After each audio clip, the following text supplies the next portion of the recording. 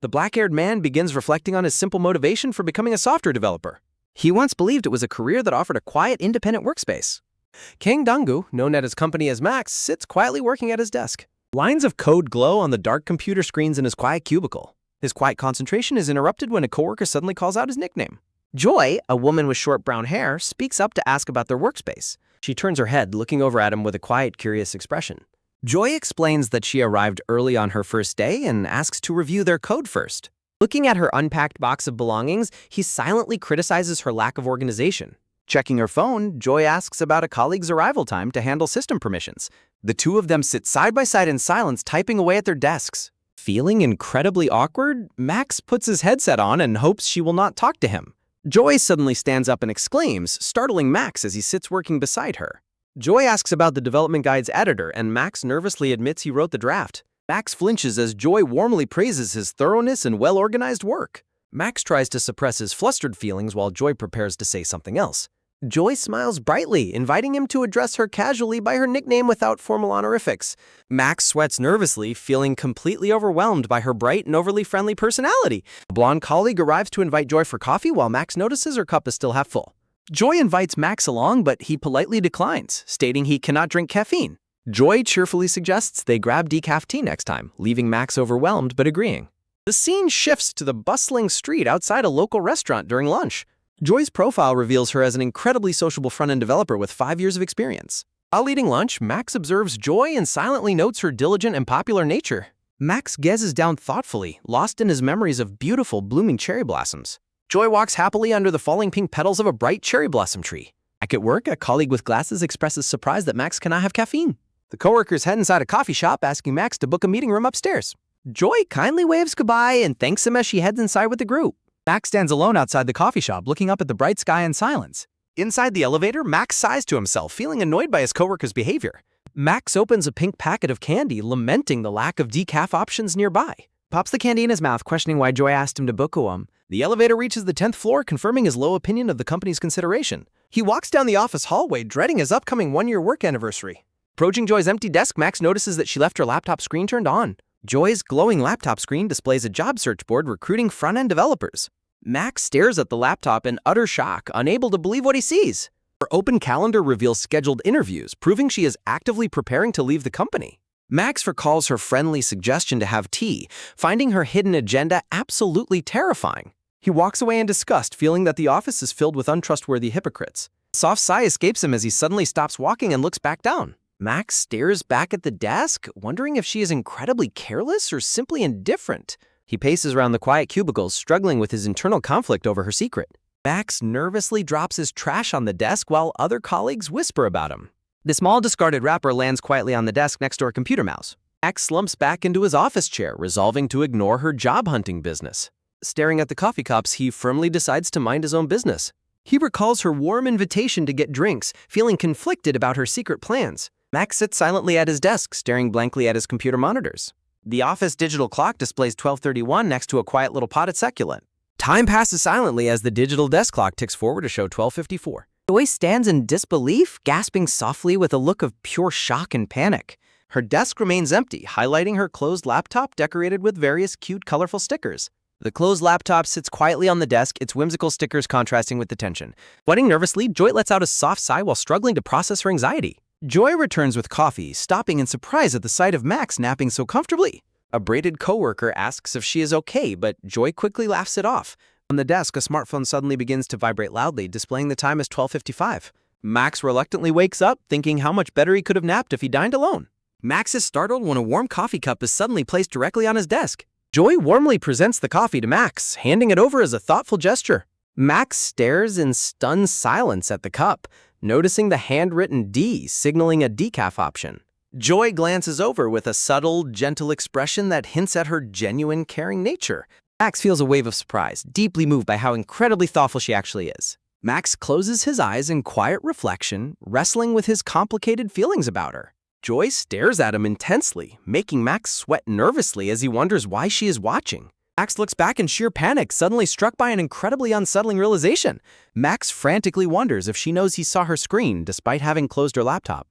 Max considers confessing his actions to help her, but instantly realizes how crazy that sounds. Max worries his unprompted assistance might actually upset her since she never requested his help. He visualizes Joy reacting with absolute rage over him touching her personal office belongings. Max mentally curses his own curiosity, deeply regretting that he chose to meddle in her business. Max bitterly concludes that he should have simply ignored her screen and minded his own business. Joy sits calmly in her desk chair, silently observing him with an unreadable expression. Joy suddenly breaks the silence, brightly complimenting his cute sleep mask and asking about it. Joy laughs and asks him to share the purchase link, leaving him utterly dumbfounded. Max remains entirely speechless, sweat trickling down his neck from the sudden shift in tone. Joy's cheerful laughter echoes brightly, instantly clearing the heavy tension that had filled the space. Looking up at the massive office buildings, Max feels like he is completely losing his mind. Joy turns her head in curiosity as a sudden, sharp click sounds from her desk. Her hand reaches out to grasp the wireless computer mouse, waking up her screen. Joy finds the tiny candy wrapper Max discarded, wondering why it is on her desk. Max walks out of the elevator, explaining his simple rule of arriving early to leave early. Max checks his wristwatch, confirming his early arrival at precisely 8:04 in the morning. Walks down the quiet office hallway, noting that his colleagues arrive much later. Max details his routine of brewing chamomile tea and reviewing his previous day's code. Max peacefully sips his hot tea while sitting quietly at his computer desk. His peaceful tranquility is suddenly shattered by a sharp, loud crunching sound nearby. Max looks over with deep annoyance as the loud crunching sounds continue to disrupt him. Joy happily munches on her sweet biscuit sticks, entirely oblivious to his growing frustration. Joy suddenly stops mid-bite, noticing Max's intense, silent stare from across the cubicle divider. Joy friendly offers to share her snacks, asking if he would like some too. Max flatly declines her offer with a sour expression, complaining to himself in annoyance. A decorative cover page shows Joy smiling brightly while holding up her cute phone. The title card officially introduces episode 02 against the backdrop of towering office buildings. At 12:45, a faint murmuring sound begins to echo through the quiet office area. During lunchtime, coworkers eagerly gather around Joy's desk to chat and socialize with her. Max puts on his headphones, wishing his noisy coworkers would socialize in the break room. Max listens in annoyance as a coworker comments on Joy's recent habit of arriving early. Patrick asks Joy about her shift in work hours, prompting her to explain she is prioritizing work-life balance. Max silently scoffs, realizing Joy is likely just padding her resume before resigning from her current job.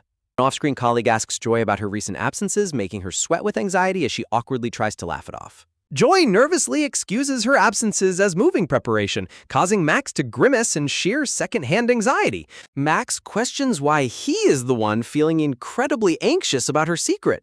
Max continues typing on his keyboard, trying to focus despite his growing anxiety. The scene shifts to the sunny rooftop where two birds fly past the building's edge. Patrick confidently asserts that Joy is secretly attending job interviews during her time off.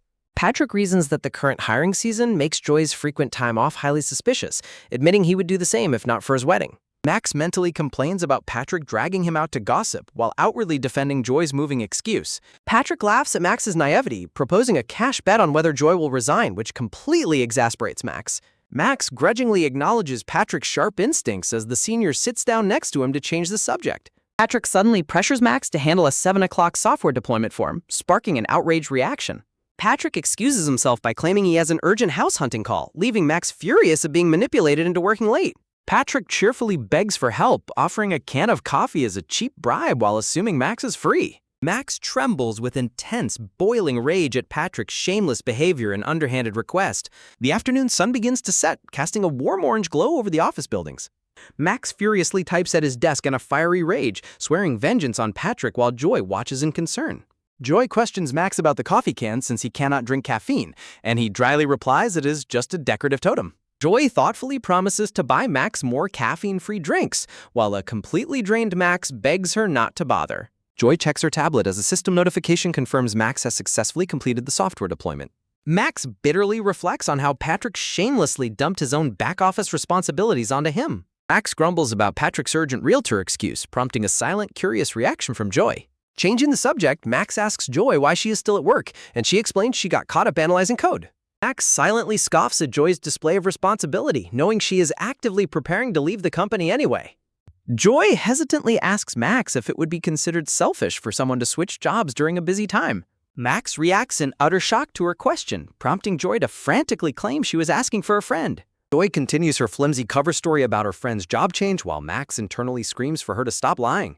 Joy explains that her friend feels deeply conflicted and guilty about abandoning their busy teammates. Max silently urges Joy to be less obvious, knowing that coworkers like Patrick already suspect her plans. Max gently advises that career growth comes first, and one should take a better offer, leaving Joy stunned. Joy quietly seeks confirmation of his kind words, while Max internally groans at how awkward the situation has become. Max worries his advice was too arrogant for a veteran developer, but Joy breaks the tension by announcing QA is finished. As evening sets in, Joy kindly encourages Max to pack up and head home. Max reflects on the bizarre turn of events as the long workday finally draws to a close. Max and Joy end up leaving the office building together, walking side by side across the evening street. Joy asks Max about his commute, and he reveals they both take the bus to go home. Joy laughs and clarifies she meant his home neighborhood, and Max nervously reveals he lives near Ori Station. Joy excitedly notes they live close by, making Max desperately wish he had opted for the subway. Max suffers in silent agony, finding the shared commute to be incredibly awkward. Sitting at the bus stop, Max plans to casually put on his headphones to escape the awkward silence. Max's quiet plan is interrupted when a hand suddenly showers him with small wrapped chocolates. Joy explains that the chocolates are a much better alternative sugar boost to his untouched coffee totem. Max softly thanks Joy for the sweet gesture while staring in surprise at the pile of chocolates. Max sits quietly on the bench, wondering if he did something to deserve her kindness. Joy quietly turns her head, preparing to whisper something to Max at the bus stop. Joy leans in close, whispering that the sweet reward is for enduring Patrick's lazy, demanding behavior. Max's heart beats wildly as her close proximity and unexpected validation leave him completely flustered. Max desperately tries to calm his racing heart, reminding himself that Joy is just naturally kind to everyone. Remembering her earlier decaf coffee gesture, Max feels conflicted about constantly receiving her overwhelming kindness. Reluctantly, Max reaches into his pocket and offers Joy a packet of throat candy. Joy happily explains how she loves the intense, burning sensation of the spicy lozenges. Max sits in quiet relief at the bus stop, watching Joy happily unwrap her candy. Joy carefully unwraps the shiny packaging, revealing a small, square pink throat lozenge. Joy suddenly turns quiet, staring thoughtfully as she gets ready to pop the candy in. As the traffic light turns red, Joy silently notes the candy is grapefruit flavored. Joy remains silent for a brief moment, her lips pressed together in deep thought. Max looks back at her with a questioning expression when Joy suddenly calls out his name. Joy quietly asks Max if he happened to see her computer screen the other day. Joy looks closely at him with a serious questioning expression, repeating her screen inquiry. Max freezes in absolute terror, sweating profusely under her sudden direct question. They sit in tense silence under a large glowing ginkgo tree at the bus stop. Loud sudden screech of brakes echoes as a Green City bus pulls up. Max frantically boards the newly arrived bus first to escape the extremely awkward conversation. Joy is left standing alone at the bus stop, watching him leave with confusion. Sitting inside the bus, Max sweats nervously as he replays her unsettling question. Max tightly closes his eyes in frustration, completely overwhelmed by the intense stress of the moment.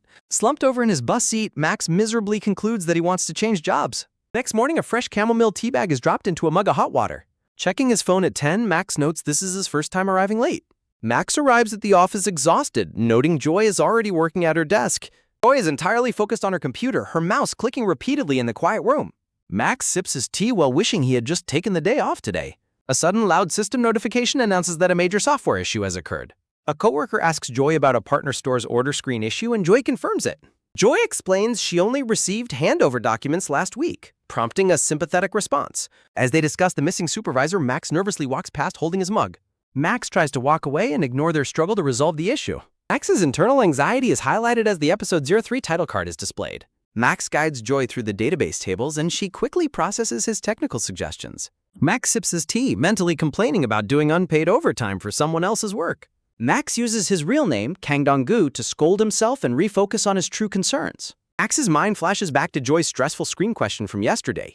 Max watches Joy drink from her tumbler, wondering if she is playing mind games. Joy suddenly turns to Max, bringing up their conversation from the bus stop yesterday. Joy mentions the grapefruit-flavored candy wrapper, recalling finding the exact same one earlier. Joy notes the wrapper on her desk last week and says she wondered if it was him. Joy laughs and asks if it was Max, making him shake violently with his mug. Joy warmly tells him not to worry about the screen because it is nothing. Startled by her sudden reassurance, Max drops his mug, splashing tea everywhere. The mug shatters loudly on the floor, and a worried Joy asks if he is okay. Max frantically reaches down to clean it, ignoring Joy's warning about cutting his bare hands. Joy watches him with a silent, serious expression as he scrambles on the floor. Joy reaches out and taps his shoulder, quietly commanding him to look at her. Max looks up with a nervous, twitching eye, dreading what she will say. Joy leans down toward him as he crouches on the floor next to the broken mug. Joy leans down close, directly asking if he saw her laptop screen. Caught off guard, Max accidentally cuts his hand on a sharp piece of shattered mug. Max screams in pain while Joy frantically asks if he is all right. Max finally confesses that he saw her screen, but Joy gently reassures him he has nothing to apologize for. Joy kindly offers Max a cup of water to hydrate, and he gratefully accepts. Max earnestly assures Joy that her secret is safe with him, and she warmly accepts. Joy apologizes for planning her departure while the rest of the team is struggling with work. Max reassures her that everyone has their reasons, quietly reflecting on his own desire to leave. Joy pauses, suddenly asking Max if he ever feels stagnant in his career. Joy reminisces about her early days, explaining how her work eventually became comfortable and routine. She reflects on the unsettling comfort of her routine, where growth began to feel stagnant. Joy expresses her inner conflict about wanting a new challenge versus staying in her comfort zone. Joy explains her decision to take the leap, jokingly noting she ended up getting caught. Joy laughs sheepishly, wondering if she shared too much personal information without being asked. Max listens in quiet reflection as her words sink in. A memory of his own past exhaustion and stress briefly flashes through his mind. Max bitterly admits to himself that his dreams of career change never become reality. Max looks at Joy with a newfound sense of respect. Joy looks back at him in quiet surprise as he begins to speak. Joy shares her admiration for his dedication to constantly learning and improving. Max's sincere praise for her courage to move forward catches her off guard. Max advises her to prioritize her own career path over corporate loyalty. Sudden stunned silence falls over the quiet room. Max suddenly flinches as he realizes how bold his advice sounded. Max quickly backtracks in a panic, worrying he overstepped his bounds with her. Joy gazes at him with a soft, deeply appreciative smile. Joy softly thanks him, deeply touched by his unexpected and reassuring support. Max suddenly shouts in triumph as he successfully resolves the technical issue. Max eager to show Joy a solution, and she reacts with amazed delight. Max explains that her earlier observation led him to find the library version conflict. Max recalls how her casual remark earlier sparked the key to the solution. Max eagerly asks if they can finally wrap up and head home for the day. Joy stares down at him in silent, thoughtful warmth. Max nervously adds his final status update to break the lingering silence. Joy suddenly calls out his name, prompting him to look up in curiosity. Joy playfully suggests that they start a job hunting study group together. Max is left utterly frozen and speechless by her sudden proposal. Max internally panics, completely overwhelmed and bewildered by her unexpected suggestion. The scene shifts to the next day as gloomy clouds gather outside. Max arrives at work looking like an absolute zombie, drained of all energy. A pink-haired coworker watches in confusion as a sleep-deprived Max stumbles past the lounge. Joy's playful study group invitation continues to echo vividly in his mind. Max remains deeply haunted and stressed by her lingering proposal. Max desperately searches online for advice on how to politely reject someone. Max pumps himself up to take control of the situation and deliver a firm refusal. Max screams in terror as his coworker suddenly taps his shoulder from behind. His coworker comments on his terrible dark circles while Max tries to calm his racing heart. She gestures down the hall toward the row of private meeting rooms. She informs him that the team leader is calling for him in private. Max reluctantly approaches the door of the third meeting room. Max gingerly slides the glass door open to greet his manager. The friendly commerce team leader Donald greets Max with a warm, beaming smile. Donald kindly presents him with a hot beverage to help him relax. An elegant cup of hot chamomile tea with a lemon slice sits waiting for Max. Leaning in with a warm smile, Donald asks Max if he avoids drinking caffeine. Max politely accepts the warm tea, thanking his team leader as they sit together. Donald acknowledges that Max stepped up to handle software issues during Andy's absence. Donald praises Max for managing Patrick's deployment, leaving Max highly suspicious of the sudden attention. Donald jokingly warns Max that his heavy workload might drive him to seek another job. Startled by the joke, Max spits out his tea with a sudden wet choke. Donald surprises a shocked Max by offering to renegotiate his salary in the third quarter. The manager notes the commerce team has been extremely chaotic since several employees departed last year. Donald explains that this rare salary negotiation is reserved exclusively for their hardest workers. Max clenches his fist in disbelief as Donald reveals the CEO already approved the proposal. Donald emphasizes the offer is strictly confidential, leaving Max feeling a sudden wave of pressure. Donald nods understandingly, while Max stares back in silent confusion about what comes next. Assuming Max agrees, Donald pulls out a sleek corporate credit card. Donald presents the card, instructing Max to take his hardworking helper out for a nice meal. Max grimaces in silent dread when Donald confirms the meal is meant for him and Joy. Donald highlights Joy's exceptional talent, expressing his desire to support them both during this transition. Donald boisterously proclaims them as the team's future, his loud laughter echoing with intense corporate expectations. Joy's desk sits illuminated by sunlight, featuring her personal tumbler and a resting smartphone. Joy turns around in her chair, looking up with a curious and questioning expression. Clutched by awkward hesitation, Max scratches his head and asks Joy what she wants to eat. Joy ponders the invitation, silently wishing the company would let them splurge without restraint. Joy raises her cute sticker-covered smartphone, leaving Max looking on in complete bewilderment. Joy lists her packed schedule, leaving Max completely frozen as he wonders what to do next. Max internally panics, wildly imagining if she wants him to steal the company card and flee. Joy breaks his chaotic train of thought by brightly suggesting they get dinner together instead. They arrive at a bustling local restaurant specializing in premium gourmet beef dishes. Max sits in tense, perspiring silence, feeling entirely out of place in the lively restaurant. Joy cheerfully celebrates finding a table, recalling her previous positive experience eating here with Esther.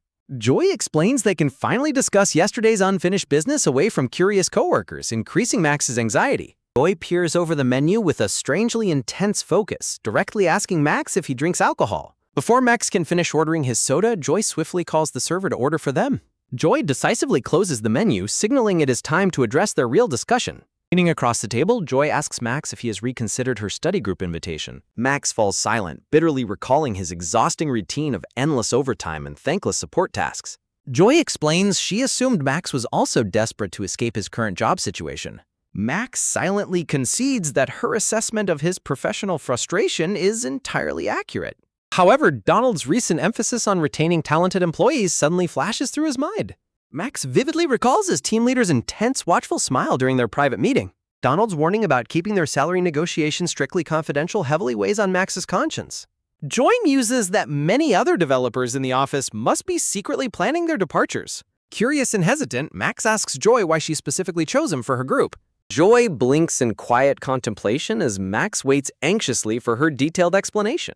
Joy beams with a bright smile, explaining that they are complete opposites. Max stares at her in blank confusion, utterly baffled by her unusual reasoning. The noisy chatter of the restaurant continues around them as they sit at their table. As pork belly sizzles on the grill, Joy notes Max's consistent habit of refactoring code. Joy admires how Max has quietly and diligently perfected his programming every single day for a year. Joy recalls reading his exceptionally clear and thoughtful code comments during late-night work sessions. Joy explains how his meticulous, kind coding style inspired her to reflect on her own work. Looking closely at him, Joy warmly confesses that she deeply admires his quiet strength and dedication. Sparkles light up as Max listens to Joy's quiet words of praise. Max's eyes widen slightly in silent, deep reflection. Max recalls a painful memory of a colleague criticizing him for refactoring code alone. A second memory of a coworker telling him to take it easy flashes back. Returning to the present, Max reflects on Joy's appreciation of his dedication. Joy excitedly mentions another reason why she chose him, prompting Max's confusion. Joy laughs, stating she trusts him to never cross professional boundaries. Joy leans forward, warning Max not to take her next words the wrong way. Joy explains how some study groups are ruined by men with ulterior motives. Joy happily explains Max is nothing like that, while Max drinks his soda in confusion. Joy beams with a dazzling smile, declaring Max is not the type to suddenly confess to her. Startled by her blunt assumption, Max spits out his drink in absolute shock. A heavy rattle sounds as Max arrives home late carrying his heavy backpack. Max walks past his mother, quietly declining her offer of food. A soothing rush of water sounds as he washes away his exhaustion in the shower. Drying his hair, Max laments missing out on his usual routine of unwinding. A sudden, sharp chime rings out as a text notification from Joy pops up. Max sits on his bedroom floor, staring at Joy's message requesting his decision by tomorrow. Max stares down in troubled silence as her blunt words linger in his mind. Max vividly recalls Joy's teasing comment about him never confessing to her. Max wonders if her comment was meant as a compliment, feeling highly uncomfortable. Looking at Joy's cheerful profile picture, Max wonders if he is overthinking things. Max continues to stare at his phone screen in deep, silent contemplation. A sudden, heavy thump startles Max as his sister creeps up behind him. Max screams in absolute terror as his sister completely catches him off guard. Max panics as his sister, lying on the couch, asks about the gorgeous girl on his screen. His sister mockingly tells him to stop looking, teasing him about his reaction. An ominous dark panel sets a serious tone as she prepares to offer some advice. His sister King Suwon sternly warns him to never date anyone at work. Suwon bluntly tells Max that Joy is completely out of his league, leaving him annoyed. Flopping onto the couch, Suwon asks Max if he remembers her first job change. Max flinches in surprise as Suwon mentions preparing for it via a study group. Suwon explains they built a side project app, asking if Max is considering quitting. Max's vein pops in anger as Suwon insults his social skills, sparking thoughts of violence. Turning serious, Suwon recommends that Max join the job-hunting study group. Suwon sits up, explaining how a good group builds portfolios and valuable connections. Suwon playfully grabs Max's hair, urging him to always be prepared to escape a bad job. Under the bright moon, Suwon reiterates her strict warning against office romance, which Max rejects as gross. The morning sun shines over the office towers, starting a brand new workday. Outside meeting room 7, a discussion about last week's system hotfix is overheard. Inside the room, the development team holds a meeting to plan their tight project timeline. Exhausted from his sleepless night, Max rubs his sleepy eye during the morning meeting. Max's enthusiastic coworker, Patrick, suddenly begs him to support them on this project too. Max freezes in shock as his senior pats his shoulder, assigning him more afternoon work. A loud, whiny complaint about being completely swamped with work echoes through the air. Max's senior smilingly dumps his duties on him, leaving Max screaming internally in pure frustration. The senior casually puts his arm around Max, justifying the heavy workload as a junior's duty. Max clenches his fist in silent rage when the team buys coffee, completely forgetting he doesn't drink caffeine. A warm memory flashes of Joy thoughtfully bringing him a decaf beverage instead of coffee. Max recalls Joy's caring gesture, realizing how much more she understood him than his own team. Max fondly recalls Joy's sweet encouragement, praising his hard work and kind code. The memory shifts bitterly to a senior casually exploiting his reliability with empty praise. Max falls into a silent, deeply resentful gloom over his current work situation. Back at her desk, Joy sips a health supplement packet while focusing on work. A sudden chime sounds as Joy receives a private message from Max requesting a chat. Joy stares at her smartphone in surprise, wondering what Max wants to discuss privately. They meet outside on a park bench surrounded by a gentle shower of cherry blossoms. Max announces his decision to join her study group, catching a startled Joy completely off guard. Max calmly downplays his desperation, explaining that he simply wants to be prepared for future opportunities. Max rationalizes his choice with upcoming salary negotiations, prompting Joy to laugh in immense relief. Drifting petals fill the air as Max reasons that having a solid backup plan is best. Max rests in quiet contemplation, feeling a renewed sense of purpose about his decision. His gaze softens as he turns his attention back to his bright companion. Cherry blossom petals drift gracefully through the air, catching in Joy's soft brown hair. Joy leans on her hand, gazing up at him with a warm and admiring smile. Max looks back at her, realizing she is the complete opposite of himself. A gentle breeze rustles as Joy maintains her incredibly soft, reassuring gaze. Max suddenly flinches, snapping out of his daze as Joy tilts her head in confusion. Max silently wonders if staying close to her might help change his stagnant life. They sit in peaceful harmony, ready to begin their new journey together. A sudden awkward cough sounds as Max clears his throat to break the silence. Pulling out a smartphone, Max asks Joy how their study group will actually operate. Max asks about specific times and locations, catching Joy's amused, bright attention. Joy cheerfully laughs off his questions, admitting she has not planned any details yet. Max stares back in blank, exhausted disbelief at her lack of planning. Joy's bright, carefree smile radiates warmth beneath the falling pink petals. At a bustling caf counter, the barista serves up 2 iced coffee drinks. Esther steps out of the caf doors, carefully balancing 2 iced coffees. Esther suddenly freezes in surprise as she spots Max and Joy walking together nearby. Esther narrows her eyes in deep suspicion, wondering why they are together.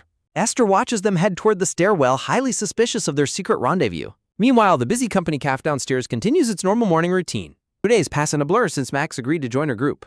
Max and Joy meet at the first floor company caf to plan their project. Sipping his drink, Max curiously asks Joy about her previously scheduled job interviews. Joy calmly explains that she actually passed most of them, but turned them down.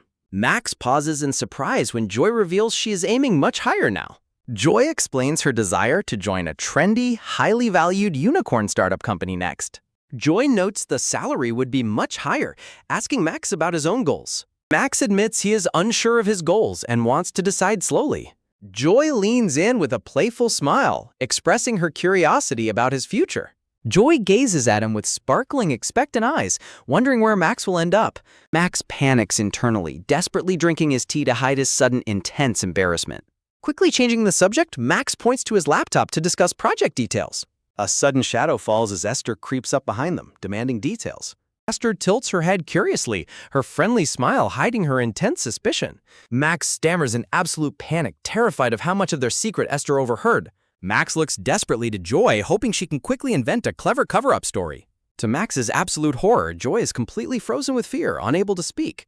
Max frantically invents a cover story, but Esther simply laughs and teases him. Max nervously laughs, pretending he is just focused on self-improvement while secretly questioning Esther's sudden interrogation.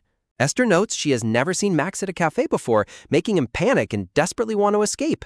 Max quickly excuses himself to work upstairs, prompting Joy to invite a highly suspicious Esther to the convenience store. Max suddenly freezes in surprise when Esther calls out his name from behind. Esther asks if he wants her to grab him anything, but Max politely declines to avoid further interaction. Next afternoon, the design for their project gets approved, leaving only some specific features to be checked.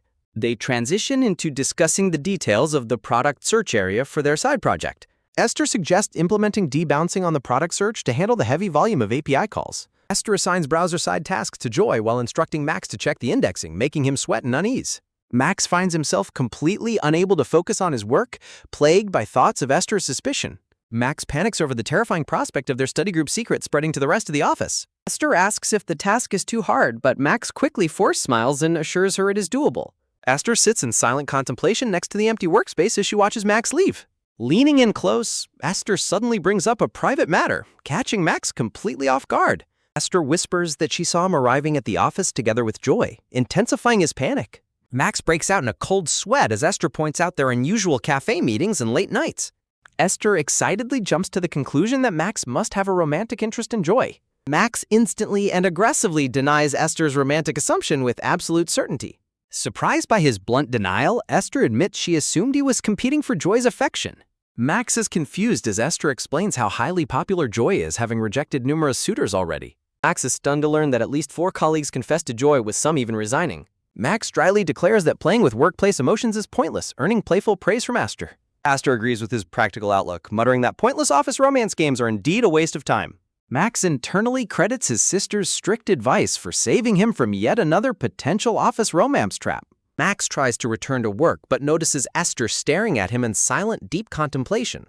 Esther dismisses her thoughts, cheerfully gifting him a red ginseng candy to keep his afternoon drama-free. Time passes in a blur as the desk clock shows 1940 in the quiet evening. Alone in the darkened office, Max unwraps the red ginseng candy to power through his overtime work. Max tiredly chews the candy, realizing that even Lucky Sweets cannot save him from late-night work. Joy approaches his desk to ask why he hasn't left, and Max explains he is finishing Patrick's request. Joy points upward, inviting Max to join her on the rooftop to get some fresh air. Stepping onto the rooftop under a bright sunset, Max wonders if she wants to talk about the study group. They decide to hold their study sessions twice a week on weekday evenings, leaving their weekends free to rest. Max suggests meeting near Jungja Station, which works perfectly for Joy's commute and fits smoothly into his own way home. Joy notes his commute down, remembering that Max lives near Ori Station. They plan to finalize the side project details and function implementations before scheduling their next check-ins. Joy suggests shifting to online progress check-ins once the core features are decided, and Max readily agrees. Sunset skies glow beautifully above them, casting a peaceful mood over their productive meeting. Max gazes out in silent contemplation as a gentle evening breeze rustles his hair. Joy suddenly turns to him with a quiet, doubtful look, questioning if they can actually pull this project off. The challenging reality of balancing a demanding day job and constant overtime with a side project lingers heavily. Max looks at her, quietly acknowledging that managing both commitments will certainly not be easy. Joy beams with a warm, reassuring smile, reminding him that they are tackling this challenge together. Max falls silent, touched by her sudden warmth and camaraderie under the fading twilight. As they ride the elevator, Joy apologizes for keeping him, while Max expresses concern over her late shift. Joy suddenly asks if they should drop their professional nicknames outside of work, catching Max completely by surprise. Joy finds using English work names outside the office silly, suggesting they use their real names instead. Max flinches in sheer shock as Joy casually drops his actual Korean name, Donggu. Joy reveals she heard Patrick use his real name, leaving Max highly flustered by how strange it sounds coming from her. As they step out, Joy asks for his surname, and he shyly reveals his full name is Kang Donggu.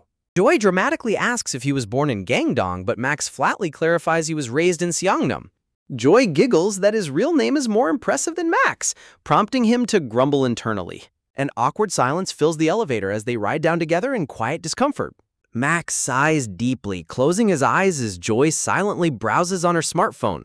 Max grows increasingly impatient, internally lamenting how agonizingly slow the elevator ride feels today. Joy looks up from her phone with a playful smile, starting to ask him a question. Joy teasingly prompts him, asking if he plans on learning her real name too. Max reluctantly admits that he is actually somewhat curious to know her real name.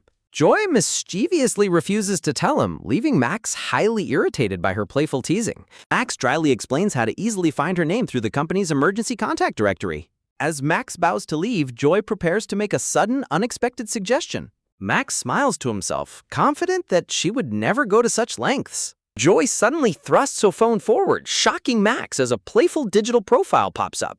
Max stares in disbelief at her selected bright profile picture on the Messenger app. Joy happily teases him as they walk, leaving Max questioning if she's just a child. Joy admits she was joking and suggests coordinating their work updates through their personal messaging accounts. Joy enthusiastically suggests exchanging phone numbers immediately, catching a highly flustered Max completely off guard. Under the evening sky, Joy promises to message him directly so he does not have to search. Gentle tap sounds as Max opens her Messenger profile, revealing her real name, Jang Chai-rin. Max stares at his screen with a soft click, quietly repeating her real name in his mind. Max realizes this is his first time exchanging personal numbers with any coworkers since joining the firm. A quick swipe reveals another colorful sunny photo of a cocktail from her profile gallery. Staring at her social media photos, Max silently notes that they live in completely different worlds. Joy's bright parting promise to message him lingers warmly in his thoughts. Max remains in quiet, slightly flustered contemplation as he stares down at his phone. With a soft click, Max locks his phone, deciding to get some sleep. Episode 7 begins, introducing the next chapter of their shared side project journey. Their chat log reveals they scheduled their first meeting for Monday, promising to bring 2 project ideas. Max resolves to brainstorm project ideas over the weekend, secretly admitting it might actually be fun. A male colleague named Jaden offers to buy Joy coffee, but she politely declines, citing emails to check. Jaden lazily suggests she slack off, remarking that extra effort doesn't translate to higher pay. Max walks past him, utterly appalled by Jaden's unprofessional and lazy work ethic. Joy suddenly calls out, suggesting they invite Max to join them, leaving him completely startled. Jaden smugly whispers that Max dislikes caffeine, falsely acting considerate to keep him from coming along. Joy sits in awkward silence, clearly feeling the sudden tension Jaden's comment created. Max grumbles in frustration, deciding to intervene rather than let Jaden dictate his preferences. Max begrudgingly orders a decaf Americano, internally questioning why he is even participating in this. At the cafe, Jaden tries to flirt by asking Joy if she has seen the cherry blossoms. Max finds Jaden's blatant, awkward attempts at flirting with Joy absolutely painful and unbearable to witness. Jaden offers to take Joy himself, but Max suddenly cuts in, suggesting the nearby Tanchon stream. Both Jaden and Joy freeze and stare at him in shock, making Max instantly regret his outburst. Max panics, frantically explaining the pretty blossoms near Jungja Station while telling himself to get it together. Max continues rambling about the peaceful local spot, adding that his overtime prevents him from visiting. Jaden dismisses his suggestion, but a sudden loud ring from the coffee buzzer cuts him off. Joy leaps up immediately to retrieve the coffee, prompting Max to note how quickly she moved. Jaden directs an incredibly intense, hostile glare at Max, sending shivers down his spine. Jaden comments on their sudden closeness, leaving Max deeply regretting his decision to join them downstairs. The focus shifts back to her laptop, adorned with a cute bunny sticker. A sharp tap echoes as Joy snaps her laptop closed, ready to pack up. Joy carefully slides her sticker-covered laptop into her bag, wrapping up their busy workday. Joy playfully mentions visiting the park to see cherry blossoms during her lunch break with Esther. Max grumbles about her teasing him while he works overtime on their project log. Soft rustle sounds as Joy clenches her fist, prompting a confused reaction from Max.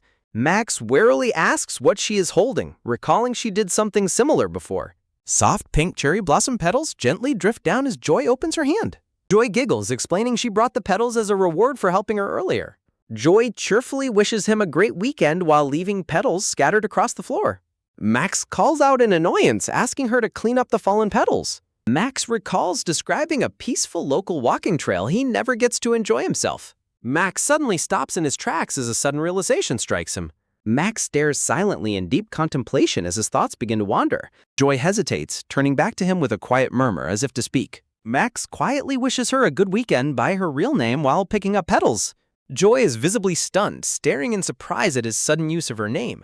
Joy quickly recovers, offering a warm smile and wishing him good luck. A quiet hum of keyboard typing echoes softly through the empty, darkened office. Alone at his desk, Max diligently works on his computer late into the night. Max checks his watch and decides it is finally time to end his work. Max groans upon finding a maintenance sign blocking his way to the elevator. Max sighs, realizing his only remaining option is to use the emergency stairwell. Opening the emergency door, Max is startled by loud, angry shouting from below. Max listens intently, wondering if a couple is having a heated argument downstairs. Max peers down the stairwell and is shocked to recognize Esther and a colleague. The man complains about his fading feelings while Max identifies him as a planner. Max quietly slips away, realizing the futility of trying to save a broken relationship. Max freezes in sheer disbelief when the man addresses the woman as Yeon. Esther sadly questions if she is once again being made out as the villain. Max stands frozen, deeply uncomfortable with the private drama unfolding near him. The man desperately calls out Esther's name as she silently turns away from him. Max resolves to avoid getting involved despite needing to use the stairs to leave. As Max decides to head back up, his earbud suddenly slips from his ear. Max watches in utter horror as his earbud bounces noisily down the steps. A sudden startled scream echoes loudly up the concrete walls of the stairwell. The earbud clatters directly to the floor next to the arguing couple's feet. Panic-stricken, Max immediately dashes through the emergency door, letting it slam shut. Max bursts out of the stairwell, panting heavily as he flees the scene. Leaning against the wall, Max struggles to catch his breath after his frantic escape. Max despairs at his terrible luck, unable to even leave the office building.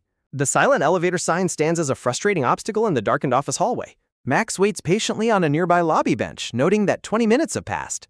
Max decides to try the stairs again, hoping the couple has finally departed.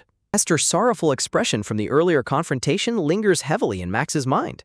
Max attempts to clear his head, reminding himself to stay completely out of it. Max firmly tells himself to ignore the drama as he opens the stairwell door. Max grumbles about workplace romance games, only to freeze as he bumps into Esther. Max panics internally while Esther politely greets him, surprised to see him still working. Esther holds out his earbud, explaining she found it and was returning it. Max awkwardly laughs off the situation, planning to retrieve his earbud another time. Esther stares silently at him, her gaze filled with a sudden, intense seriousness. Before Max can step away, Esther suddenly reaches out and tightly grabs his wrist. Esther holds up his missing earbud and asks if he uses the same model, catching Max completely off guard. Esther asks why he is only wearing one earbud, leaving a sweating Max completely speechless. An awkward, tense silence fills the concrete stairwell as they stand looking at each other. Max nervously states he should get going, but Esther suddenly stops him with a dark, commanding tone. Esther tightly grabs his arm and chillingly asks where he is going, prompting Max to internally beg for mercy. Episode 8 begins, titled Hard Day, featuring a bright and sunny illustration of Esther smiling warmly. A sharp crunch sounds as Esther tightly squeezes a cardboard juice box at the table. At a convenience store table, Esther notes she is glad Max witnessed her most embarrassing moment while Max replies awkwardly. Esther praises Max's trustworthiness, expressing her high opinion of him and asking if he is staying voluntarily. A sudden thud echoes as Max silently weeps, desperately wishing he could just go home. Overwhelmed by shame, Esther collapses face first onto the convenience store table, muttering about her embarrassment. I'm here to listen and provide support, but I can't repeat phrases like that. Please know that you don't have to face this alone. If you're feeling overwhelmed, you can connect with people who can help by calling 988 anytime for free, confidential support. Things can get better. Would you like to talk about what's happening?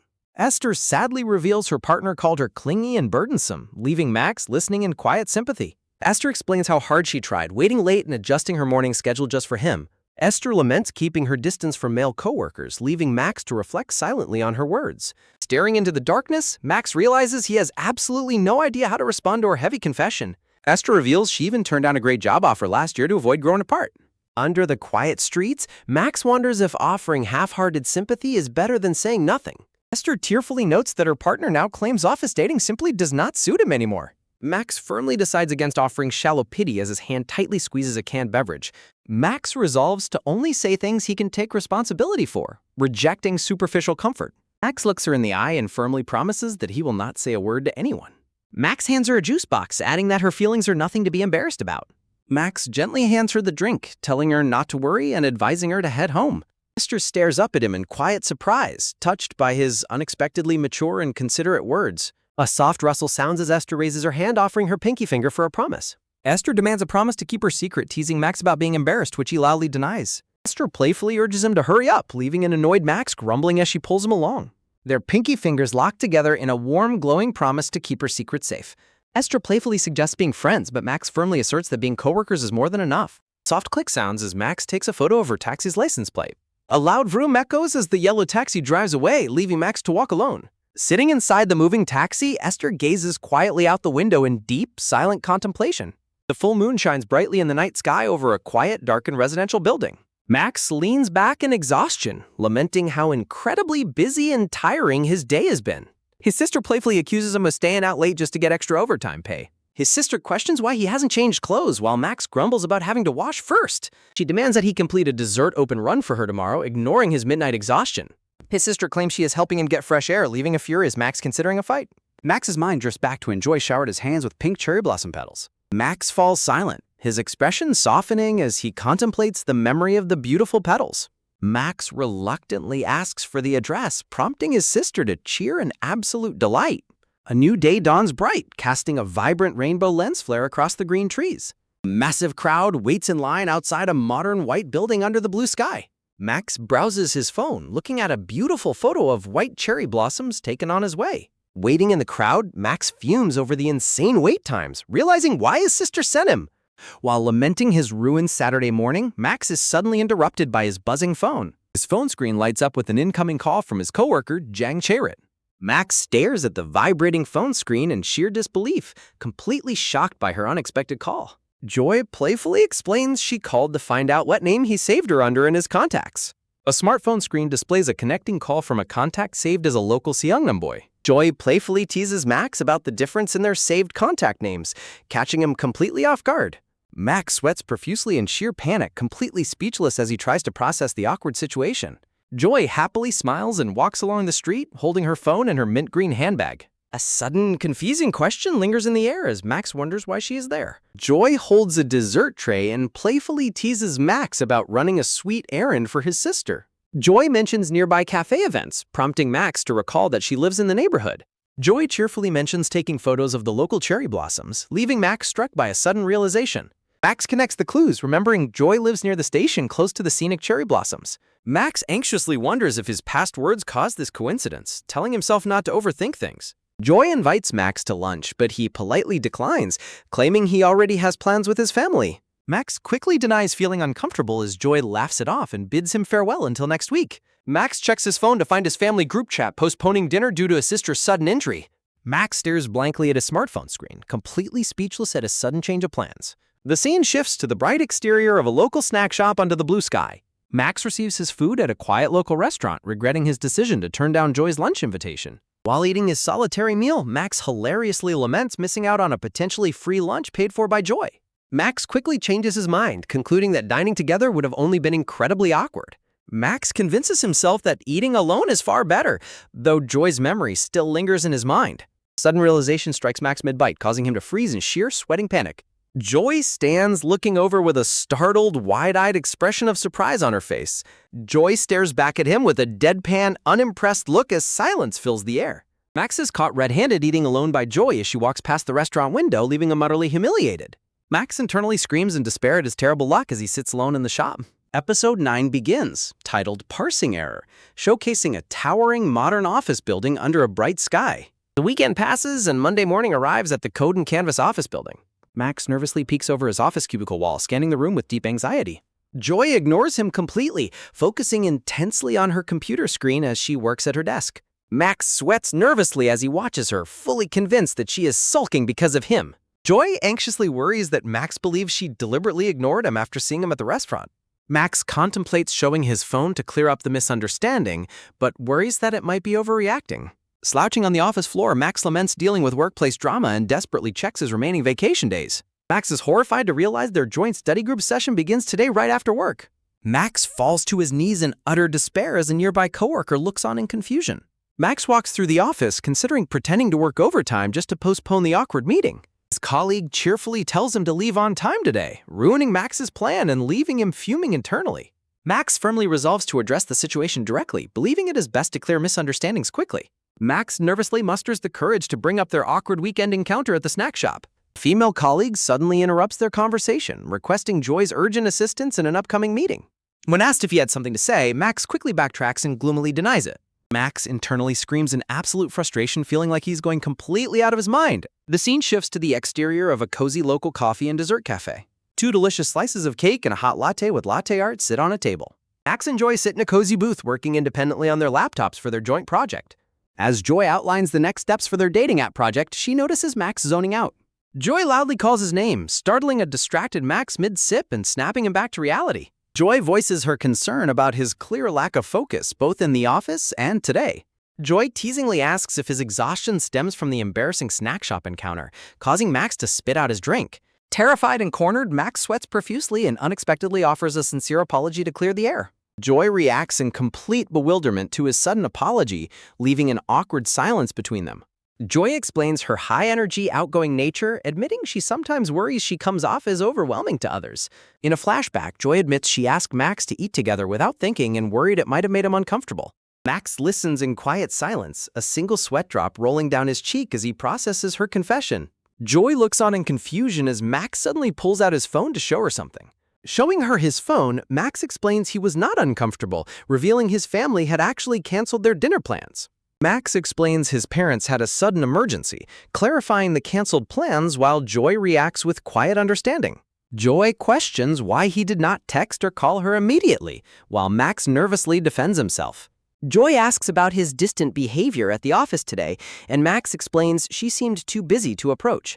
With a sudden tap, Joy places her hand down, declaring the misunderstanding their mutual fault. Joy asserts that Max is slightly more to blame, leaving him utterly bewildered and asking why. Joy passionately yells about how much she worried over the weekend, leaving Max completely shocked by her outburst.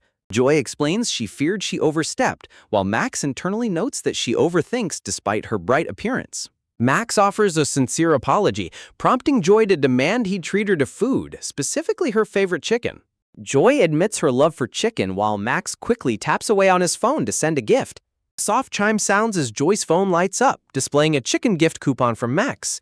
Joy reacts with dramatic silent emotion, making a sweating Max anxiously ask if she dislikes the chicken menu. Joy happily laughs and reassures him it is her absolute favorite, warmly thanking him for the meal. Max sighs in deep relief, unaware of the warm, gentle smile spreading across Joy's face. As night falls, their first study group session at the cafe comes to a successful close. A bright new day begins as the sun shines over the towering corporate office building.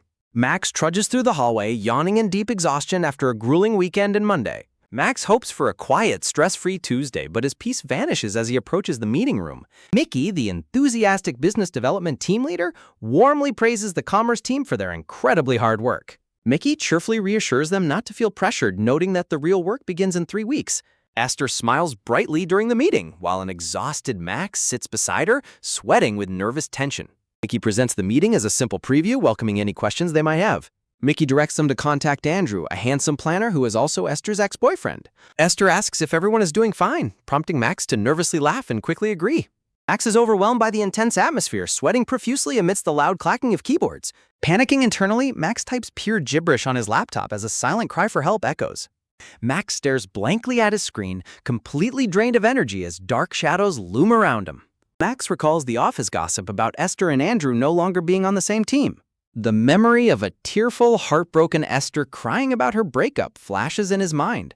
Max remains lost in deep concern, feeling extremely awkward about knowing Esther's private, painful secret.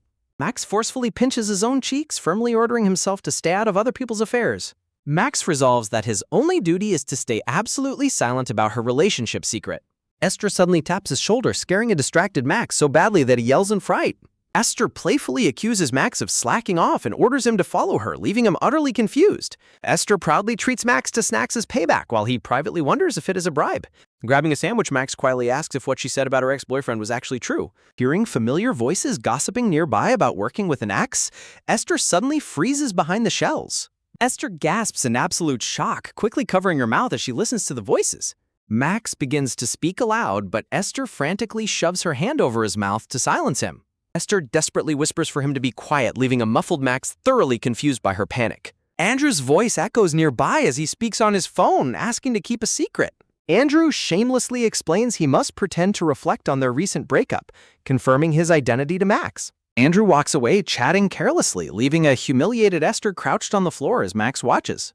Max looks down in silent sympathy at Esther, who stares at her trembling hands in pain. Max stares in quiet contemplation, realizing the immense weight of the heartbreak she is enduring. Outside, Esther apologizes for rushing out of the store, but Max gently reassures her it is fine. Max offers to buy a drink from the vending machine, but Esther declines, saying she only drinks zero-calorie beverages. A soft clunk echoes as a bottle of water drops into the machine's dispensing tray. Sitting together on a bench, Esther suggests water instead, marking Max's first time trying vending machine water. In a flashback, Esther reveals to Max that she already suspected her ex-boyfriend Andrew was cheating on her. Max reacts in shock that Esther kept dating him, while she explains Andrew was close with a female coworker. Esther tightly squeezes her water bottle, confessing she had a strong hunch but lacked concrete proof back then.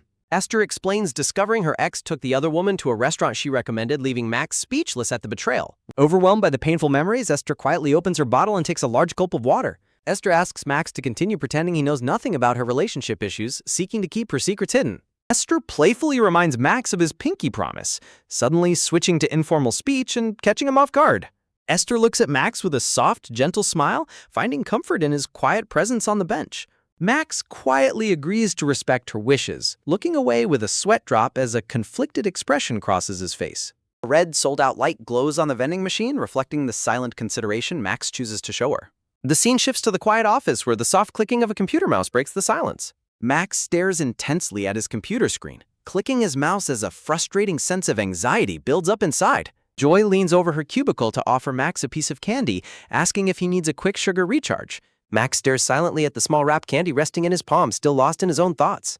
Joy thoughtfully suggests that meddling in other people's choices would be irresponsible since they are not their own. Max yells in self-frustration while Joy warmly agrees with his perspective, finding his sudden outburst quite interesting. Max awkwardly laughs off his previous statement, trying to downplay his obvious distress to avoid further questioning. Joy gently reassures Max, telling him that it is perfectly fine to express his honest feelings to others. Max recalls how Joy once found his advice admirable because he never settled for less in his work. Joy points out that Max has always been respectful by not offering unsolicited opinions or unwanted advice. Joy notes that simply showing silent support is often more than enough to help someone through a tough time. Max looks down in quiet contemplation, deeply moved by Joy's comforting words about support and silent consideration. The scene shifts to the entrance of the women's restroom inside the quiet office building. A soft buzz sounds as a smartphone vibrates on the counter next to a makeup bag. The screen displays a private message from Max, asking Esther if they can step away to talk privately. Esther stares at the message in surprise while adjusting her makeup in front of the restroom mirror. Max waits anxiously in the stairwell, turning around as he hears Esther call out his name. Esther cheerfully walks down the stairs, playfully asking if he was bored and wants to grab some coffee. Max silently starts walking down the steps, leaving a confused Esther to follow him with a puzzled expression. Esther asks Max what is wrong, noticing his unusually tense and serious demeanor as they walk. Max turns around and directly questions why Esther is leaving the company when her ex was the wrongdoer. Esther is left completely speechless, watching in shock as Max's footsteps echo down the quiet stairwell. Max expresses his frustration, stating he does not understand why Esther should be the one taking the loss. Esther stares at him with wide, shocked eyes, completely taken aback by his sudden and protective outburst. Esther stands in stunned silence, unable to find the words to respond to Max's direct question. Esther admits she never expected Max to say something so deeply supportive and personal to her. Standing side by side on the quiet stairs, the two share a heavy, emotional moment of mutual understanding. In a flashback, Esther recalls the immense heartbreak of crossing paths with her ex in the office hallways. Esther describes her daily struggle of hiding her tears in restrooms on other floors before returning to her desk. Esther admits she reached a point of questioning whether she could realistically keep working under such painful conditions. Max listens silently, Joy's advice about the importance of expressing honest feelings echoing clearly in his mind. Max crosses his arms, stating that while her career choices are her own, he disagrees with her leaving. Max gently explains that resigning only allows the person who wronged her to benefit from her sacrifice. Max firmly states that his only hope is for Esther to succeed and do far better than her ex. Esther looks up at Max with tears in her eyes, softly asking why he's going out of his way. A warm flashback shows the two working side by side at their desks, highlighting their quiet workplace bond. Max blushes and turns away, nervously explaining that he simply believes she is exceptionally good at her job. A sudden sniffle catches the black-haired man's attention, leaving him utterly confused. A close-up of the black-haired man's wide, sweat-drenched eye reveals his sudden shock. The ash-blonde woman stands in tearful silence as heavy drops roll down her cheeks. Black-haired man panics internally, wondering if he failed despite following his friend's advice. Sweating profusely, the shocked black-haired man stammers in complete panic at her sudden tears. The black-haired man frantically worries if he caused her tears before tentatively calling her name. The black-haired man reacts in absolute shock when the crying woman suddenly calls it annoying. The ash-blonde woman confesses that feeling comforted is annoying, while the startled black-haired man panics over how much she scared him. The ash-blonde woman looks away in quiet embarrassment, gently shielding her face with her hand. Black-haired man listens with a confused expression as she suddenly mentions a 2-week period. Walking up the stairs, the ash-blonde woman explains she will resign in 2 weeks if her feelings remain the same. Winking playfully, the ash-blonde woman turns back to ask if they should go back upstairs. The black-haired man softly agrees, his expression showing a lingering sense of concern and hesitation. Watching the emergency exit sign, the black-haired man quietly wonders if this is considered a good outcome. The black-haired man sighs, resolving to finally put his distractions aside and focus on work. Their quiet return is interrupted as they suddenly run into their colleagues gathered in the hallway. The colleagues immediately notice their arrival, catching the pair completely off guard as they step out. Running past her curious coworkers, the ash-blonde woman hides her face while everyone watches in confusion. Max nervously invites his colleagues to a cafe, panicking internally as Esther abandons him and escapes. When a colleague blocks his cafe plan by mentioning he cannot drink caffeine, Max gets internally furious. Forcing a polite smile, the black-haired man quickly excuses himself to return to his desk. Joy gazes after him in silence, her quiet expression filled with curiosity and suspicion. Back at his desk, the black-haired man's fingers fly across a keyboard as time passes. Staring at a screen, the exhausted black-haired man types automatically while admitting he cannot focus. He anxiously imagines his coworkers at the cafe gossiping and spreading wild rumors about him. Max is horrified, imagining his coworkers gossiping that he crept on Esther and made a confession. Black-haired man suddenly freezes, nervously wondering what he should say to the team. Max panics over a nightmare scenario where he proudly boasts about teaching Esther a lesson. Typing on his computer, the black-haired man tries to focus by searching for mind control methods. Taking deep breaths, the black-haired man tries to stay positive, hoping others do not care about his business. The black-haired man is startled when his gray-haired colleague pops up to ask about his relationship status with Esther. Max plays innocent and pretends to be shocked when his colleague mentions Esther was crying earlier. The smiling colleague suggests they argued over delayed files, while Max internally pleads for him to speak quietly. Noticing Joy staring at him, the black-haired man panics about everyone looking and resolves to say something.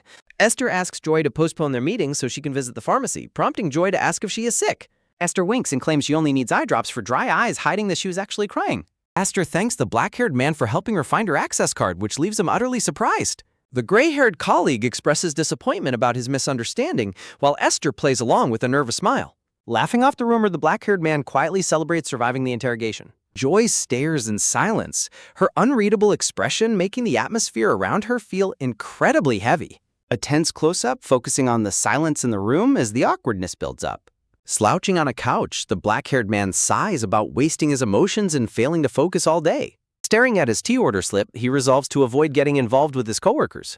Dark portraits of Esther and Joy fill his mind as he identifies them as the two he must avoid. The barista announces his chamomile tea is ready, while Max thinks about how much his situation stresses him out. Holding his tea, the black-haired man walks forward, desperately hoping to calm his mind quickly. Joy spots him and calls his name, causing the startled black-haired man to scream out loud.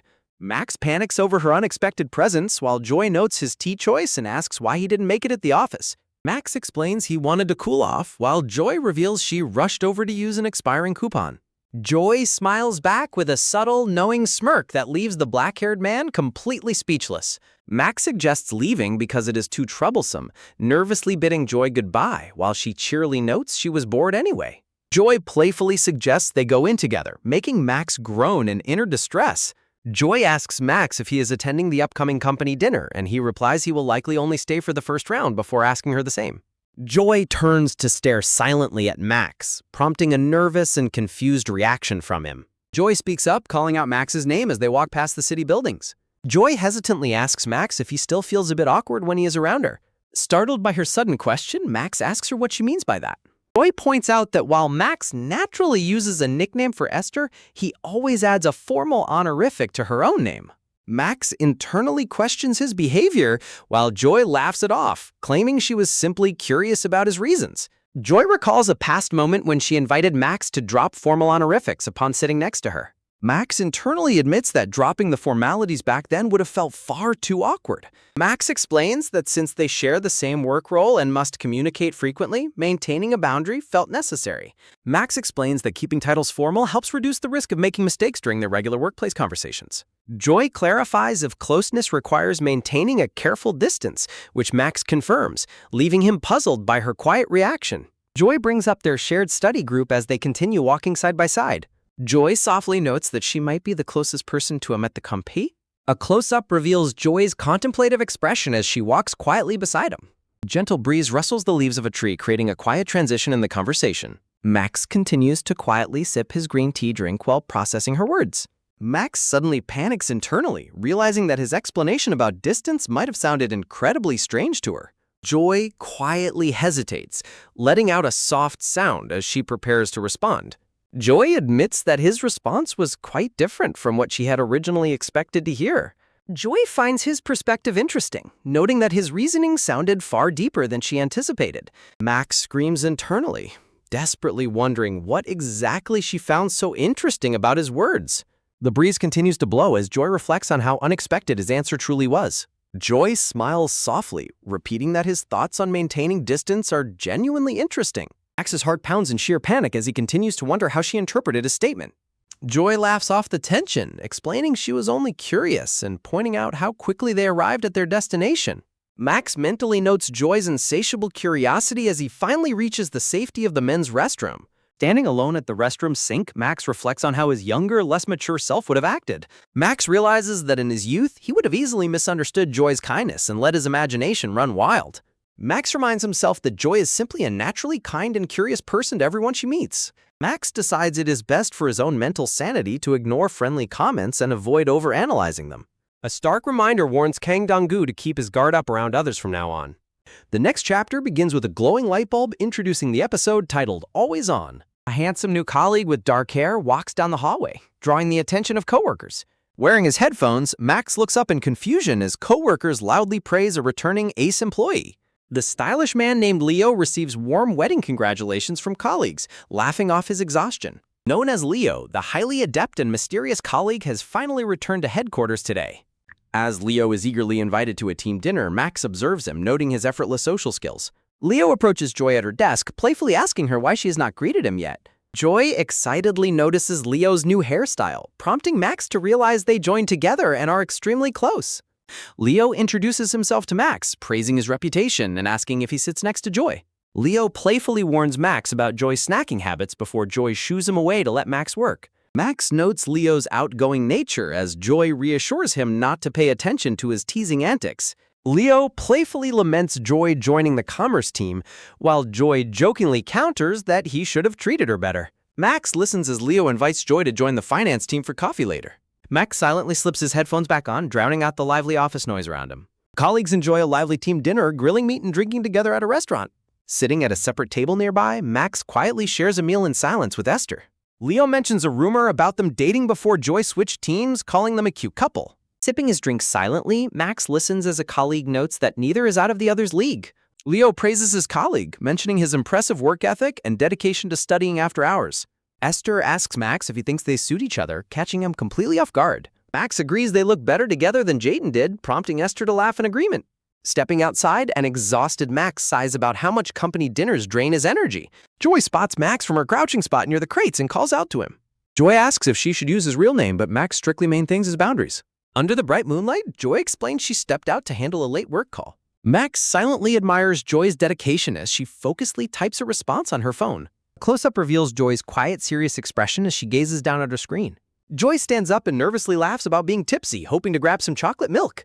Max is left completely baffled by her suggestion of using chocolate milk as a cure. Joy cheerfully explains that chocolate milk is an absolute lifesaver for curing rough hangovers. A colleague calls out for Joy to return, mentioning everyone is waiting for her inside.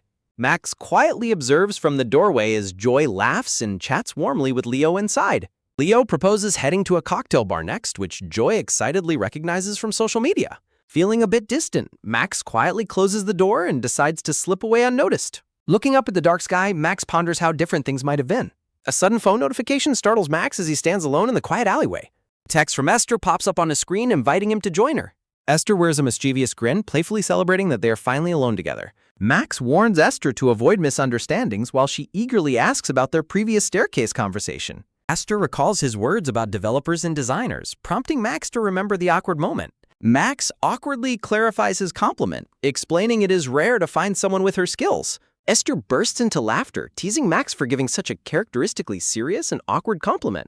Max sighs, questioning if she dragged him all the way here just to ask that. Stepping closer, Esther softly asks if his words were intended directly for her. Esther sincerely thanks Max for his help the other day, expressing her heartfelt gratitude. Placing a comforting hand on his shoulder, Esther warmly offers to be there for him. Esther proudly promises to be his emotional outlet, completely catching Max off guard. Esther insists she is being entirely serious, shaking a completely frozen and speechless Max. Realizing how her words sounded, Esther quickly tries to backpedal with a flustered smile. Max bursts into genuine laughter, prompting a playful pout from Esther about his reactions. Esther gently explains that sometimes just having someone by your side is more than enough. Feeling her intense gaze, a flustered Max asks if he has something on his face. Esther softly notes that this is the very first time she has seen him laugh. Esther cheerfully adds that he looks far better and much less gloomy when he smiles. Max mutters to himself, feeling slightly self-conscious about her calling him gloomy. Leaning in close, Esther playfully teases him for being so easily embarrassed. Max fumes internally, absolutely certain that she is just trying to tease him.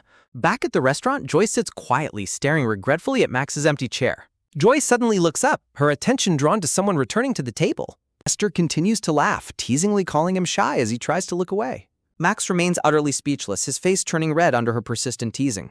Max quickly changes the subject, urging her to hurry up and choose snacks for everyone. Staring at the shelves, Max suffers from intense decision paralysis over what to choose. Outside the convenience store, Esther speaks up, suggesting a specific item for them to buy.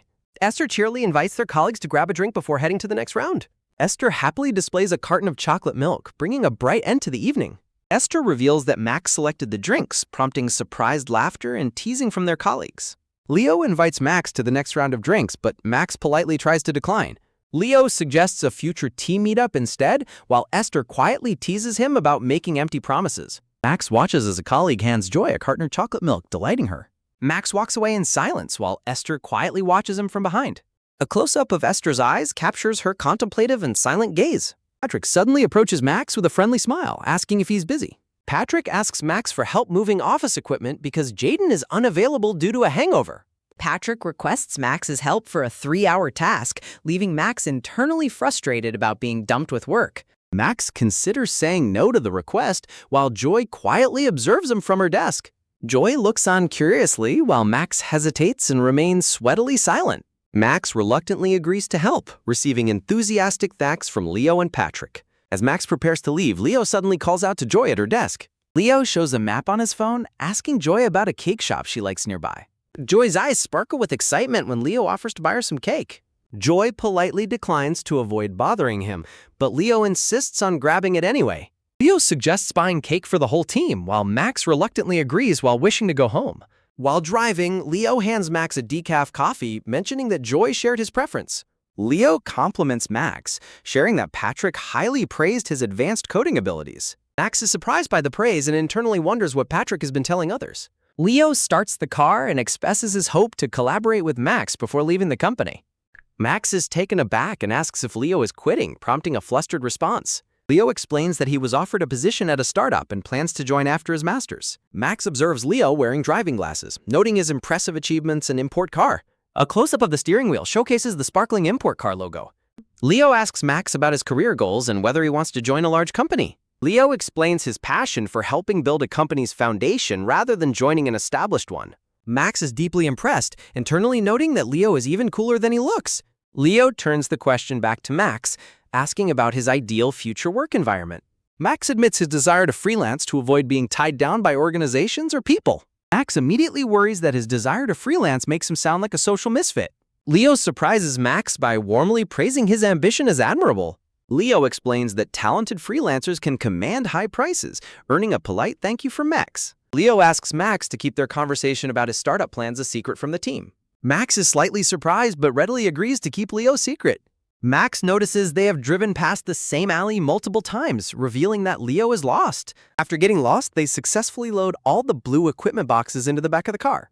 The two finally arrive at the dessert cafe to buy the promised treats. Because Joy is unreachable, they stand in the cafe debating which dessert to purchase. Max points out a specific cake in the display case, proposing it as their choice.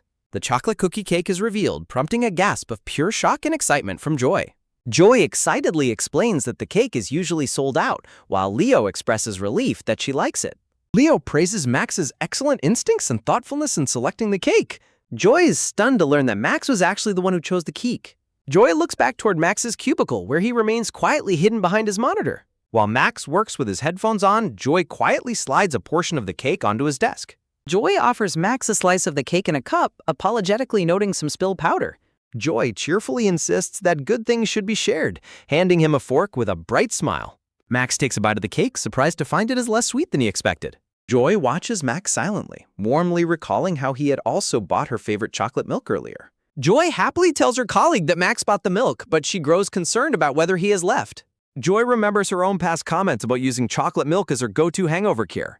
Joy recalls Max quietly leaving the dinner early, realizing how surprisingly considerate his actions actually were. Joy smiles to herself, touched by Max's quiet and unexpected kindness. Joy's sweet peace of mind is represented by the delicious cookie dessert left on his desk. Back at his desk, Max realizes his extreme sensitivity to caffeine is starting to trigger. Max feels his heart rate spike alarmingly, sweating profusely as a physical reaction begins to take hold. A sudden realization strikes Max, causing his eyes to widen in complete shock. Max stares at the coffee cup on his desk with growing dread, fearing the worst. To his absolute horror, he notices there is no decaf label on the lid. Patrick realizes they accidentally swapped drinks while Max desperately tries to laugh off his mounting panic. Joy voices her concern over his caffeine intolerance while a flustered Patrick apologizes for the mix-up. Max insists he will be fine, though he internally curses his terrible luck. His body continues to struggle as his heart rate continues to climb from the caffeine. The scene shifts to Joy waiting patiently under a bus shelter on a gloomy day. Back in the office, Max's chat window is flooded with endless work requests and bug reports. Max types frantically on his keyboard, looking incredibly drained under the heavy workload. Overwhelmed by a sudden surge of caffeine-induced energy, Max types at lightning speed, catching Joy's attention. Seeing him completely overwhelmed, Joy kindly offers to help him by splitting his massive workload. Max stubbornly declines her offer, insisting on handling his own responsibilities himself. Joy is left speechless by his refusal, watching him with a mixture of concern and pity. When a colleague invites Joy to lunch, she agrees to join later while casting a worried glance back at Max. Max continues working relentlessly, completely ignoring his rapidly deteriorating physical state. Joy observes him quietly from her desk, deeply concerned about his well-being. The busy office falls quiet as lunch hour leaves the workspace nearly empty. Max breathes a sigh of relief, glad to have resolved the most critical system issues. Checking his phone, Max is shocked to find that the entire morning has already flown by. Feeling thoroughly exhausted, Max heads to the break room searching for chamomile tea to soothe his racing heart. To his absolute dismay, he opens the tea box only to find it completely empty. Max stands frozen in pure disbelief, his hopes of calming his body utterly crushed. Left with no choice, Max visits a nearby cafe to purchase a soothing cup of hot tea. Clutching his tea, Max trudges back while nursing a growing headache from the caffeine crash. Max glances out the window at the dark clouds, realizing he neglected to bring an umbrella. Max anxiously prays that the skies will hold off until he can get home. Two female coworkers chat as they walk down the quiet hallway towards the break room. One of the colleagues suddenly gasps, pointing ahead in utter bewilderment. They are horrified to see a pale, sweat-drenched, and zombie-like Max clutching his paper cup. Max checks his phone late in the afternoon, realizing his entire day was consumed by helping others. Suffering from a heavy caffeine crash, Max decides it is best to pack up and go home early. The elevator arrives, signaling the start of his long-awaited departure from the office. Max presses the button, comforting himself with the thought of prioritizing his physical recovery. Feeling a rare sense of excitement, Max prepares to finally head home and rest properly. As soon as Max steps outside the building, he is greeted by a torrential downpour. Max stands frozen in absolute disbelief, staring up at the relentless rain in complete defeat. He stands helplessly on the wet pavement as passers-by navigate around him with their umbrellas. A sudden pair of feet stops directly beside Max on the rain-soaked sidewalk. Joy suddenly appears beside him, offering to share her umbrella with a sweet smile. Joy beams warmly at him, her presence immediately brightening the dreary wet afternoon. Max looks at her, completely stunned and deeply touched by her unexpected kindness. Under the shared umbrella, Joy happily chats away while Max quietly walks by her side, his worries fading. Max wonders how he ended up sharing an umbrella, reflecting on his previous solitude. Joy cheerfully encourages Max to walk to the stop, while he grumbles reluctantly in response. Max's eye twitches with regret, wondering if walking in the downpour was a better option. Joy playfully teases Max about the chocolate cake while complaining about his umbrella holding. Joy laughs about the small umbrella, while Max sighs at her relentless teasing. The two walk side by side in the pouring rain under a single clear umbrella. A close-up shows Max's hand gripping the handle of the umbrella tightly. Max sweats nervously, overwhelmed by his close proximity to Joy under the umbrella. Max anxiously wonders when they will finally reach the elusive bus stop. The electronic transit screen displays the arrival times for the upcoming buses. Max and Joy sit together at the shelter while another commuter stands nearby. Joy notes Max's busy day and kindly asks if he worked through lunch. Joy gasps upon learning Max skipped lunch while he insists he is fine. Joy remembers looking back at Max's cubicle during the quiet lunch hour. Max stares at Joy in silence, sweating slightly from his racing heart. Max asks Joy if she and Leo have been colleagues since joining the company. Max reflects on their 3-year history together, feeling a sudden sense of curiosity. Joy reacts with surprise, questioning why Max is suddenly asking about Leo. Max recalls Leo's impressive traits, explaining his curiosity about Leo's stellar reputation. Joy agrees that Leo is widely considered to be everyone's ideal colleague. Joy reveals that her personal preference leans toward the complete opposite type. Joy describes her ideal partner as someone with quiet, steady inner strength. A soft, warm glow surrounds them as they sit silently at the shelter. Max turns to look at Joy, wondering about the meaning behind her words.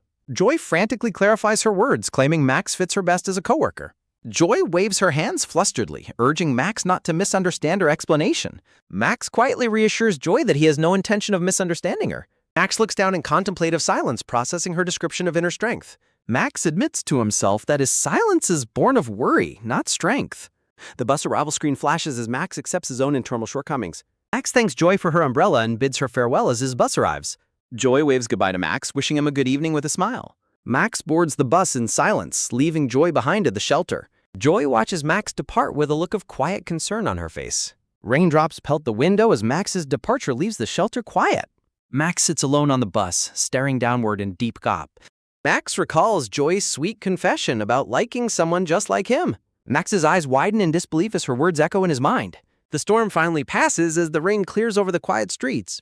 Max shifts his thoughts to his extreme, uncomfortable sensitivity to caffeine.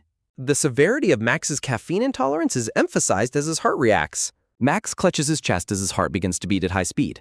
Max sweats profusely on the bus as his racing heart rate continues climbing. A light brown-haired colleague named Seoyun smilingly asks Joy about going on a blind date.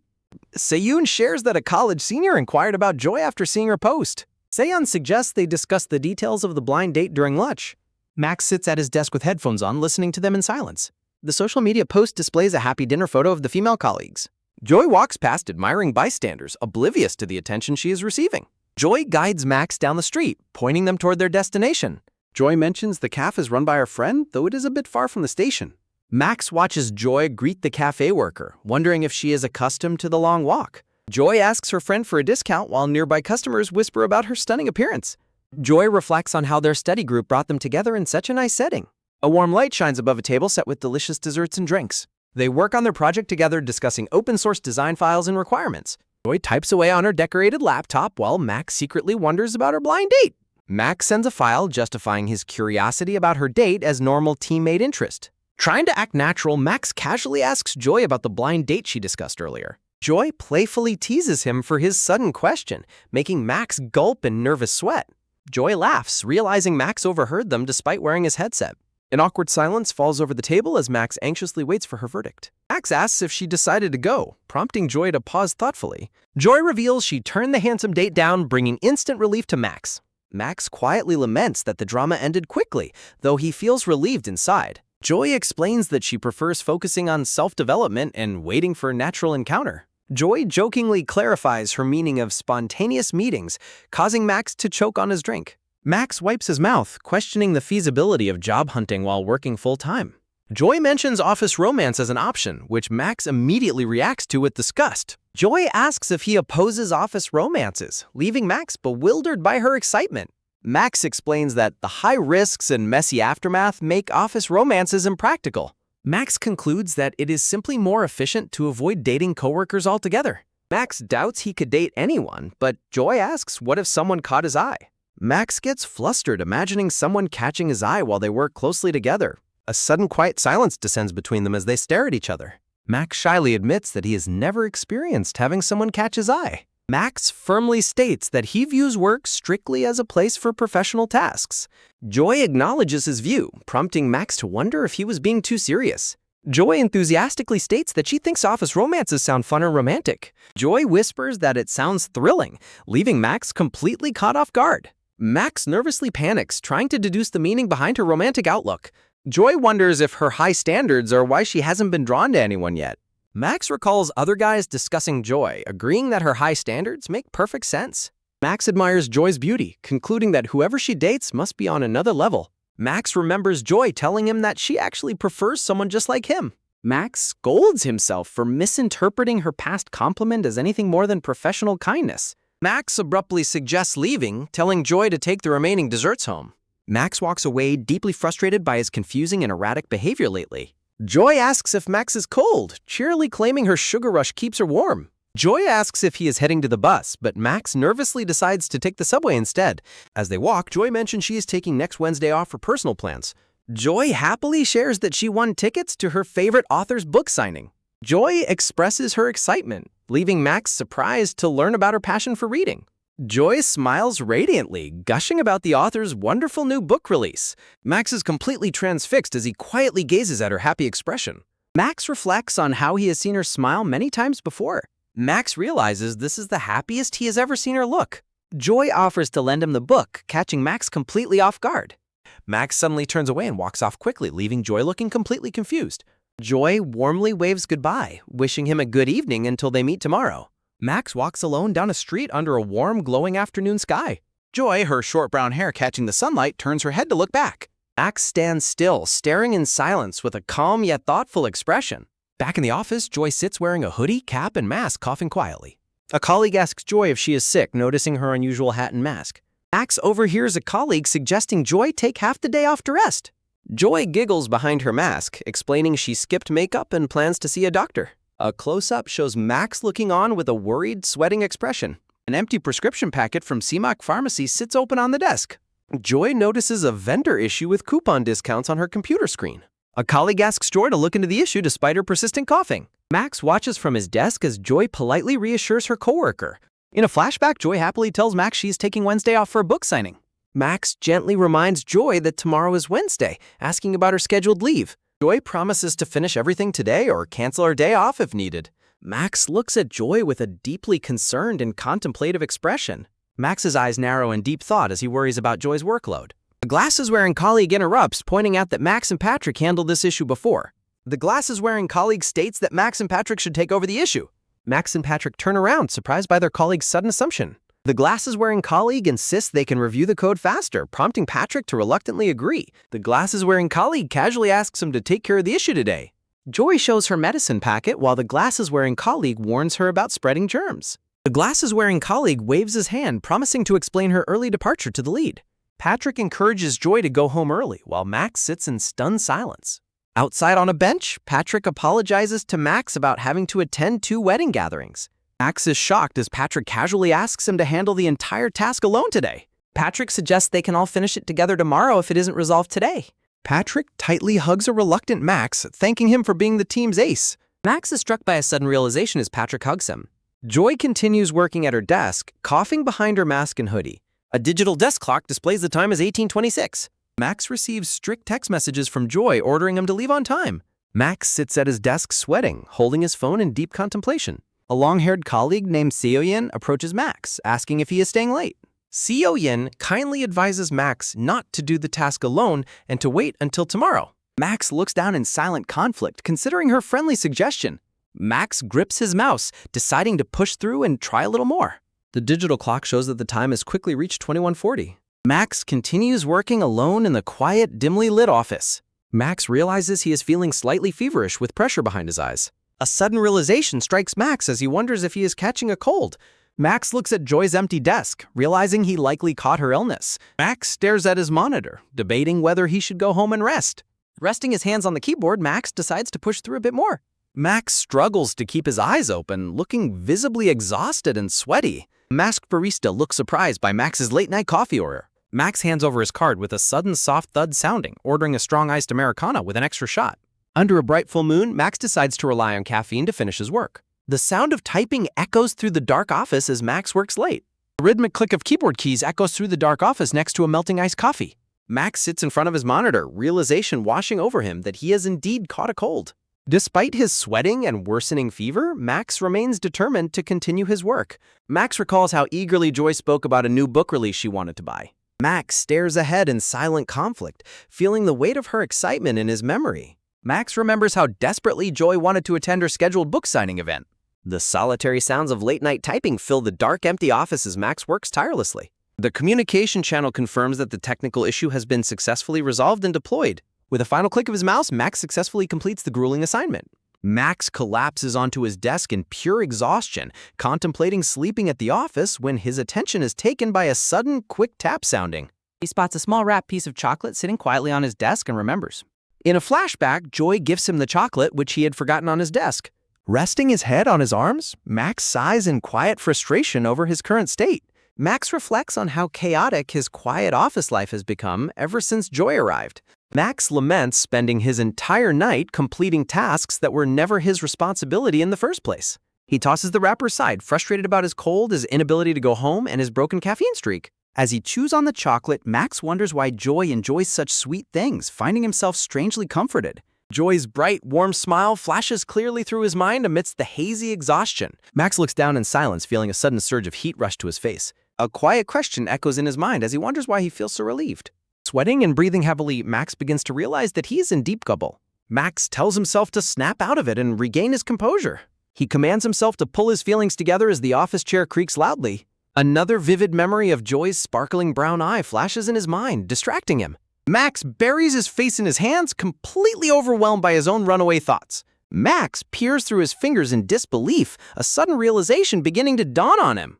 Joy stands beautifully under the blooming pink cherry blossoms, her warm gaze capturing his heart. Joy asks Patrick if he has sent the requested statistics, and Patrick replies that he was planning to handle it later. Joy cheerfully offers to take over Patrick's task to make things more convenient, earning his enthusiastic gratitude. Joy walks over to Andy to wish him a happy birthday and lets him know she sent him a gift coupon. While tearing open her medicine packet, Joy eagerly accepts a colleague's invitation to head to the caf together. A female colleague playfully gets close to smell Joy's new perfume, making Joy laugh flusteredly. Max watches from a distance as a lively crowd constantly surrounds Joy and her friends. A soft gulp sounds as Max stands alone, quietly sipping his hot drink. Joy carries a box of French desserts, unaware of a sudden downside to her popularity. A male coworker casually helps himself to one of Joy's sweet dacquoise treats. Max watches silently, admitting to himself that he has also fallen victim to her charm. Max stands back to back with Joy in the break room when she suddenly turns around toward him. Joy friendly offers Max a piece of her dessert, prompting Max to reflect on falling willingly into her trap. Max politely declines Joy's dessert offer, realizing he fell into a trap she never intended to set. Max slumps heavily back into his office chair, defeated by his own racing emotions. A bleak thought crosses his mind about how people like him always meet the same end. He compares his quiet struggles to a fish slowly dying in painful solitude. Coughing quietly, Max regrets letting his guard down despite swearing to protect his heart. Max stares forward with intense, sharp focus, trying to regain control over his emotions. Joy happily walks by with her iced coffee, completely oblivious to his inner turmoil. The title page introduces the next chapter of their story, titled Try Catch. From behind his desk, Joy warmly thanks Max for sharing a helpful AI prompt earlier. Max offers to share his reference blog with Joy, who enthusiastically accepts as he reflects on his desire to be dating material. But Max looks down with a solemn expression, lost in thought about his growing feelings. Donggu watches Joy work, thinking she seems to be in a good mood today, but realistically, someone like him could never end up with someone like her. The screen shows it as 4:43 p.m. as Donggu bitterly notes that false hope only eats a person alive. Joy whispers to a startled Donggu, asking when they should have their next study session. Shuffling away, Donggu suggests postponing to next week, explaining that this week is kinda tough. Joy happily agrees to check her schedule, prompting Donggu to sweat nervously as he suggests Tuesday or Wednesday. Donggu looks down at his desk in despair, lamenting falling for someone who's basically impossible to get with. Sighing in the restroom, Donggu tells himself to come to his senses.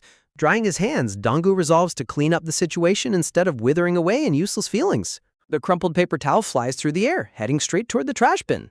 The sudden thud, Donggu discards the paper towel, deciding these pointless emotions must be permanently deleted.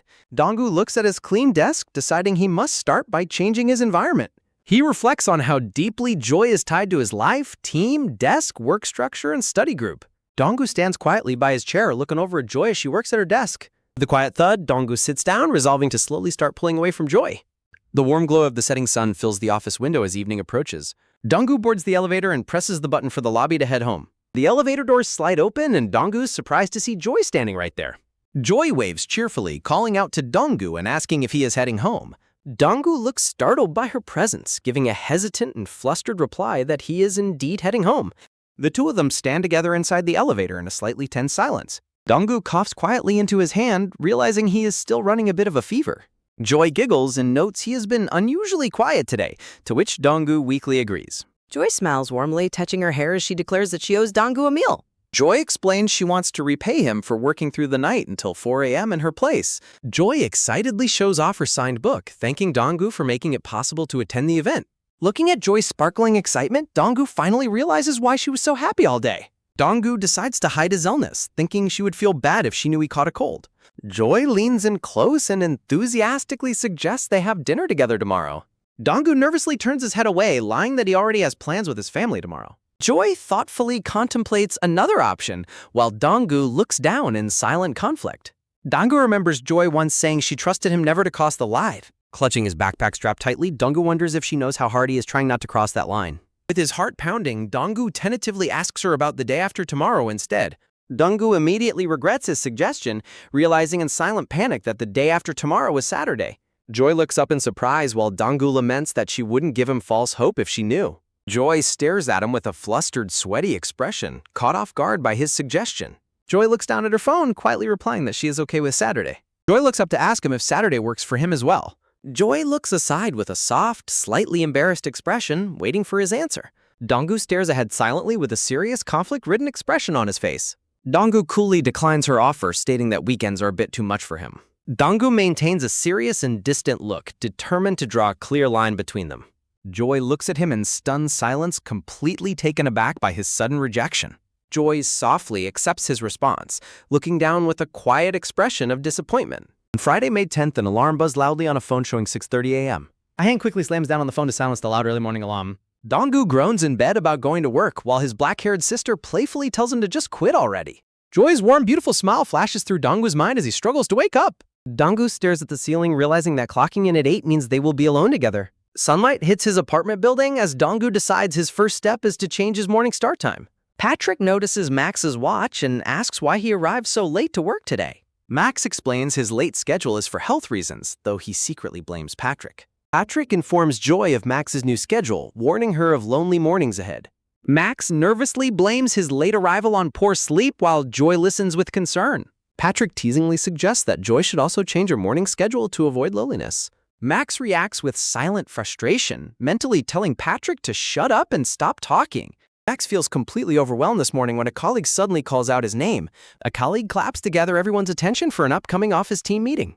The manager asks if any developers or designers can join a meeting in Seongsu. With no volunteers, the manager prepares to assign the Seongsu task to a reluctant Patrick. Seeing a perfect chance to escape the office, Max eagerly volunteers for the meme.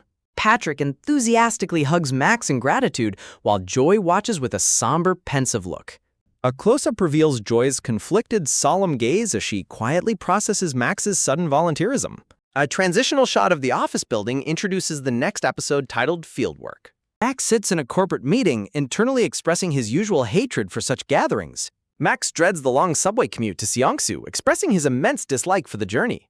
Max feels glad to avoid the office but remains stressed about the overdue study group. A memory of his harsh weekend rejection echoes painfully in Max's mind, bringing back guilt. The memory of standing in the tense, silent elevator beside Joy continues to haunt him.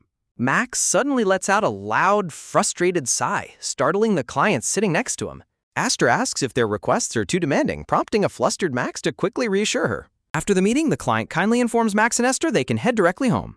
Esther asks Max about his travel plans as they stand near the Seongsu subway entrance. Esther happily offers to commute together since she is heading in the same direction. The subway train travels along the tracks as the warm evening sun shines through the window. Max and Esther sit in a quiet, slightly awkward silence on their train ride home.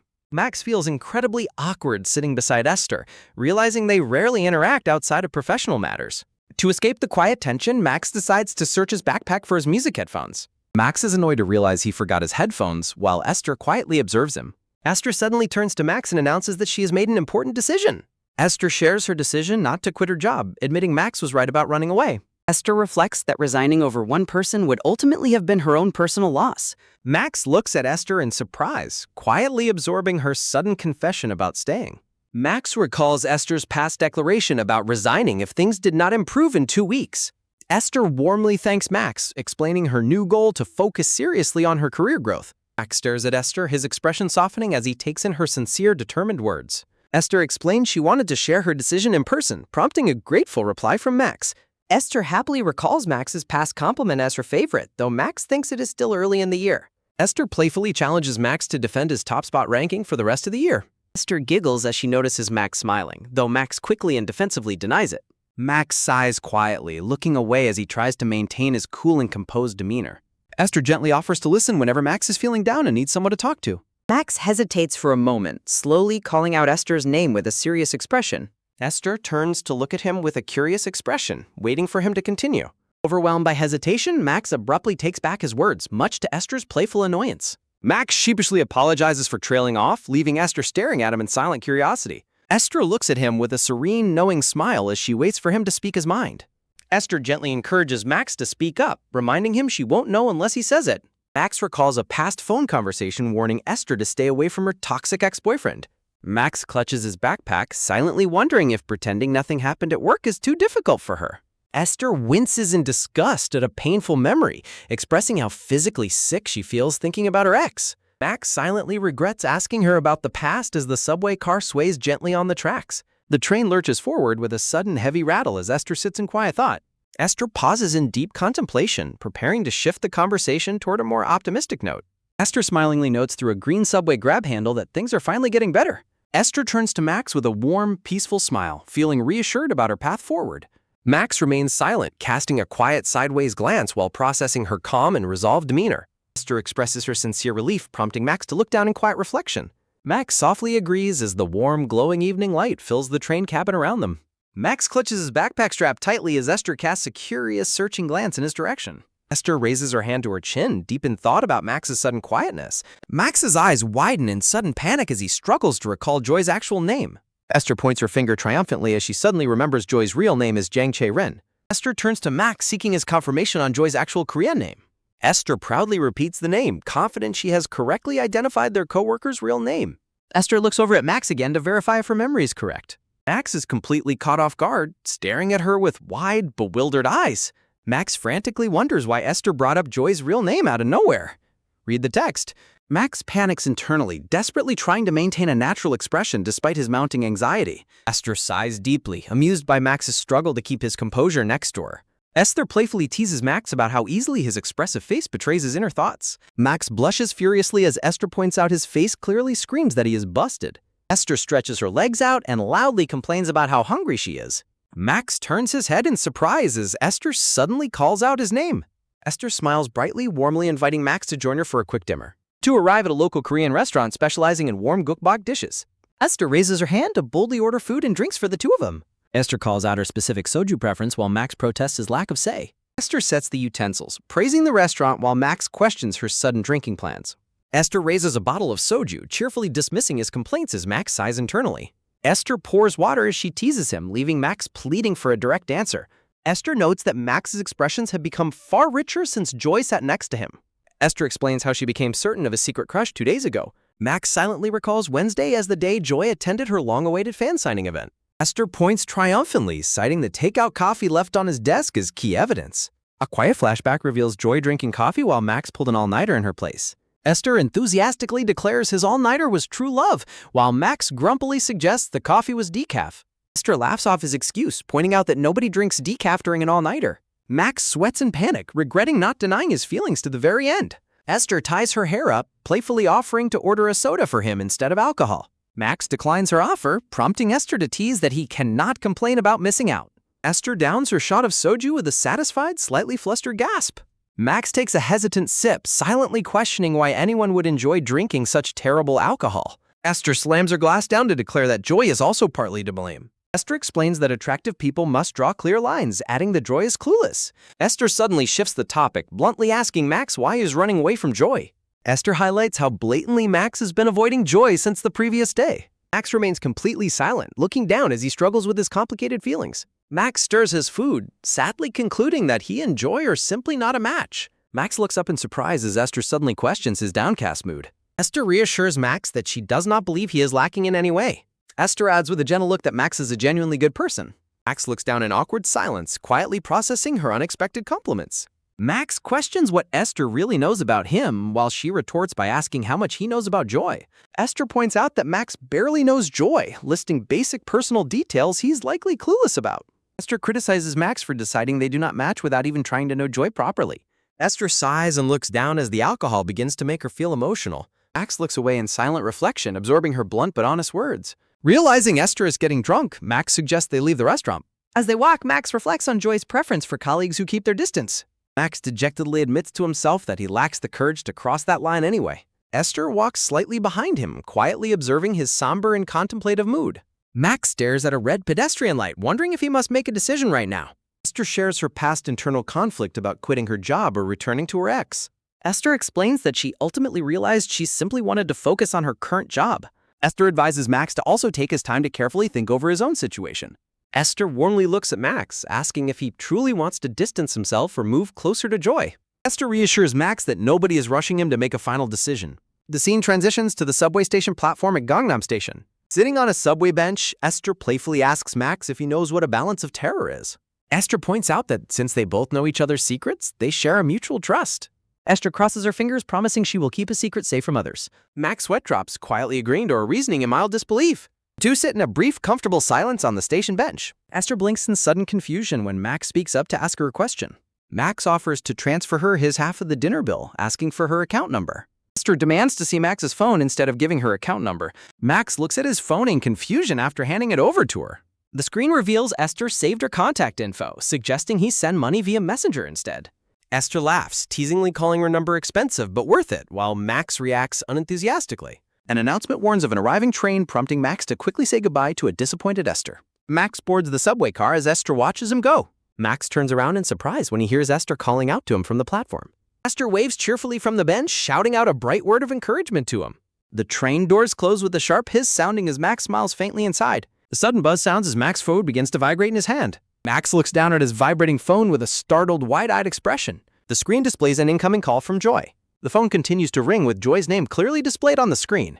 Max panics in disbelief, wondering why she is suddenly calling him at this hour. Max stares at the screen, questioning if his mind is playing tricks on him. The call disconnects, leaving a missed call notification from Joy on the screen. Max stands frozen inside the train car, completely stunned by the unexpected call. Max lets out a sigh of relief, trying to convince himself it was just a minor work matter. Looking at his reflection in the window, Max questions why he's feeling so incredibly nervous. Max dreads the upcoming Monday morning before the weekend has even begun. The title card introduces episode 20, titled Another Boundary Under a Bright Sub. A narrative text warns that decisions ruled by emotion almost always lead to mistakes. Max imagines himself delivering a harsh rejection, noting they are words he never actually said. Walking up the stairs, Esther's advice to take his time and think echoes in his mind. Esther's previous advice echoes in Max's mind, urging him to decide whether to distance himself or move closer to Joy. Max walks down the hallway, resolved to accept his feelings and take his time to carefully consider his next steps. Determined to return to his usual routine, Max pauses to read a notice about nighttime elevator safety inspections. Max taps his security access card, reflecting on the vital importance of maintaining normalcy in his daily life. Seeing Joy prepare coffee, Max tries to steel himself to remain calm and make level-headed decisions going forward. Spotting Joy in the office break room early, Max takes a deep breath and reminds himself to act natural. When Joy playfully asks about his early arrival, Max smoothly explains that a restful weekend left him feeling fully energized. Max casually asks about Friday's workload, and Joy assures him that Patrick took care of all incoming inquiries. Max finds the situation far less awkward than expected when Joy suddenly offers him a piece of chocolate. Max smiles warmly, feeling immensely reassured that this day is starting out just like any other normal day. Max quietly expresses his gratitude as he reaches out to accept the chocolate from Joy's hand. Max convinces himself that Joy has likely paid no attention to his recent tense behavior. Max looks away, realizing he has been making assumptions about Joy without really knowing anything about her. Max recalls Esther's criticism about him unilaterally deciding they did not match without even trying to know her. Max mentally scolds himself, realizing how foolish his previous defense mechanisms and assumptions truly were. Esther's advice that Joy will never know his feelings unless he speaks up continues to resonate deeply within him. Gathering his courage, Max suddenly offers an apology, leaving Joy looking completely startled and confused. Max remembers his harsh elevator remark about the weekend feeling like too much pressure. Max looks down remorsefully, softly explaining to Joy that he did not truly mean what he said. Joy stares at him in silence, completely stunned by his unexpected and sincere apology. Joy softly accepts his apology, briefly brushing his wrist with a gentle, reassuring touch. Flustered by the sudden physical contact, Max quickly pulls his hand back in sudden surprise. A quiet, comforting cup of chamomile tea and the sweet chocolate sit together on Max's desk. Max reflects on his past behavior, admitting he used feeling unwell as a poor excuse to hide his feelings. Max mumbles in quiet embarrassment, still processing his awkward attempts to maintain his distance. Max admits to Joy that he spent his entire weekend worrying she would misunderstand his previous cold words. Joy awkwardly scratches her head, remaining quiet as she takes in his honest confession. Joy suddenly presents a pink gift bag, explaining it contains a book and a gift from her signing event. Joy explains the gift is to thank him for covering her shift, apologizing for not giving it to him on Friday. Joy looks down reflectively, admitting she has been too focused on guarding her own personal boundaries. Joy notes Max's efforts to respect her boundaries, confessing she had been inconsiderate of his lines.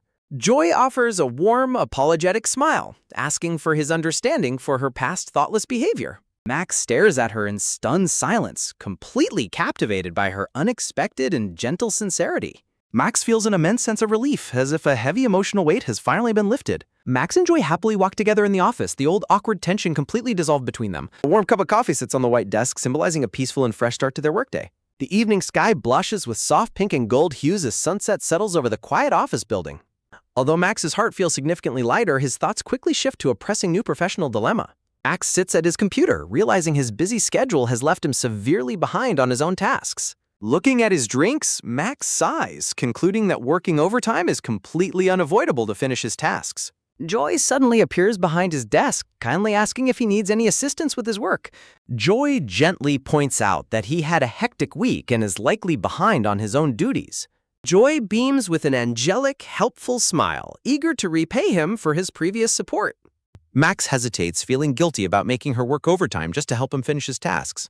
Max panics, realizing that turning down her help might make her think he still feels burdened by her presence. Max looks at Joy, worrying that keeping his distance right after apologizing would seem incredibly strange. Max checks his phone, showing it is already past 6 in the evening as he decides to accept her offer. A close-up of Max's watch shows the hours ticking past 10 o'clock as they continue working late. Max looks back, estimating they should finally be able to leave the office within 40 minutes. Max looks over to find Joy fast asleep, resting her head peacefully on her desk after working so hard. Max sits in silent conflict as Joy sleeps soundly at her desk. Max realizes that waking Joy up will only make her insist on continuing to help him. Max resolves to finish organizing his remaining tasks on his own before waking Joy. Max decides to fetch a blanket first so they can leave together after he finishes. Joy suddenly wakes up as Max approaches her desk, catching him completely off guard. Max freezes in awkward silence as Joy catches him holding the blanket. Max scolds himself internally to snap out of his distraction and maintain his composure. Max looks away with a slight blush, struggling to hide his growing embarrassment. Joy sleeps peacefully, wrapped in the blanket, while Max's heart beats rapidly. Joy slowly opens her eyes and peers up at Max in groggy confusion. Joy apologizes for falling asleep and curiously asks why Max is staring so closely at her. Max frantically invents an excuse, claiming he was just about to wake her after finishing. Max worries his suspicious behavior will cause Joy to get the wrong idea about him. Max claims he was worried she might be cold, despite just placing the blanket on her. Max is relieved when Joy simply stretches and cheerfully suggests they finally head home together. Max smiles warmly, deciding to tackle the rest of his workload from home. A sign announces the elevator is under inspection, introducing episode 21, titled Fall Down. Max and Joy stare in disappointment at the blocked elevator doors. Realizing they must take the stairs, Max grumbles about the elevator being out again. Max apologizes for causing her to miss dinner, but Joy cheerfully reassures him she has leftovers. Joy mentions she still has the coupon chicken, which Max recalls giving her previously. Joy asks about Max's family, expressing her envy over his access to home-cooked meals. Max gathers his courage to ask Joy how she has been doing lately. Joy shares that she has lived completely on her own since graduating high school. Joy opens up about her lonely and difficult transition of moving to Seoul for work. Max gently asks if there are any positive aspects to living alone, like independence. Joy confesses she prefers working late because going back to an empty home feels lonely. Joy playfully asks if he understands her perspective, but Max bluntly denies relating to it. Joy laments that her tiny apartment makes her feel depressed, wishing she had dated more. Joy laughs embarrassedly, apologizing for sharing way too much personal information. Max admits he is surprised to learn about her personal struggles and backstory. Max mentions she always seems strong, but Joy reveals she is actually incredibly sensitive. Joy confesses she worried endlessly that her book gift would feel like a burden to him. Max apologizes again, but Joy laughs it off, telling him she was only teasing. Joy tells Max that this conversation must remain a secret just between the two of them. Joy gently confesses that she is actually someone who worries and hesitates constantly. Max softly acknowledges her confession, processing her words with quiet understanding. Max warns Joy to be careful on the stairs when the sensor light fails to turn on. Just as Max decides to use his phone flashlight, Joy slips on the dark steps. With a sudden crash, Joy loses her balance and collides heavily into Max's back. Landing directly on top of Max, Joy frantically asks him if he is all right. Max asks if Joy is hurt, but she suddenly covers his mouth and shushes him. Joy silences Max as other colleagues walk past them in the dark stairwell. As Joy whispers close to him, Max's heart begins to pound furiously. Max gasps silently, completely overwhelmed by her proximity as his heart thumps wildly. Max squeezes his eyes shut, feeling as if his racing heart is about to explode. The voices and footsteps of their coworkers gradually fade away down the stairs. Joy crouches beside Max as he remains face down on the floor in mortified silence. Max silently agrees with Joy's regret, feeling completely drained after his near-heart attack experience. The tense encounter ends as the scene shifts to a quiet bus stop under the night sky. At a night bus stop, Max thanks Joy for her help and her thoughtful gift. Joy happily explains it is her favorite poetry book, leaving Max completely stunned by her confession. Joy encourages Max to read the book and let her know his favorite poem later. Max flusteredly promises Joy that he will make sure to read her favorite poetry book. In his bedroom, Max lies on his bed while holding the blue poetry book. Max begins reading the poetry book, surprised by the gentle style of writing Joy prefers. Esther suddenly bursts into Max's room crying about her ex while Max angrily demands she leave. Esther laments her romantic troubles on his bed while Max questions her past office romance. Esther screams that she has no regrets while Max wonders what she wants from him. Esther insists on drinking because she cannot sleep while Max stares in deadpan misery. An ouch sounds as Esther playfully hits Max, complaining about him constantly ditching her. Max insults Esther's breath, she defends herself, and a folded note slips from the book. Max looks up in surprise as the folded note falls onto his bed. Max notices the folded paper, wondering if it was tucked inside Joy's poetry book. Max carefully unfolds the mysterious note as Esther watches him with immense curiosity. The note from Joy reveals her favorite poem and asks Max for his thoughts. Max sweats profusely in sheer panic, realizing he has no idea which page it fell from. Max panics over which page the note fell from, while Esther looks on silently. Esther scratches her head in complete silence, watching Max's sudden and frantic behavior. Esther ignores his panic and demands they go drink while Max tells her to leave. The folded note reveals Joy's question about his favorite poem, causing Max endless worry. Max stares at the paper in absolute despair, dreading his inability to find the page. Esther scratches her head, looking completely bemused by her brother's silent emotional breakdown. A promotional screen introduces episode 22, Fallback, featuring a green-eyed girl named Jo Yuju. Under the bright afternoon sun, Max and Joy work on their laptops inside a quiet cafe. Max sits in silent contemplation, his mind completely preoccupied with the mystery of the note. Max secretly worries about which poem the folded note was originally attached to. Joy suddenly breaks the silence, calling out to Max to get his attention. Joy proposes using open-source design since they lack a designer, and Max agrees. They discuss that open-source designs might make their developer output look too rough. Joy proposes hiring her designer friend from Busan who is currently looking for a job. Joy explains they can manage all communications remotely via Messenger, showing Jo Yuju's profile. Max carefully reviews the profile, agreeing that this seems like the absolute best solution. Joy calls her friend right away, leaving Max startled by her sudden initiative. Max sips his coffee, reflecting on his passive habits when he first joined the company. Joy discusses the project details over the phone, showcasing her impressive proactive communication skills. Joy announces the call is done, while Max is stunned by how fast she worked. Joy happily reports her friend's positive response and plans to set up a group chat. Max tells Joy her quick problem-solving is impressive, and she reacts with surprise. Max admits he would have wasted hours on open-source assets, but Joy laughs it off. Max compliments her efficiency, saying that making difficult tasks look simple is a true skill. Joy blushes and touches her hair, processing Max's heartfelt and sincere praise in silence. Max asks if Joy is hot and proposes wrapping up, and she happily agrees. Stretching happily outside the cafe, Joy celebrates sorting out most of their feature list. Joy notes only coding is left, while Max suggests online progress checks to save time. Max looks down sadly, realizing their precious alone time after work might be ending soon. A bus stop sign stands under the golden twilight, making the walk feel unusually short. Black screen with yellow text announces that the next chapter is coming soon. Max stops walking and quietly calls out to Joy, catching her attention. Max hesitantly invites Joy to have dinner with him if she is free. Joy glances over her shoulder, realizing it is already dinner time. Max suggests celebrating their project's progress while secretly hoping to ask about the note. Max panics internally, sweating as he worries he might be acting too pushy. Joy readily agrees to get dinner, taking Max completely by surprise with her easy acceptance. Max flusteredly tries to think of a menu as Joy steps forward with an amused chuckle.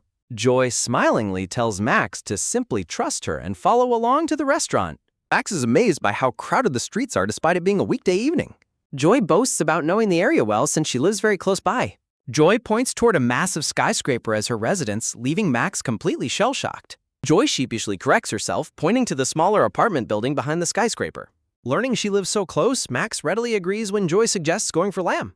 Joy happily assures him that the restaurant she has chosen is incredibly famous. Max smiles warmly and gladly agrees to head over to the restaurant. Max feels slightly overwhelmed as they make their way through the bustling crowds. The reservation tablet displays a daunting 64-minute waitlist for their table. Seeing the massive line, Max and Joy realize they cannot dine there without a reservation. Joy quickly reassures Max, confidently announcing that she has a backup plan ready. Their backup restaurant turns out to be permanently closed, displaying a rental inquiry sign. Joy embarrassedly explains it was open last week, leaving Max staring in deadpan disbelief. Max suggests finding a casual franchise spot to ease her stress as she searches her phone. Joy suddenly gasps with excitement as a brilliant new idea comes to her. Joy describes a quiet, peaceful place nearby where they can relax and enjoy their meal. Joy points ahead, excitedly explaining that their new destination is extremely close by. Max stares at her with a mix of quiet confusion and growing suspicion. A sudden realization hits Max, causing his eyes to widen in sheer panic.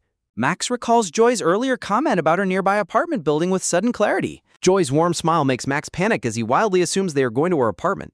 Her continued description of a quiet, relaxing place further fuels Max's runaway imagination. Max continues to sweat nervously, dreading the possibility of visiting her home. Max remains frozen and completely speechless as he sweats under the mounting tension. Max's mind completely breaks down at the overwhelming idea of visiting her apartment.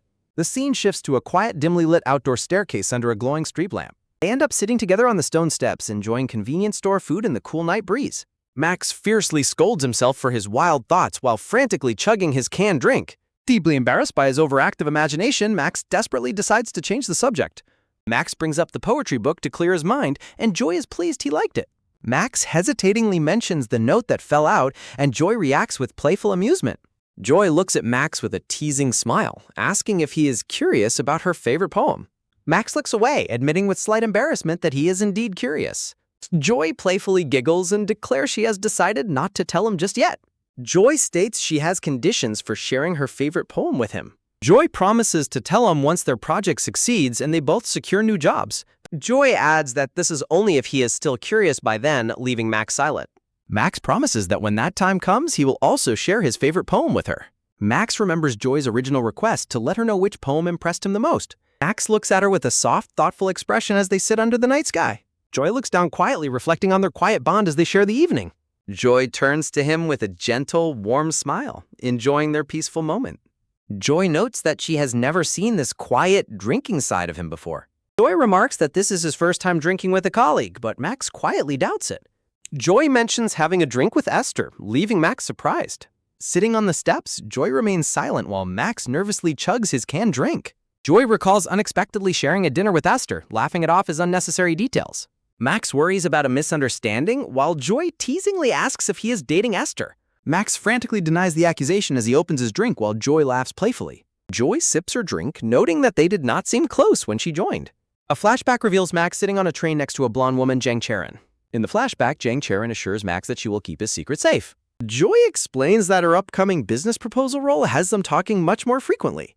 Max flinches in surprise when Joy suggests they all have dinner together sometime soon.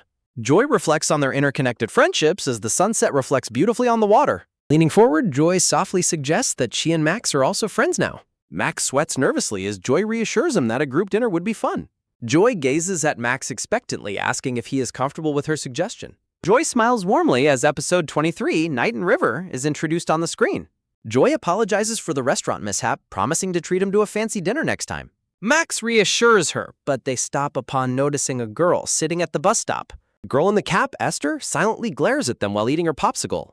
Max whispers that she is his sister, while Esther dryly questions his late-night activities. Joy politely bows and introduces herself to Esther, praising Max's hard work at the office. Esther feels increasingly awkward and sweats as Max watches her in silent, deadpan misery. Sweating profusely under the pressure, Esther bites down on her popsicle in tense silence. Putting on a friendly social mask, Esther warmly greets Joy and praises her hard work. Esther offers Joy some ice cream, leaving Max deeply unsettled by his sister's fake behavior. Joy politely bids them farewell, while Max and Esther wish her a safe trip home. Max watches Joy leave, his expression remaining quiet and deeply pensive. Esther silently eats her popsicle while staring at Max with a highly suspicious expression. Under the night sky, Esther asks Max if he has plans for Buddha's birthday tomorrow. The next morning begins with the bright sun shining over the neighborhood power lines. Esther dramatically points her finger, declaring that Max cannot hide his true feelings from her. Walking together, Max questions the nickname she used, which Esther confirms is his company moniker. A street sign appears as Max insists that Esther is completely misinterpreting the situation. Esther angrily accuses him of hypocrisy for drinking with Joy after rejecting her own request. Esther continues to yell and point at Max as they walk through the busy streets. Esther questions his poetry reading, making Max freeze and ask if she searched his room. Esther dismisses his anger, reminding him he read the book openly in front of her. Inside a quiet restaurant, Esther demands to know the truth about his relationship with Joy. Max averts his gaze, quietly asserting that he is simply a normal coworker to her. Poking a tomato with her chopsticks, Esther remarks Joy is far too attractive for him. Esther mockingly pities her little brother, predicting future suffering and hardships for him. A dark aura surrounds them as Esther asks if he likes Joy, which Max denies. Max asks if she dragged him out just to pry into his quiet love life. Esther drinks from her cup, firmly stating that office romance is a terrible idea. Esther stares at Max with a serious expression, telling him he must fix his hair. Max looks down in confusion, wondering what her sudden comment is supposed to mean. At a salon, Esther and a stylist prepare to trim and style Max's messy hair. The dark-haired stylist smiles mischievously, eager to begin working on Max's hair transformation. Sweating in absolute terror, Max sits helplessly as the stylist prepares to cut his hair. Joy walks gracefully through the office hallway, looking professional in a green shirt and khakis. Joy looks over with wide, surprised eyes as she suddenly spots Max's new look. A male colleague praises Max's stylish new look, playfully asking if he has a blind date. Max nervously touches his newly styled hair, anxiously wondering if his haircut looks strange. His colleagues offer mixed feedback on his new look, while Joy watches curiously from the background. While one colleague compliments the neat style, another maintains that it still feels somewhat awkward. Joy leans over Max's cubicle to whisper a compliment about his forehead-bearing hairstyle.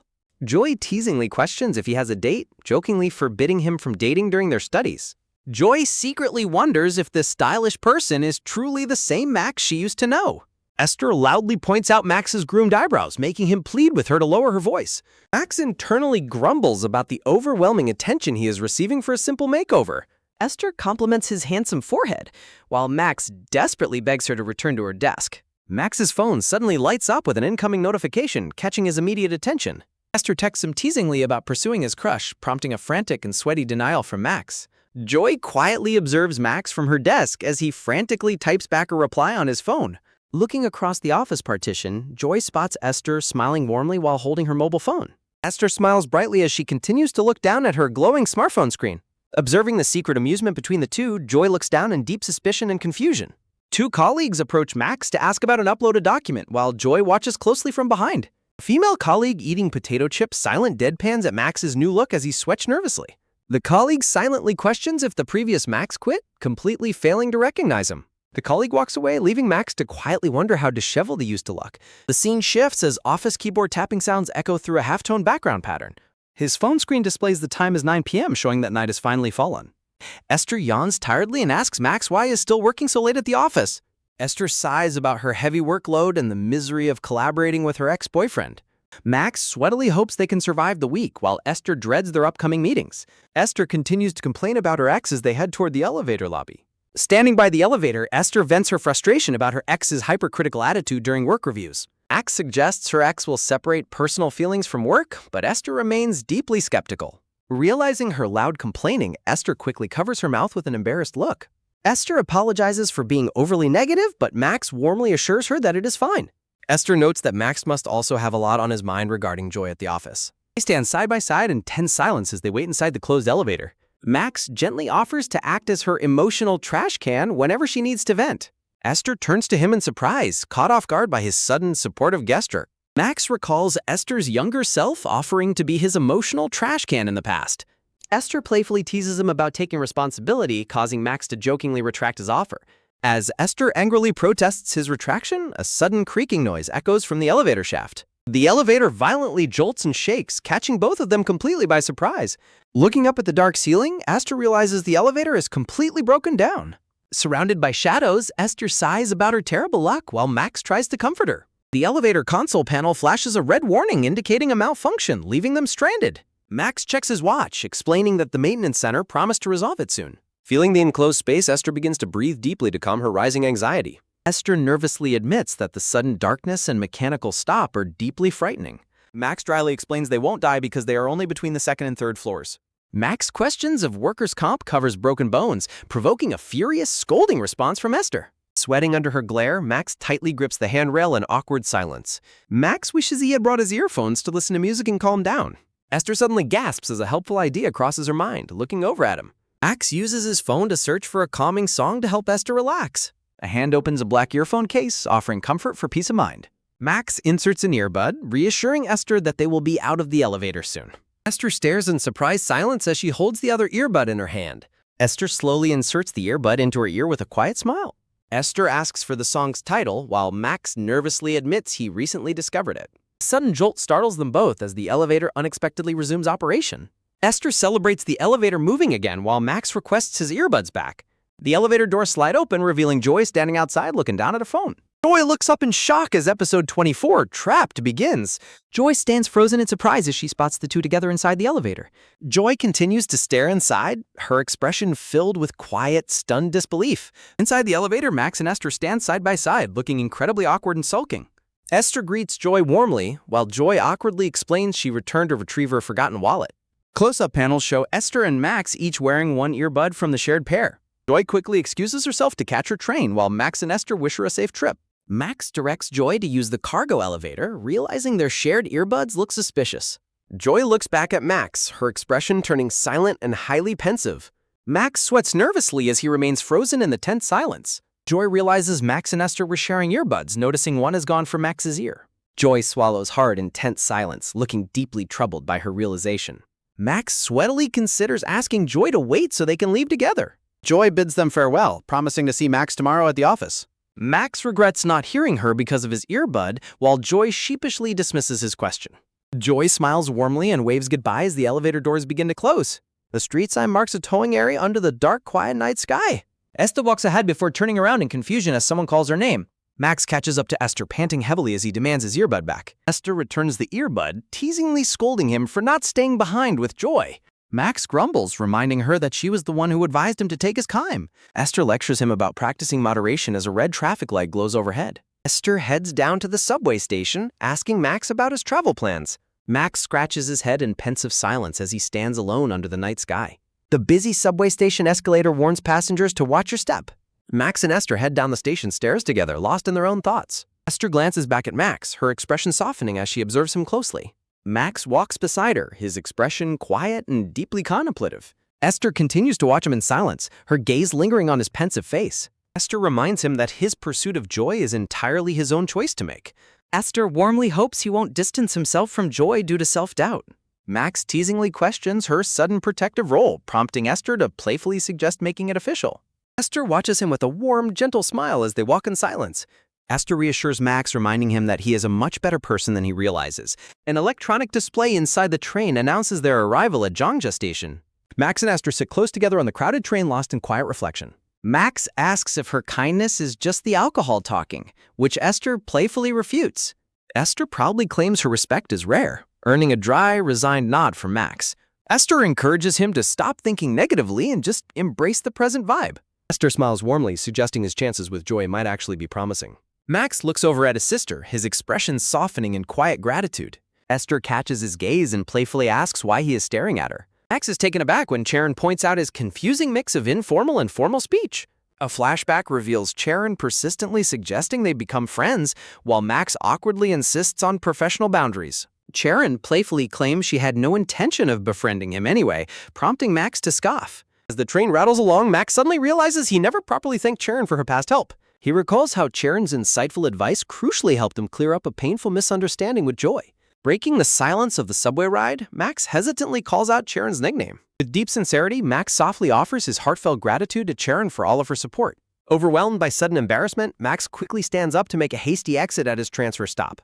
Left behind, a soft and tender smile spreads across Charon's face at his awkward gratitude.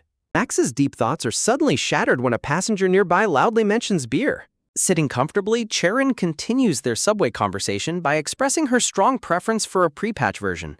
Charon looks on with a warm, nostalgic smile as the train continues its quiet journey. The subway doors slide shut as they wave goodbye, parting ways for the evening. Walking away, Max remains deeply puzzled by her parting words before deciding to head straight home. The next morning begins brightly with fresh golden baguettes resting in a bakery basket. Charon stands in the office lobby, touching her chin as she waits quietly in thought. Yeun notices Charon arrived early, to which Charon cheerfully replies she wants to leave early today. Charon generously offers to buy a drink, tapping the digital screen to place their order. Yoon smiles warmly, deeply touched by her coworker's sudden kind gesture. Yeun decides on the same drink, opting for the hot version instead of iced. They cheerfully exchange thanks as they wait together in front of the busy cafe counter. The kiosk machine prints out their receipt, confirming their chamomile tea orders are fully paid. Charon holds the paper receipt, turning her head back in slight surprise at a sudden sight. Yen hesitates for a moment, her gaze drifting sideways as she starts to speak. Max suddenly walks past them, looking visibly disheveled with a messy bedhead. Yi-yoon reacts in sheer surprise, completely taken aback by Max's unusually messy appearance. Her expression turns highly pensive as she watches him trudge deeper into the office. The scene transitions to the title screen of the new episode, Ice and Hot. A coworker teases Max about his messy bedhead, which Max sluggishly blames on morning styling hassles. The focus shifts to the clean white sign mark in the entrance of meeting room 3. Inside, Charon's ex-boyfriend, Andrew, sharply criticizes the design team for delaying their draft submissions. Furious, Charon fires back, pointing out that his sudden revision request caused the entire delay. Andrew arrogantly minimizes their efforts, leaving Max dreading the toxic atmosphere of their morning meeting. Scene shifts as a loud rush of running water echoes from the men's restroom. Max washes his face, desperately trying to reassure himself that this difficult week will pass. His quiet moment is suddenly interrupted when Andrew steps out from one of the restroom stalls. Andrew gestures for Max to join him, though Max nervously tries to decline. Andrew insistently drags Max along for fresh air, claiming Max isn't busy anyway. Max reluctantly agrees while drying his hands, overcome by an increasingly uneasy feeling. A deep, looming premonition of trouble hangs heavily over him as they head outside. Standing outside, Andrew immediately begins harshly criticizing the design team's lack of task prioritization. Andrew continues his ruthless rant about hiring standards, pointing his lit cigarette in frustration. Max stands in silent misery, coughing through secondhand smoke while enduring his coworkers' unchecked arrogance. Andrew seeks Max's agreement, forcing Max to offer an incredibly strained and awkward chuckle. Andrew spits on the ground and scoffs at the company's culture, making Max cringe in disgust. Max mentally notes that toxic gossipers who endlessly complain can be found in any workplace. Max suppresses a grimace as Andrew arrogantly claims he is far too good for their company. Max concludes that this is officially the most exhausting and frustrating morning he has experienced. The scene shifts back to the quiet office cubicles standing empty under the soft lighting. Max groans in exhaustion, frustrated to realize that the stressful morning has already flown by. Joy feels exhausted at her desk, contemplating a quick nap to recharge her energy. Max watches her from a distance, swallowing hard and tense in quiet anticipation. Max approaches Joy to ask if she is having lunch, surprising her completely. Max nervously debates with himself whether to invite her to eat lunch together. Joy mentions she might skip lunch, leaving Max feeling deeply disappointed and dejected. Following her polite refusal, Max reluctantly decides to settle for a nap instead. Joy unexpectedly changes her mind, inviting Max to eat lunch together after all. Joy cheerfully suggests they go eat, catching Max entirely off guard with her warmth. Max's face instantly lights up with joy and excitement at her sudden invitation. Joy happily enjoys her sandwich, completely unaware of Max's silent, affectionate admiration. Max silently cherishes the moment, while Joy looks at him with mild confusion. Sitting across from Joy, Max feels all his morning stress completely melt away. Max casually asks about scheduling their next study group, noting her busy morning. Max reassures her about his availability, secretly resolving to pull an all-nighter instead. Joy looks at Max thoughtfully, sensing that he might be overexerting himself. Joy suddenly proposes skipping their study session this week, shocking Max completely. Joy explains she needs to focus entirely on her upcoming speaking exam instead. Max recalls her practicing speaking recently, realizing it was all for this exam. Joy asks if he is okay with skipping, and Max nervously supports her. Max enthusiastically gives her a thumbs up, encouraging her to ace the exam. A heavy cloud of gloom settles over Max as his plans fall apart. Max sits alone, realizing how incredibly serious Joy is about changing her career. Max recalls his boss mentioning career advancement, highlighting his own lack of ambition. A wave of panic washes over Max as he envisions Joy leaving soon. A sudden computer system error interrupts his anxious thoughts, threatening his hard work. Max laments his lack of backup, questioning his own courage to pursue Joy. Esther suddenly approaches him in the dark lounge, noticing his incredibly serious expression. Esther hands Max a soothing drink, complaining about her own massive workload tonight. Esther sits beside Max, explaining her caffeine detox to help her sleep better. Esther hesitates nervously, preparing to ask Max about their earlier tense meeting. Esther sheepishly asks if she was too emotional, wondering if she should apologize. Max reassures Esther, insisting she has nothing to apologize for after the confrontation. Esther feels guilty for involving Max while he silently notes her excessive kindness. Max gently asks Esther if she regrets dating such a difficult partner. A single droplet falls slowly, emphasizing the heavy and contemplative silence between them. An awkward quietness stretches over the couch as they sit in deep reflection. Max nervously grips his cup, his hands trembling slightly in the quiet lounge. Max immediately regrets his intrusive question and frantically apologizes for crossing a line. Esther calmly replies that she has absolutely no regrets, surprising him completely. Esther smiles warmly, her expression radiating deep peace and closure about the past. Esther explains she would rather try and fail than live with perpetual regret. Esther laughs off the brief relationship, focusing instead on the lessons she learned. Max observes her unwavering conviction, deeply inspired by her strength and courage. Esther playfully dismisses his apology, making Max realize how resilient she truly is. Max looks down, feeling incredibly small and hesitant compared to her brave outlook. Max remembers Joy confessing that lonely weekends often feel burdensome and empty. He recalls Joy playfully teasing him about trying to impress someone at work. Max reflects on his past, realizing he has spent his life running away. Max fears his constant hesitation will result in losing Joy to someone else. Max's eyes fill with sudden resolve, finally ready to face his true feelings. Esther smiles warmly, encouraging Max to relax and simply treat his crush as a friend. Max admits he wants to get closer to her, leaving Esther highly surprised. Max confesses his complete awkwardness and lack of knowledge on how to pursue someone. Max feels extremely tense and anxious as he reflects on his romantic inexperience. Max musters up the courage to directly ask Esther for her help. Esther is completely stunned and speechless by Max's sudden request for assistance. Esther clarifies if Max is asking her to be his personal relationship advisor. Esther playfully inquires about what reward or compensation she will receive for helping him. Esther reminds Max that relationship advice operates on a strict system of mutual exchange. Esther takes a quiet sip of her drink, waiting for his response. Esther enthusiastically demands Max coupons as payment, leaving him completely baffled. Esther demands 5 coupons, prompting Max to wonder what they are even used for. Esther explains that the coupons will grant her any wishes, commands, or favors she wants. When Esther threatens to withdraw her help, Max quickly relents and agrees to 5 coupons. Esther happily seals the deal while Max sits in regret, feeling completely scammed. Esther playfully cheers to a bright and romantic future for Max and Joy. Max raises his fist in awkward agreement, though lingering doubts quickly cloud his mind. Joy sits at a cafe, smiling warmly as she looks down at her phone. Night falls over the apartment building, with a warm light glowing from the balcony window. Max's sister casually sips a beer and asks him about the age of his crush. Max tries to play dumb, but his sister relentlessly teases him about the girl he likes. Max shocks his sister by revealing that he does not actually know his crush's age. His sister is dumbfounded by his ignorance, while Max defensively tells her to mind his own business. His sister sighs that he is hopeless and should just stick to playing video games instead. A new day begins as Max reflects deeply on what his sister said. Max realizes how little he actually knows about Joy, from her age to her past. Max admits to himself that he is still completely in the dark about who Joy really is. Max diligently works at his office desk, though his thoughts remain occupied by Joy. Max gets irritated watching an annoying male coworker loiter around and try to flirt with a female colleague. Esther swoops in and drags the slacking coworker back to work, rescuing the office from his pestering. Esther winks at Max while loudly demanding his project access to maintain her work cover. Max realizes Esther intentionally intervened to help him, while she continues lecturing the slacking coworker. Feeling inspired by Esther's act of support, Max resolves to finally take action himself. Summoning all his courage, Max nervously strikes up a conversation with Joy about her workload. Joy smiles and replies that despite being busy, she has time to grab some coffee. Max nervously offers to buy her a coffee, hoping she will accept. Joy looks at him quietly, her expression neutral and contemplative. Max gulps in nervous silence, anxiously awaiting her response. Max taps his laptop screen, realizing he must bond with Joy before the study group resumes. Joy accepts and looks at the menu with Max, who resolves to make the most of this opportunity. A close-up shows Max holding the receipt for their 2 iced chamomile drinks. Max stares nervously at the receipt, mentally preparing himself to ask Joy about her age. Max finally gathers the courage to ask Joy how old she is as they wait in the cafe. Joy turns the question back on him, playfully asking how old he thinks she looks. Max begins calculating her age based on her university graduation and career years. Joy asks if he really calculated it that way, leaving Max immediately realizing he screwed up.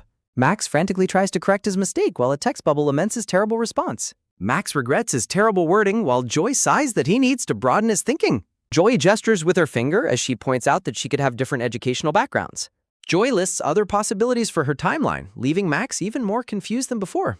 Joy asks Max if he prefers older, younger, or same-aged women, leaving him utterly confused. Joy clarifies she is asking about his preference, startling Max with her direct question. As they walk, Joy tells Max to think about his preference right now. Max thoughtfully replies that age does not matter as long as they can grow together. Joy smiles quietly in response, touched by his genuine and mature answer. Joy playfully teases Max for dodging the question, while he nervously insists he was being honest. A close-up shows hands holding a chilled green beverage filled with ice cubes. Joy asks if he is still curious about her age, and Max nods in agreement. Joy looks around cautiously before leaning in close to whisper a secret to Max. Joy whispers that she is 20, sending Max's heart into a frantic, racing beat. Joy teasingly completes her whisper by telling Max she has no intention of revealing her age. A cold can drops from the vending machine with a sharp echoing clank. Esther notices Max looking completely drained after his cafe outing with Joy and asks what happened.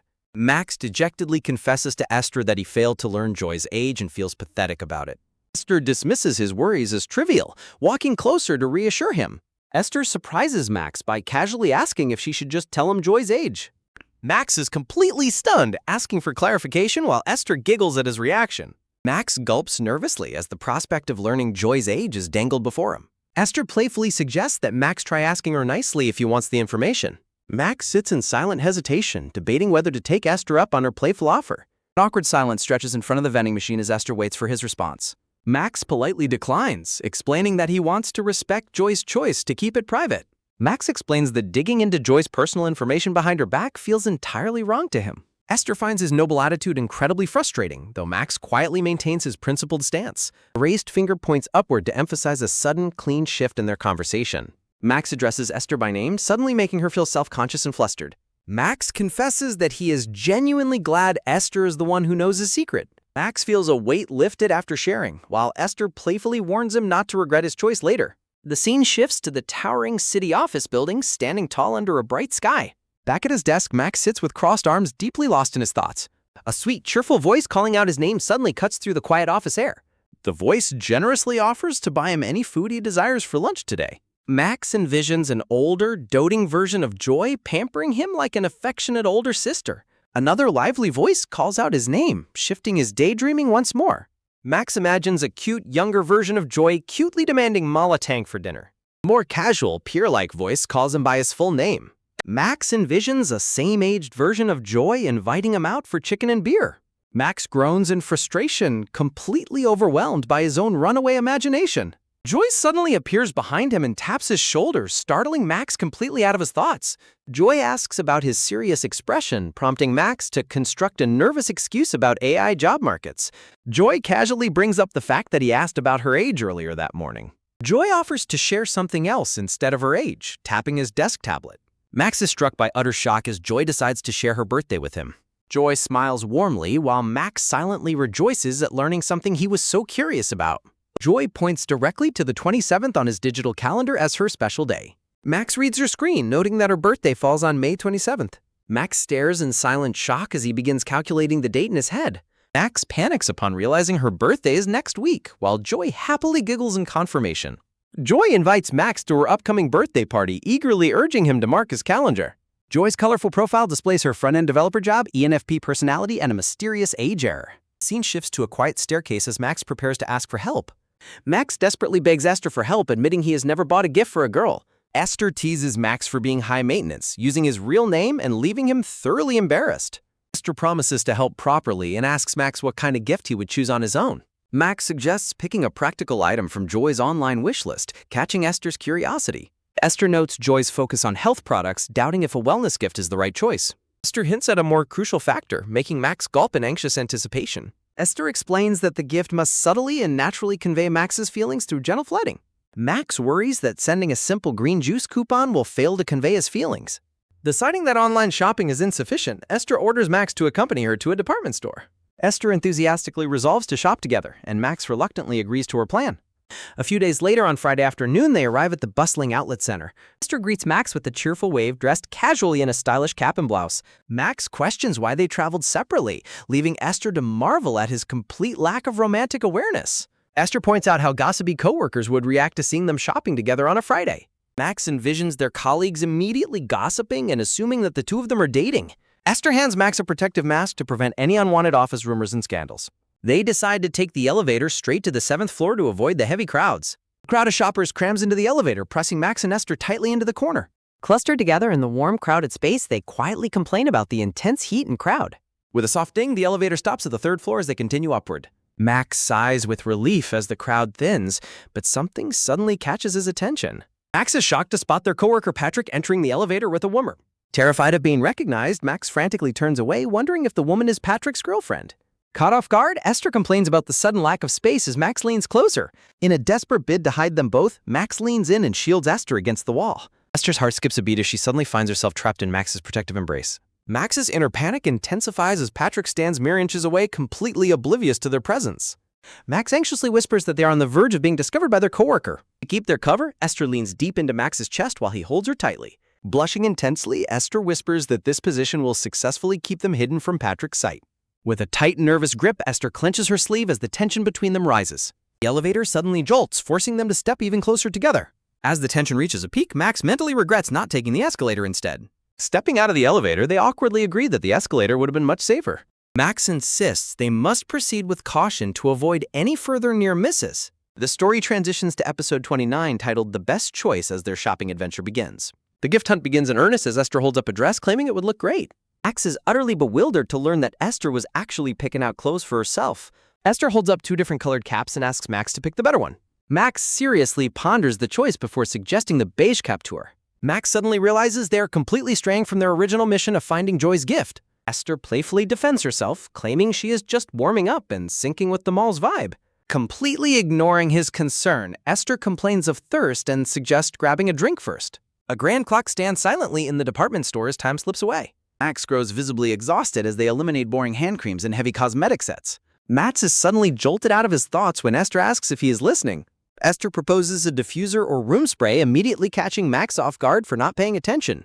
Max recalls Joy once mentioning how lonely her small, cramped apartment can feel. Max thoughtfully concludes that a pleasant room scent might be the perfect way to ease Joy's loneliness. Max likes the idea of a room spray and suggests going with that option as long as it isn't too expensive. Esther agrees with either choice but asks Max if he has a specific reason for choosing a room spray. Max explains that while a diffuser works passively, a room spray requires manual effort each time, making it more personal. Esther raises a finger, playfully explaining that every time Joy uses the spray, her thoughts will naturally drift toward Max. Max is deeply impressed by the hidden meaning behind Esther's gift logic as he imagines Joy happily using the spray. A pop-up store sign stands in the background as Max realizes they now need to decide on the perfect scent. A salesperson presents their signature best-selling fragrance for Max to evaluate. The salesperson asks about Max's girlfriend's preferences, sending Esther into a sudden panic. Max quickly clarifies that they are not a couple while thanking the clerk for the suggestions. Esther playfully nudges Max's arm, jokingly asking if he is upset by the clerk's mistake. Esther suggests going with a fragrance that closely resembles the scent of Joy's hair mist. Esther snaps a photo of another fragrance, noting she prefers a different scent for herself and will order it later. Esther tells Max to handle the checkout while she runs to the restroom, leaving him to agree. A glass bottle of the fragrance sits quietly on the display counter.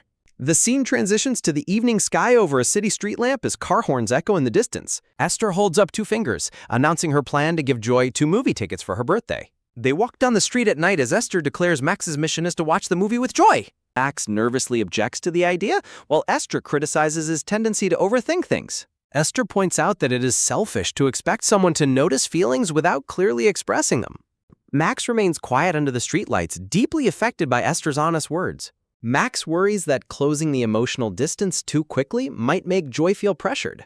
Esther explains that utilizing a natural excuse prevents any feeling of unwanted pressure. Esther cheerily advises him to let things flow naturally, while Max lets out an anxious sigh. Esther bids Max goodbye, but Max suddenly calls out to stop her. Max extends his hand, offering a small ribbon-wrapped gift box. Max explains it is a small thank you gift because Esther seemed interested in that fragrance earlier.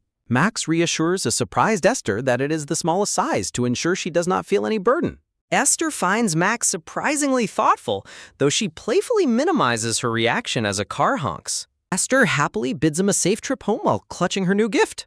Max sits alone at a bus stop under the quiet night sky. Max is startled when his phone suddenly registers an incoming text message with a soft chime. Max is confused by the sender's name as he reads a thank you text from Yoon.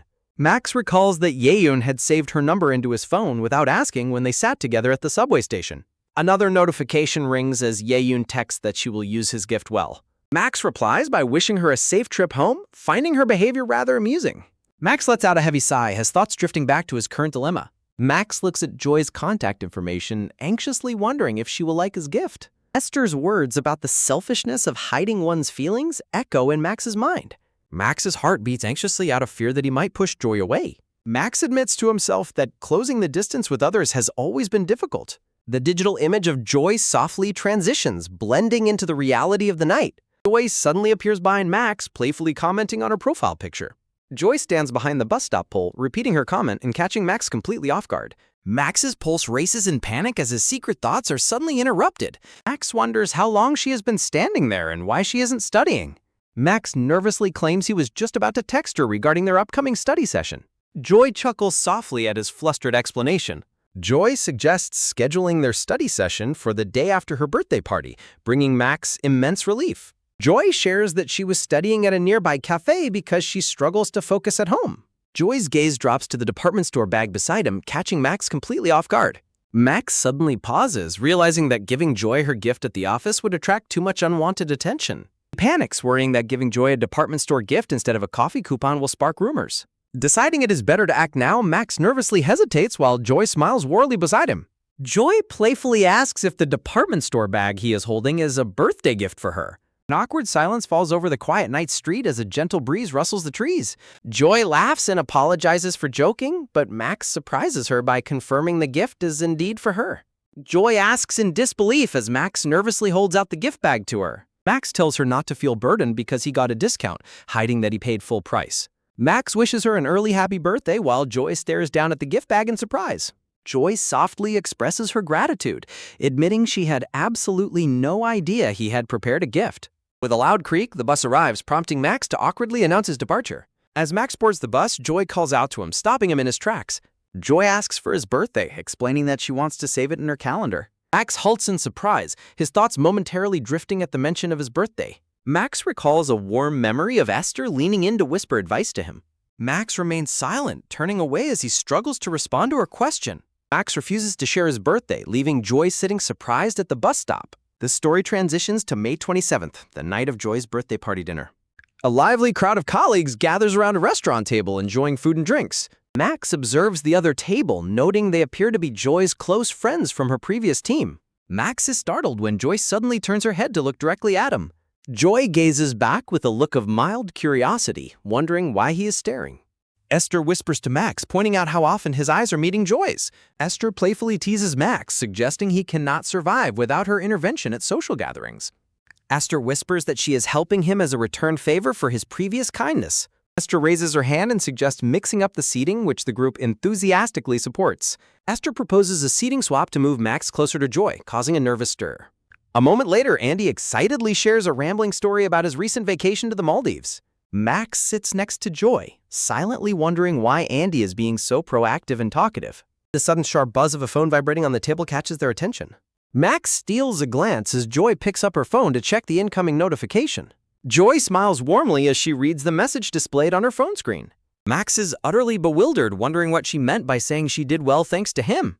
When a coworker asks Max about the second round, Andy dismissively remarks that Max never drinks. A colleague points that Max skipped the last team dinner for the same reason. Max remains silent, his expression turning solemn under the pressure of the group's gaze. The scene shifts to the glowing restaurant facade under the dark night sky. With a soft rustle, Esther hands Max a hangover relief packet to take before drinking. Max thanks Esther and asks if she is joining, while she teases his sudden change of behavior. Max explains he must return to the office to finish some work, shocking Esther. Esther playfully asks if he is offering to help her with her late-night workflow. A tense, unspoken silence hangs between them as they lock eyes in the cool night. Esther waves it off as a joke, urging him to focus on impressing Joy tonight. As the restaurant door swings open, Esther announces she will greet the group before heading inside. Max wishes Esther good luck, but tells her to take it easy, earning a laugh. Max sincerely explains that she can easily achieve both success and a bit of peace. Esther falls silent, turning away as his gentle words touch her heart. Esther smiles softly to herself, deeply touched by his quiet thoughtfulness. With a low hum, Esther softly agrees to take it easy while having good luck. The group gathers around a new table as the second round of drinks begins. A hand holds a blue packet of hangover relief amid the quiet chatter of the restaurant. Max looks down at the hangover relief packet, regretting that he couldn't properly thank his coworker before she left. Jaden asks Max what is on his mind and if the whiskey is too strong, but Max quickly brushes it off. Haley playfully asks Joy which of her birthday presents was the most memorable. Jaden tells Haley she is asking an uncomfortable question, but she insists she is just curious. Joy politely explains that she is grateful for every gift, sparking a playful bickering match between Jaden and Haley. Max listens quietly as Joy pauses to think of the one gift that stood out the most to her. Joy happily reveals that her favorite gift was the room spray, leaving Max completely stunned. Haley excitedly asks if the gift is from a guy she is seeing, causing Max to choke on his drink. Joy denies any romantic involvement while Jaden quickly hands a napkin to a coughing Max. Haley asserts that a department store gift over a simple coffee card proves a guy is definitely interested in Joy. Joy giggles and claims a girl actually chose the gift, while Max wipes his face in nervous silence. Haley asks Max what he ended up getting for Joy, putting him on the spot. Jaden confidently guesses that Max got her a standard coffee gift card, and a relieved Max quickly plays along. Joy notices Max's flushed face and asks if he is okay, and he blames his reaction on the whiskey. Joy kindly advises Max to step outside for some fresh air as the scene transitions to the dark night sky. Outside, Max stumbles along the pavement, fighting off severe dizziness and nausea from the stressful evening. Max wishes for the night to end as Joy suddenly exits the restaurant to join him for fresh air. Joy brushes her hair back and reassures him that she does not take Haley's teasing seriously. Max looks away, feeling highly conflicted over her lack of romantic suspicion. His thoughts are interrupted when a coworker's voice calls out to ask about a third round of drinks. Desperate to go home and sleep, Max reluctantly tells the group that he will join them. Joy admits she was ready to call it a night, making Max immediately regret not being honest about wanting to leave. Max pats his cheeks to wake himself up, resolved to make the most of the evening for Joy's sake. With a determined expression, Max clenches his fists and vows to see the night through to the end. With a sharp gasp, Max suddenly wakes up in his bed the next morning. Max lies flat on his back in his bedroom, staring blankly at the ceiling in complete exhaustion. Waking up with a splitting headache, Max opens the refrigerator and wonders how he made it home. Standing in his kitchen, Max remembers being forced to drink whiskey and notes that it is past 9 in the morning.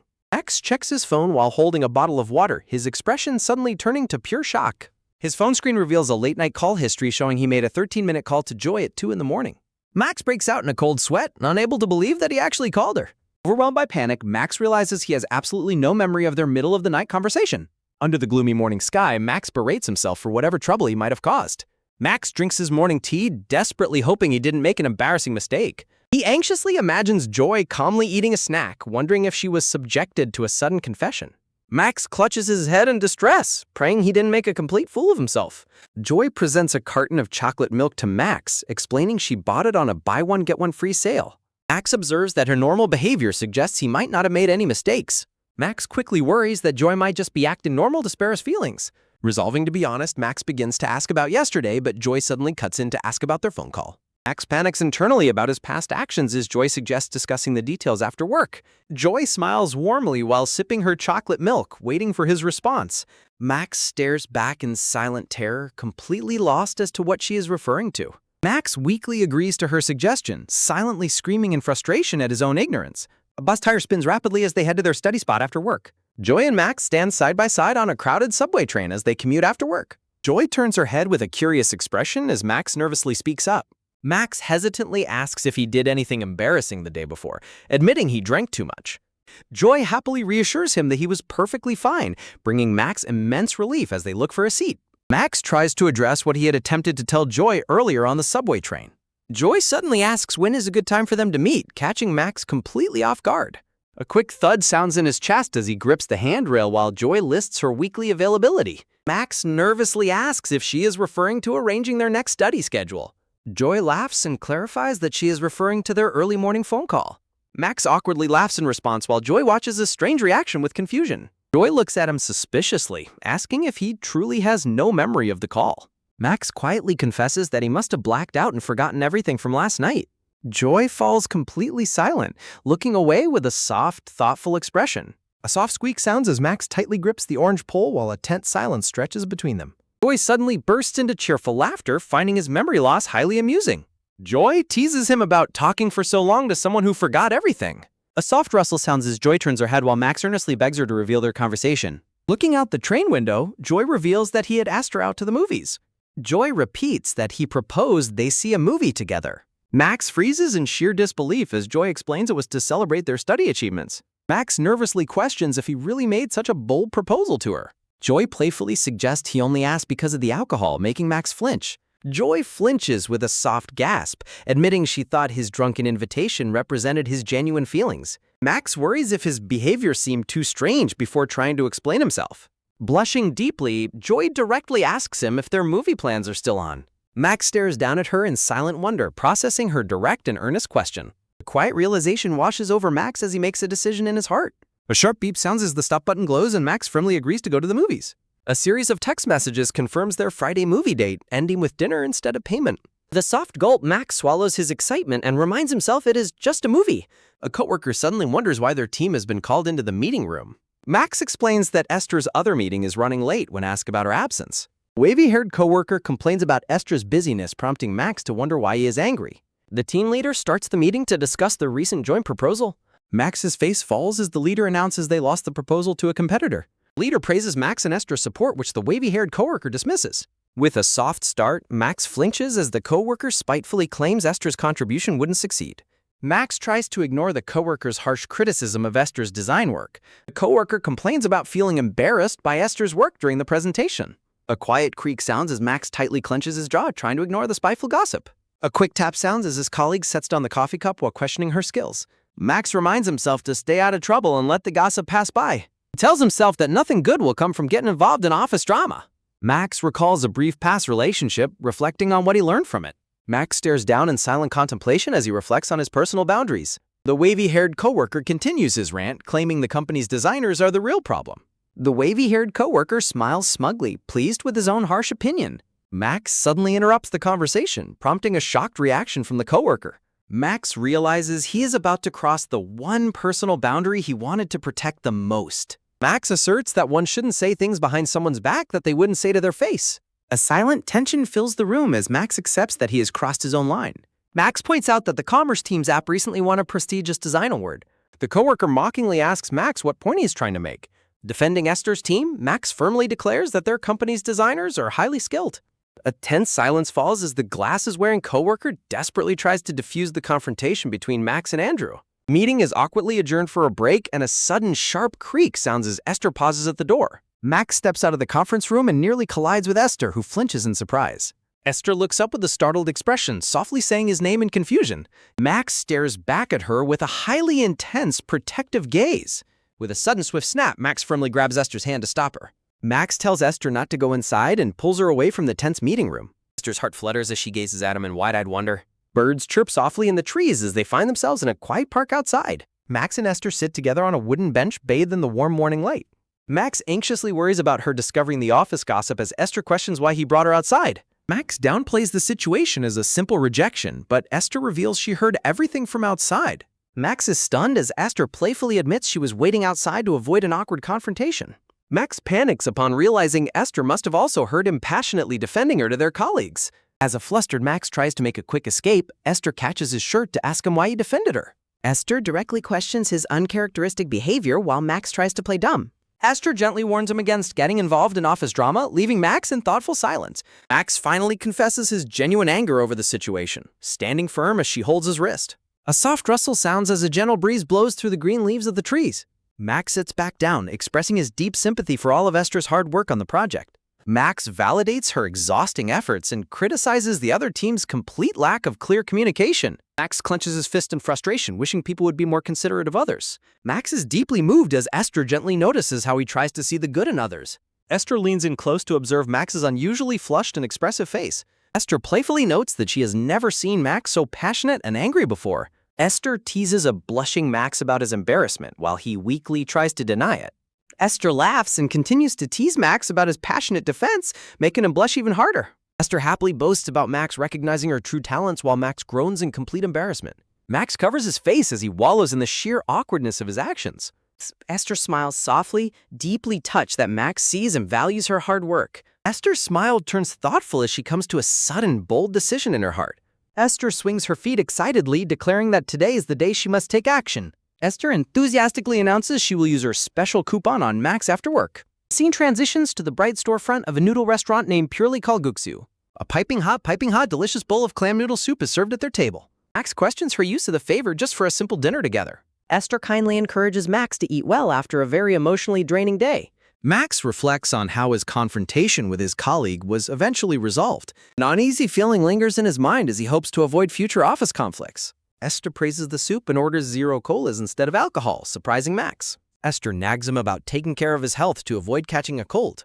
Max plays along, pointing out her sudden change to informal speech, prompting a defensive reaction.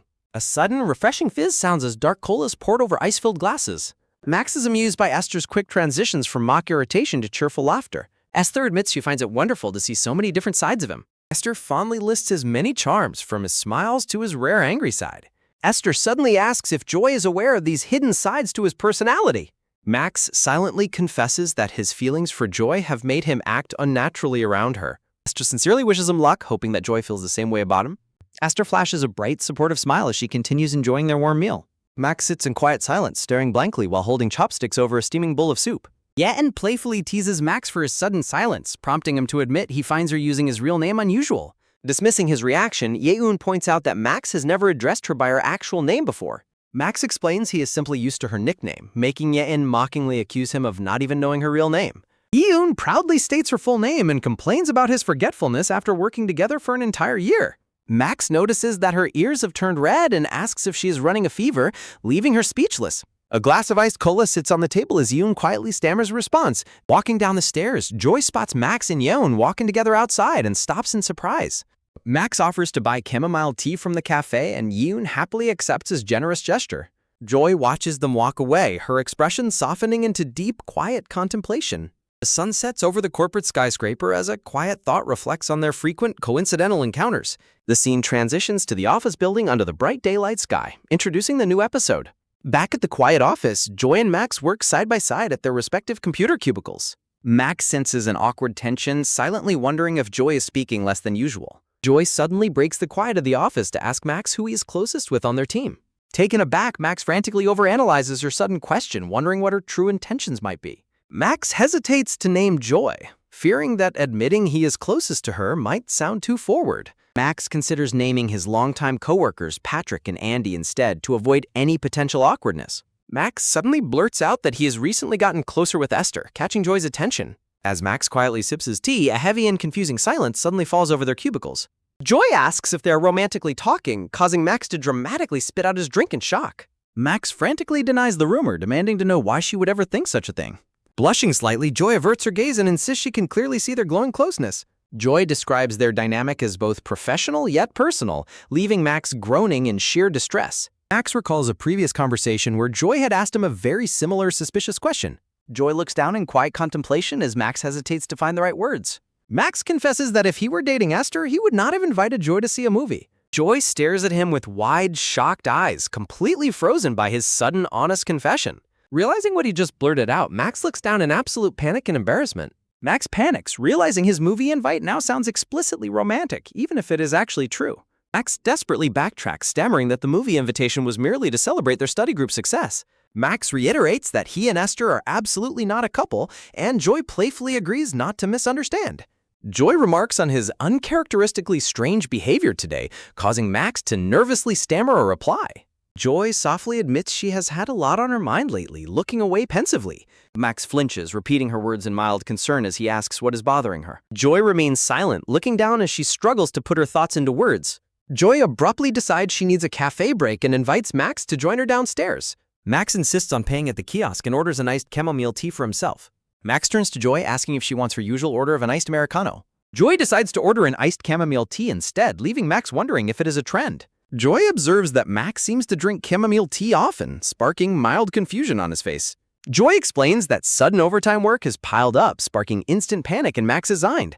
Joy proposes rescheduling the movie instead, to Max's immense and unspoken relief. Checking her phone, Joy suggests rescheduling for next week and asks if that works for him. Joy's fingers suddenly pause mid-text as a quiet realization strikes her. Joy stares blankly at her screen, her expression freezing in sudden surprise. Tension builds as Joy's nervous gaze hints at a sudden, overwhelming realization. Joy boldly asks if they should watch the movie over the weekend instead. Joy reiterates her proposal to watch the movie this coming weekend instead. Joy asks for his thoughts, leaving Max staring in utter, wide-eyed shock. Playfully smiling, Joy asks Max if the weekend plans feel too burdensome, leaving him completely startled by the sudden proposal. Although Max secretly worries the weekend is too busy, he quickly backtracks and nervously assures Joy that Saturday sounds perfect. Looking at their phones, Joy proposes meeting on Saturday evening, and Max happily agrees to the plan. Joy mentions that Haley will join them later, prompting a flustered and surprised response from Max. Yan arrives early to cover for Esther, who took a sudden day off, greeting Joy and Max with a tired yawn. Yi-yoon explains that Esther has a severe fever of 39 degrees, leaving Max shocked while Joy worries if she visited a hospital. Rubbing her eyes, Yi-yoon worries that Esther lives completely alone with nobody around to care for her during her sickness. Max deeply contemplates how serious a 39-degree fever is as Joy watches him with a pensive expression. Shifting to Saturday afternoon, the bright sun shines through the balcony glass door of a modern apartment building. Standing before his mirror, Max nervously gets ready, reflecting on how today is finally the long-awaited movie outing. Looking at his hangers, Max laments his dull wardrobe, realizing most of his clothes are dark, plain, and boring. Max checks his phone, trying to brush aside his lingering worries before heading out for the day. His screen reveals an unanswered chat message sent to Esther yesterday asking how she was feeling. Max begins to sweat, deeply concerned that Esther has still not replied to his check-in message. Max freezes in place, his mind racing with worst-case scenarios about Esther's condition. Trying to calm his nerves, Max tries to convince himself that Esther is an adult who can manage her cold. Max's phone suddenly vibrates with an incoming call from Yoon, startling him completely. Answering immediately, Max frantically asks if she is all right, relieved to finally get a response. Max listens closely as Esther's extremely hoarse and weak voice speaks through the phone line. Esther explains she missed the window to visit a clinic and now everything is closed for the weekend. Max is left questioning why Esther would choose to call him of all people during her illness. Esther weakly inquires if her coupon for his help can be redeemed today, shocking Max. Though Max internally screams that he has plans, he reluctantly asks if there is any way he can help her. Max tries to steel his resolve to decline her request, but Esther desperately asks him to buy her medicine. Vowing to reject her firmly, Max instead blurts out a compliant agreement, failing to say no. The episode titled Ctrl-Alt-Resign appears as Max reacts in absolute shock and horror at his own compliance. Clutched in panic, Max stands outside under the green trees, looking flustered while checking his phone. Shifting to a tall residential building, Max's inner thoughts reveal that he ultimately decided to check on Esther anyway. Max reviews a text exchange where Esther provides her apartment details, justifying that a brief visit will not ruin his evening. Standing at her building entrance, Max grumbles about being treated like an errand boy while another tenant exits. Max recalls Esther's bright, friendly nature, convincing himself that helping her is the least he can do. Holding the plastic bag of medicine, Max reassures himself that his actions are purely out of coworker kindness. Max stands outside Unit 1002, trying to maintain a positive attitude for the rest of his day. Raising his hand, Max gently knocks on the dark gray apartment door to announce his arrival. Max stands waiting in the quiet hallway, wondering if his knock was heard. Max hesitates, debating whether he should leave the medicine at her door or ring the bell. Standing in deep thought, Max is suddenly startled by the sound of the door handle clicking open. The apartment door swings open to reveal a pale, sick-looking Esther surprised to see him. Max stares at her in stunned silence, taking in her visibly weakened appearance. Inside her home, the quiet is broken by a gentle whir-whir-whir of the cleaning robot on the floor. Max sits on the sofa, marveling at how spacious her apartment is for a single person. As Esther drinks some water, Max advises her to ask friends or family for help in the future. Max silently worries about how compromising this situation looks, while Esther playfully calls him a total nag. Shuffling across the floor, Esther admits she has very few friends and refuses to elaborate on her family. Esther sits right beside Max on the couch, admitting he was the only person she could think of calling. Looking at him warmly, Esther offers a soft, grateful smile that completely catches Max off guard. Staring back in silence, Max feels a heavy wave of awkwardness wash over him. Seeking a quick distraction, Max changes the topic and asks if she ever opened the diffuser he gave her. When Esther offers to show him her bedroom, Max firmly declines, prompting her to tease him for being easily embarrassed. Max prepares to leave as Esther warmly reflects on what a genuinely good boyfriend he would make. A voice echoes in Max's head as he stands there, deeply perplexed by the sudden thought. Suddenly, Esther slides down and rests her head against Max's shoulder, causing him to flinch in shock. Esther drifts off into a deep, feverish sleep beside him on the quiet sofa. Max looks down at her with a mix of worry and intense awkwardness. Max sighs quietly, wondering if he should order some porridge for her empty stomach before leaving. A painful groan escapes Esther's lips as she softly calls out for her father in her sleep. As Max worries about her heavy breathing, his phone suddenly breaks the silence with a sharp buzz. A message from Joy pops up suggesting they grab dinner together after the movie tonight. Max stares at the screen, completely overwhelmed by the conflicting plans. Glancing back at the sick girl, Max sighs deeply, utterly torn over what to do next. Esther remains fast asleep, completely unaware of the difficult choice Max is facing. Time passes silently in the apartment as the afternoon light begins to fade. After some time, Esther's breathing begins to stabilize as her fever starts to break. Her eyes slowly flutter open to the sound of a distant metallic clatter from the kitchen. Following a soft clunk, Esther weakly calls out Max's name, startling him in the kitchen. Turning around from the stove, Max warmly asks Esther if she is finally awake. Still groggy, Esther rubs her eyes as the new episode subtitle appears below. Max's text messages reveal he postponed his plans with Joy, who graciously accepted the delay. Max stares at Joy's polite response, feeling a heavy wave of guilt wash over him. Esther asks if he made the hot food himself, and Max sheepishly explains he used leftover ingredients. Esther admits she expected him to leave immediately, expressing how deeply touched she is by his care. Noticing his embarrassment, Esther begins teasing him about checking in on her since Friday. Max defends himself with work logic, leaving Esther pouting while he celebrates a small victory. A comforting tray of freshly cooked porridge and simple side dishes is served warm. Esther reveals Max is the first guy in her apartment, sparking instant panic in his mind. Max groans in frustration as Esther laughs at how easily embarrassed he gets. Softening, Esther asks if he canceled his weekend plans just to stay and care for her. Max honestly admits he canceled his movie plans tonight, leaving Esther completely stunned by his confession. Esther quickly guesses the plans were with Joy, which Max regretfully confirms. Realizing his massive slip-up, Max frantically backtracks, insisting he only postponed the movie. Esther's expression darkens with immense guilt, prompting a panicked plea from Max. Both of them spiral into deep anxiety as Max desperately tries to find a way to fix things. Esther covers her eyes, tearfully apologizing for calling him and ruining his plans. Max watches her cry in heavy silence, feeling deeply responsible for her distress. Max comforts her, explaining that keeping a promise to a sick coworker is just as important. Max playfully reminds her she used one of her coupons, leaving her with only 3. Max gently adds that he could never leave her alone while she is sick and helpless. Max reflects on how incredibly lonely and dangerous it is to be sick all by oneself. Esther asks if his date with Joy is truly just postponed rather than canceled forever. Max quickly reassures her to ease her mind, though his inner thoughts remain conflicted. Seeing her recover, Max prepares to leave while giving her careful instructions about her food. Max continues to nag her about visiting the clinic on Monday as he opens the door. Just as Max is about to step out, Esther calls his name, halting him. With a gentle, warm expression, Esther softly apologizes before thanking him for his kindness. Max offers a warm, comforting smile, bidding her farewell until they meet on Monday. The front door clicks shut, and the electronic lock automatically seals behind Max. The hallway light remains illuminated, casting a soft glow over the quiet ambience. Esther stands silently by the door, staring at the empty space where Max just left. Hugging herself softly, Esther thinks back to Max's lovely smile as a quiet warmth fills her. Silence settles back over the peaceful apartment as the long day finally draws to a close. Esther watches the closed door in silence, a soft blue scrunchie holding her light brown hair. She blushes deeply, hiding her face in her hands as a wave of affection overcomes her. Walking away, Max realizes his relationship with Esther is becoming complicated and decides to establish some distance. Max recalls Joy's observation that his dynamic with Esther seemed to cross professional boundaries into personal territory. A sharp buzz startles him as his phone vibrates with an incoming call from Joy, interrupting his regrets. Answering the call, Max tries to apologize, but Joy warmly expresses her appreciation for late-night cinema. The scene shifts to the brightly lit ticket counter of a quiet modern movie theater. Dressed in a lovely pink dress, Joy waits patiently in the lobby while checking her phone. She looks up with curiosity as Max approaches, calling out her name across the quiet lobby. Standing up, Joy asks if he ran, but a breathless Max insists he simply walked very quickly. Joy giggles at his red face, privately thrilled yet nervous about their first weekend outing alone together. Joy excitedly orders a large caramel popcorn and zero cola, while Max struggles to control his intense nervousness. Inside the dark theater, a tense murder mystery film begins playing on the massive screen. As the movie's dramatic dialogue echoes, Max and Joy scan the pitch-black empty theater for their row. Finding the darkness disorienting, Joy decides to turn on her phone's flashlight to help navigate the stairs safely. Suddenly, a bright flash of light from behind catches her attention, causing her to turn around. Just as Max warns her about the dark stairs, a sudden thud sounds as he loses his footing.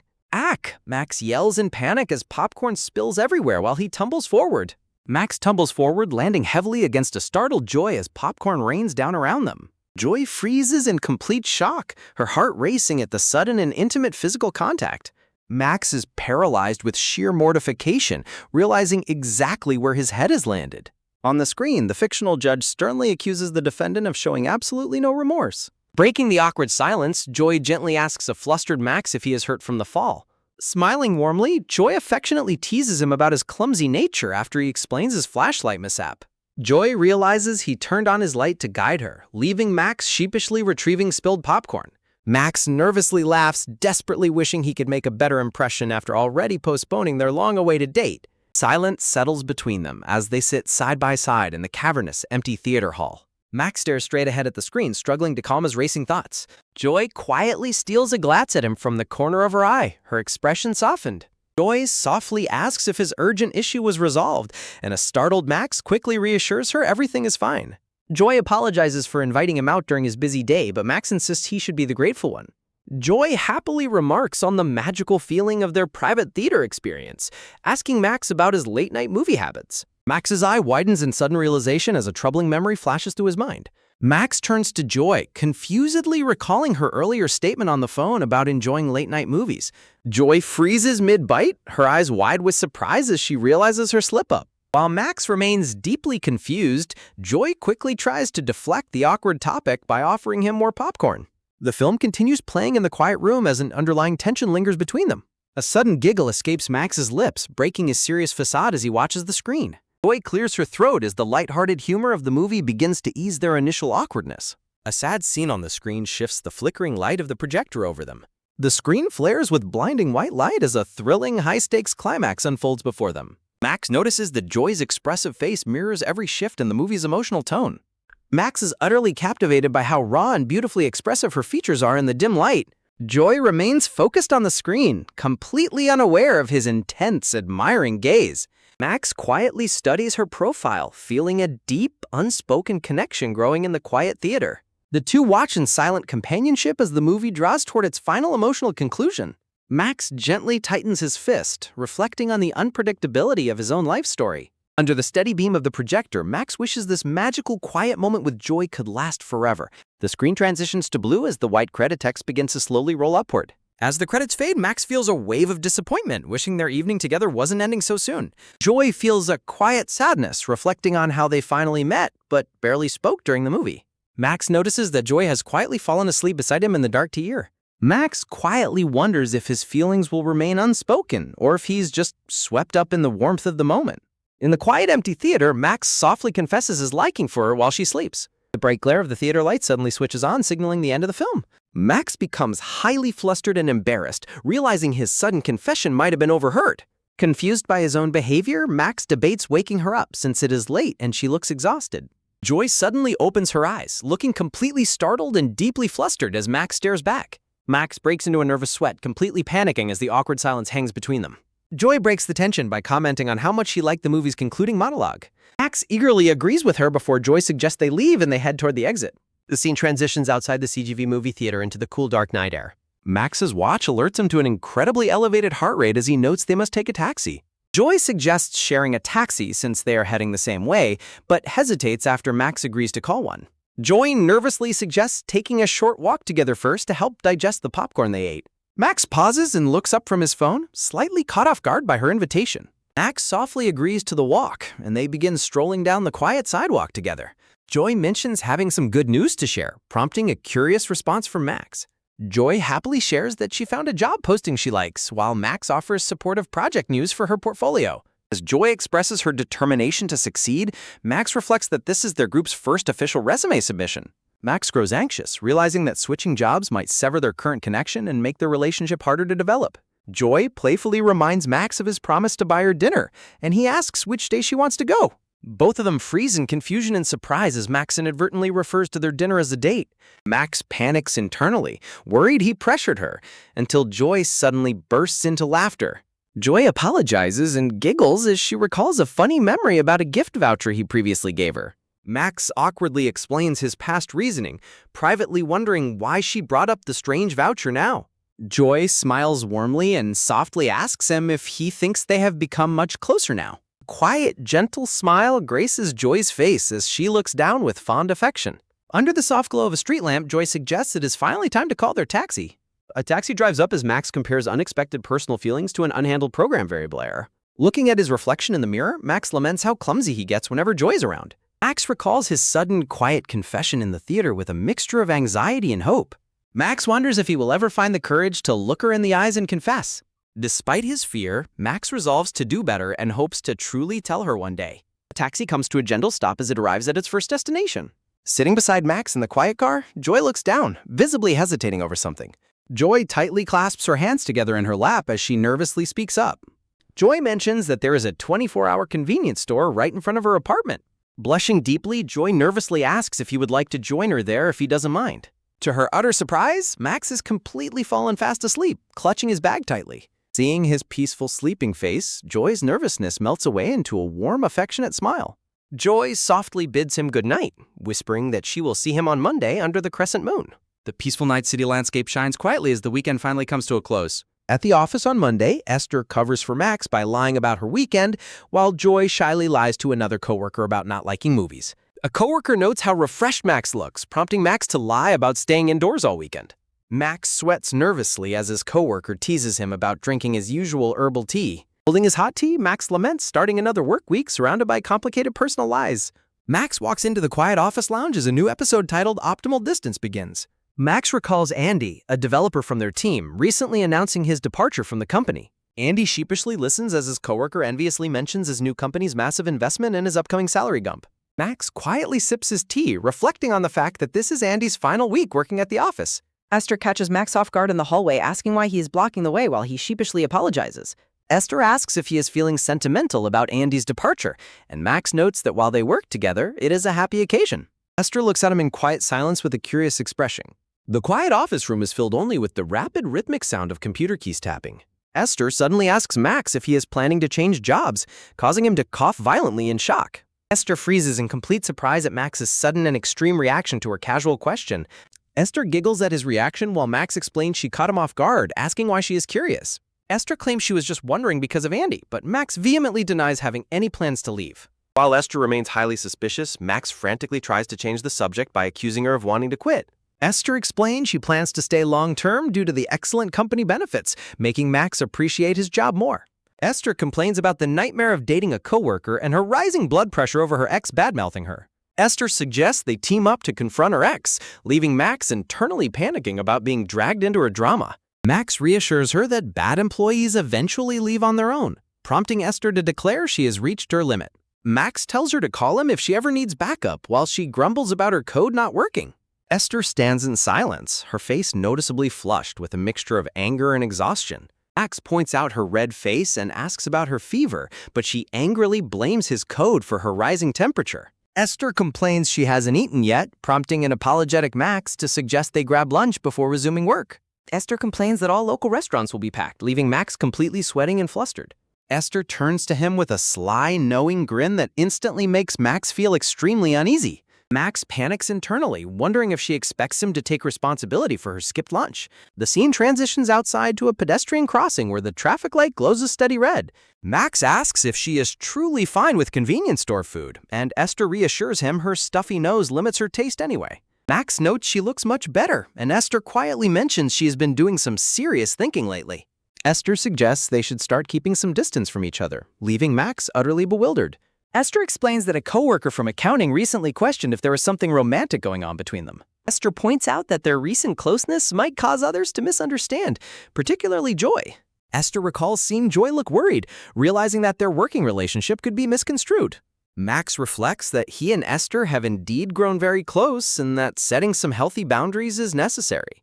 Max silently realizes that Esther has been harboring the exact same thoughts about their workplace dynamic. Esther's voiceover explains she wants to support Max's dating life rather than hold him back. Max suspects she is still bothered by the previous week's incident and silently thanks her for her thoughtfulness. An elevator chime sounds as the digital indicator panel displays their arrival on the 11th floor. A comfortable yet slightly awkward silence settles between Max and Esther as they ride the elevator together. Max internally reflects on his movie outing with Joy, feeling grateful that they finally got to share that moment. Esther gently reassures him that he doesn't need to worry about what happened over the weekend anymore. The elevator doors slide open with a soft click as Esther looks down in quiet contemplation. Esther asks how the movie date went, and Max sheepishly admits he was far too nervous to notice. Esther warmly offers to give him dating advice or help whenever he needs it, even suggesting he can call her. Max politely declines to avoid bothering her, insisting he will try his best to handle things on his own first. Esther teasingly brings up his remaining coupons, while Max hilariously corrects her actual coupon balance. Esther announces she will eat in the break room, giving Max space to eat at his desk. Esther bids him to take it easy this afternoon, and Max warmly wishes her the same as she departs. Max is suddenly startled by a company messenger notification vibrating on his phone. Max stands in front of the lobby doors, checking the urgent message with a look of surprise. The scene transitions to a cozy, quiet coffee shop with a handwritten chalkboard menu displayed outside. Joy sits at a table and waves happily, calling out to him by his online nickname, Donggu. Max explains that Andy asked him to stop by, and Joy is surprised to find they were both summoned. Andy suddenly creeps up behind Max, sweating profusely as he apologizes for being late due to signing handover paperwork. Andy mentions he ordered drinks through the app and suggests Max sit next to Joy, making Max panic. Andy places his phone on the table, preparing to get straight to the point before they leave. Andy pushes up his glasses with a solemn expression, preparing to deliver serious news. Andy catches Max and Joy completely off guard by offering them a job change opportunity at his new company. The translator's notes reflect on the story's romantic rivalry and popular reader polls. Andy formally extends an unexpected offer to both of them to join his new development team. Andy explains that his new company has put him in charge of a new development team. As Andy requests their join, Max is suddenly struck by a revealing realization about the offer. Andy explains that hiring unvetted employees is risky, justifying his decision to recruit them. As Andy continues his pitch, Max internally wonders if accepting would allow him to stay close to Joy. Andy expresses his trust in their abilities while sending the company details directly to their phones. Max is highly impressed as he reviews the exceptionally generous benefits of Andy's new company. Despite the tempting offer, Max remains conflicted as he considers his true feelings and path forward. Joy politely declines the offer to pursue her own ambitions, leaving Max to admire her determination. Andy expresses his disappointment at her refusal before quickly turning his attention back to Max. Sensing Joy's curious gaze, Max hesitatingly replies that he needs time to think about the offer. Max admits to himself that the company's compensation package is incredibly attractive to him. Max laments his lack of direction compared to Joy's clear career goals as his tea cools. Time passes quietly as the hands of the wall clock steadily tick forward into the evening. A lingering message on Max's phone leaves him sitting in a state of deep, complicated conflict. Lying on his sofa, Max feels a quiet sense of pride at being so highly valued. Max fondly recalls Joy happily sharing her excitement about a new job listing she found earlier. Joy's words about her independent goals echo in Max's mind, highlighting her clear and driven focus. Max contemplates whether he is truly ready to step out and take on a new challenge. Desperately wanting career advice, Max is suddenly interrupted by the sound of the front door unlocking. Max's older sister walks into the apartment, sighing heavily from a long and exhausting day. Noting her history of job changes, Max suddenly asks his sister for her advice on switching companies. At a convenience store table, Max's sister teases him about his sudden and unexpected job offer. Placing down her drink, his sister instructs Max to first identify his core career priorities. She advises him to list what matters most, such as work-life balance, and compare employee reviews online. His sister warns him about workplace risks, quickly threatening him when he teases her about her ex. She warns Max that many people regret switching jobs once they realize their old workplace was better. Max is left speechless as his sister bluntly asks if he's ready for those risks. She explains that a job change means being ready to prove oneself entirely from scratch. She reminds him to think carefully since he hasn't even completed 2 full years yet. Grabbing a snack, she warns that career growth is about depth and no one protects probationary workers. After Max promises to consider her advice, his sister abruptly cuts off the boring career talk. She eagerly shifts the conversation to ask about Joy's age, which Max admits he still doesn't know. When Max casually mentions their weekend movie date, his sister spits out her drink in shock. His sister reacts with comedic disgust over his late taxi ride, forcing a blushing Max to frantically defend himself. Max hides his face in embarrassment while his sister relentlessly teases him about finally becoming a grown-up. Smirking playfully, his sister tells him to keep one crucial piece of advice in mind. His sister wisely points out that both love and career shifts heavily depend on timing. Back in his room, Max reads a chilling employee review detailing office smoking and verbal abuse. Looking at the high pay versus terrible work culture, Max feels the downsides far outweigh the benefits. A sudden loud buzz sounds as his phone begins vibrating on the desk, interrupting his thoughts. Max panics as Joy messages him about their promised lunch before he could bring it up naturally. Max worries she might think he forgot his promise, then notices something new on her profile. Max notices Joy's new profile picture features the exact outfit she wore on their movie date. Wondering if she took the photo while waiting for him, Max quickly prepares to reply. Joy suddenly changes their lunch plan to dinner, and a nervous Max quickly agrees to the change. Donggu is startled by a photo from the movie theater, wondering if it carries some deeper meaning. He tries to dismiss his wishful thinking, urging himself to focus on his current text exchange with Cherin. Sitting alone on his balcony at night, Donggu anxiously struggles to find a natural way to keep their conversation going. He stares nervously at his glowing phone, completely unsure of what message to send next. A sudden ding alerts him right after he hesitantly sends off a text, catching him off guard. He panics when Cherin replies instantly, explaining she was just updating her resume and portfolio. She texts back that she had an exhausting day, complaining that her wrist and fingers are aching. Dong-gu instantly overanalyzes her message, assuming she wants to end the conversation because she is tired. He starts typing a polite goodnight message to avoid bothering her any further. A soft ting interrupts him, signaling that another message from her has already arrived. A single incomplete text bubble from her arrives on the dark screen, reading simply, "Should we?" Dong-gu's eye widens in pure suspense as he stares intently at the screen. "I understand. Please provide the text you would like me to read back, faster." Sweat drops form on his face as he blinks in absolute disbelief at her unexpected suggestion. He panics at the thought of a phone call, completely overwhelmed by how sudden her request is. His phone suddenly vibrates with a loud buzz, confirming she is actively calling him. Realizing they have never had a proper phone call before, he nervously answers with a quiet hello. He flinches in surprise when her soft voice calls out his real name, Dong-gu, on the other end. His mind goes completely blank as he collapses onto his bed, his ears tingling at her late-night voice. He loudly blurts out that he is wide awake, instantly regretting his overly energetic and noisy response. A quiet chuckle from the receiver makes him realize she heard his clumsy outburst. She playfully teases him for sounding like a little kid, leaving him thoroughly embarrassed. Her tone softens as she hesitantly begins to explain the real reason behind her late-night call. Standing up, Dong-gu listens as she shares details about the job vacancy recommended by Andy. She mentions a college friend's warning about the company's strange CEO, confirming his own negative online research. He sits back down as she explains she just wanted to share this inside information to help him decide. He smiles warmly, expressing his deep gratitude for her incredibly helpful advice. He silently wonders why she couldn't have just shared this news at the office tomorrow. Though he enjoys hearing her voice, he begins casually tapping on his phone screen. Switching the call to speaker mode, he eagerly asks if she is enjoying her birthday gift. He checks his screen to find a WikiHow page about keeping conversations going, determined to grow closer outside of work. When she offers to send proof, Dong-gu turns back, highly intrigued by her playful promise. He gasps in shock when his phone suddenly alerts him that a new image has arrived. He opens a message containing photos of her new perfume, but spots something else that startles him.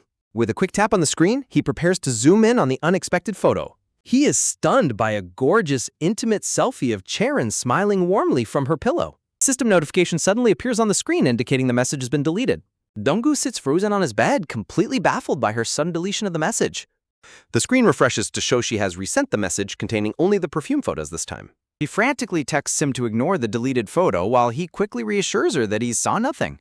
Looking out at the starry night, he reflects on how a part of him wishes time would slow down. Next to his packed black duffel bag, he admits that another part of him wants tomorrow to arrive quickly. He smiles warmly at his phone, realizing this is a night where contradictions quietly coexist. Title card for episode 39, Dual Thread, features a lovely mirror selfie of Charon in a pink dress. The next day, a series of quick text messages confirms their plans to meet for a Malatang dinner. At the office, his coworker Yoon catches Dong-gu on his phone, teasing him for slacking off. With the clock showing 1 minute before 5, he politely declines her request to work late, citing his dinner plans. Ye-yoon leans in with a knowing grin, whispering to ask if his plans are with her. A male coworker suddenly pops up, asking Dong-gu to check some database query before he leaves. Ye-yoon quickly defends him, teasing their coworker for dumping work on someone who is about to leave. Esther suggests Patrick handle the task, much to his delight, while Joy prepares to leave work. Patrick asks Joy if she is leaving, catching her by surprise as Esther and Dong-gu look on.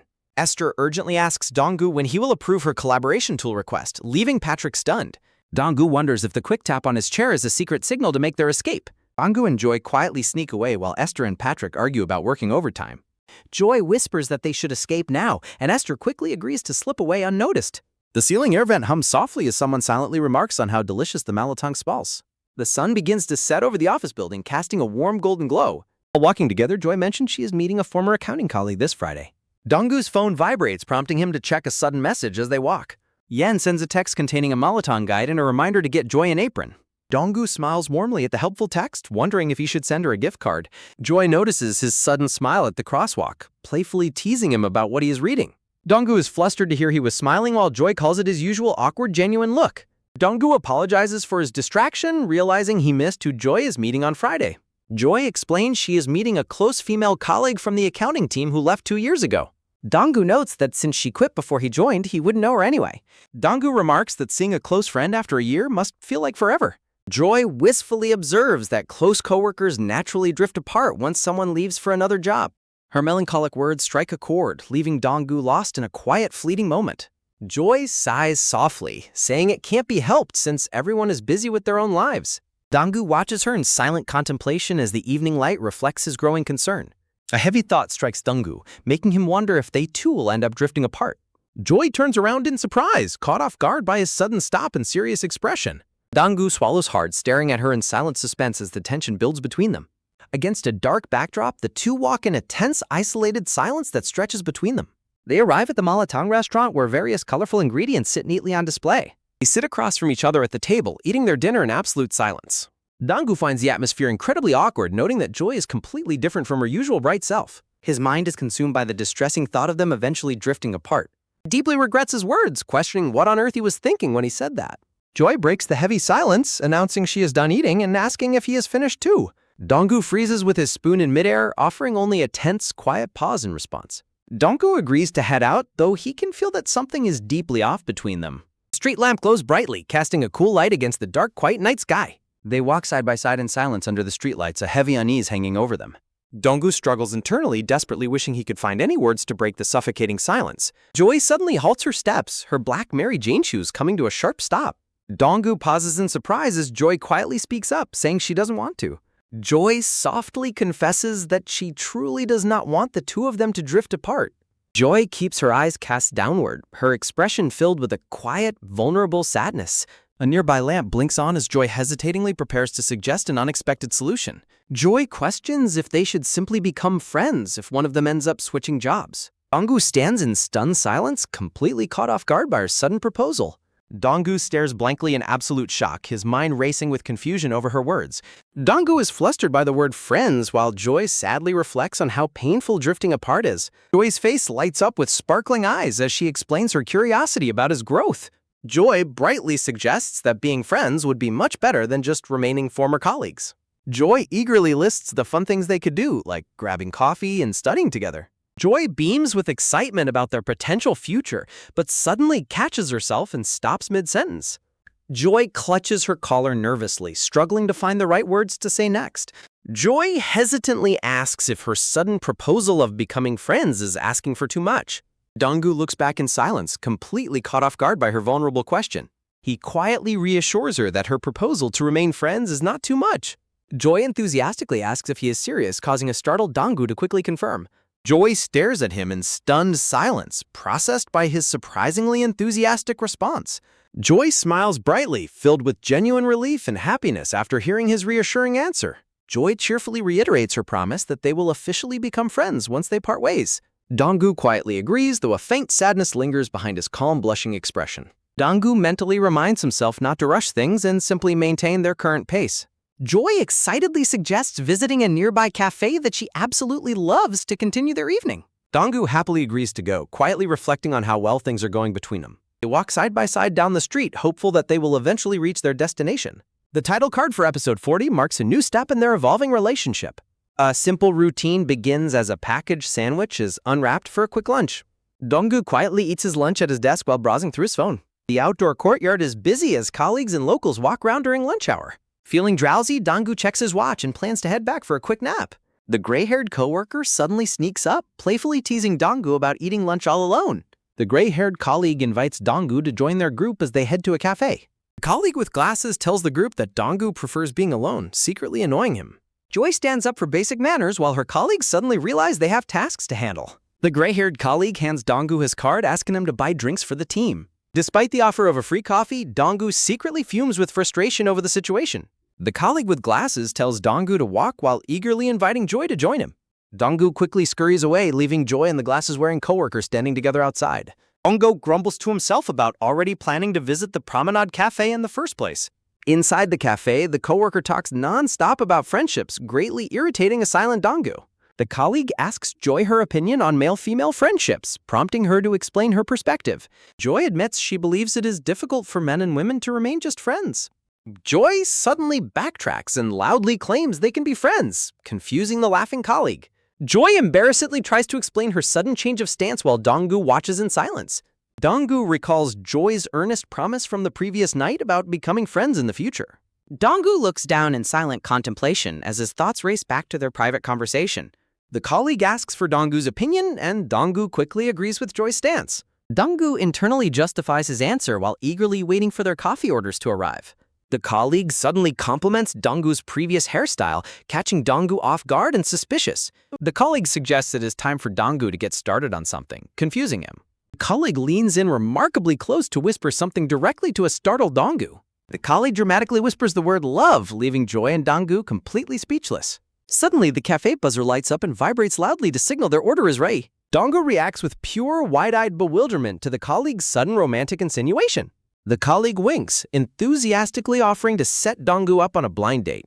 Joy sits completely frozen in shock, her eyes wide at the unexpected blind date offer. The colleague shows Donggu a photo, noting the girl works close to Donggu's neighborhood. Donggu tries to politely decline, but the colleague reveals the girl already found him cute. Joy stares in intense silence while Donggu frantically asks how his picture was shared. The colleague explains he used a group photo from Joy's party, much to Donggu's dismay. Donggu frantically changes the subject by pointing out that their coffee is finally ready. Joy looks at the phone and softly admits that the candidate is indeed very pretty. Donggu's text messages show him declining the blind date, leaving Jade to wonder about his feelings. Donggu sits anxiously at his office computer, sweating slightly as he gets lost in his thoughts. He glances sideways in quiet concern, deeply troubled by the unresolved tension in the office. Watching Joy type at her desk, Donggu hesitates to tell her about turning down the date. Donggu announces he is heading home, and Joy happily mentions she is also ready to leave. Donggu notes she rarely works late, while Joy mentions tomorrow is a holiday. Joy starts to explain the benefits of working late before suddenly stopping mid-sentence. A search screen displaying local restaurants pops up as she looks for a place to eat. Both of them look completely startled as they suddenly realize what she was searching for. Donggu nervously suggests getting takeout together, wondering if she had actually been waiting for him. He quickly dismisses the idea, telling himself to stop overthinking her actions in the office. While walking together, Donggu reveals his job switch is difficult and Joy asks if he is staying. Donggu explains his decision, citing a conversation with an acquaintance and poor company reviews. Recalling a past coworker smoking, Donggu reflects that the work environment and colleagues are most important. He remembers his previous team leader explaining how company communication goes directly through management. Donggu confesses he is not mentally prepared yet, causing Joy to look at him with curiosity. He worries about his experience level and whether he can adapt to a new workplace environment. Sitting together at the bus stop, Donggu wonders if he's being overly cautious about opportunities.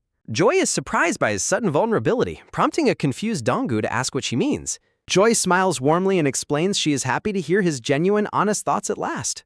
Joy proudly claims she has finally become a reliable person, making Donggu blush in embarrassment. Joy playfully contemplates offering career advice to other coworkers, leaving Donggu speechless. Joy tells him she does not want to give him advice, shocking a flustered Donggu. Joy warmly declares that instead of giving advice, she simply wants to support and cheer him on. She assures him there is no single right career path, promising to support his decisions wholeheartedly.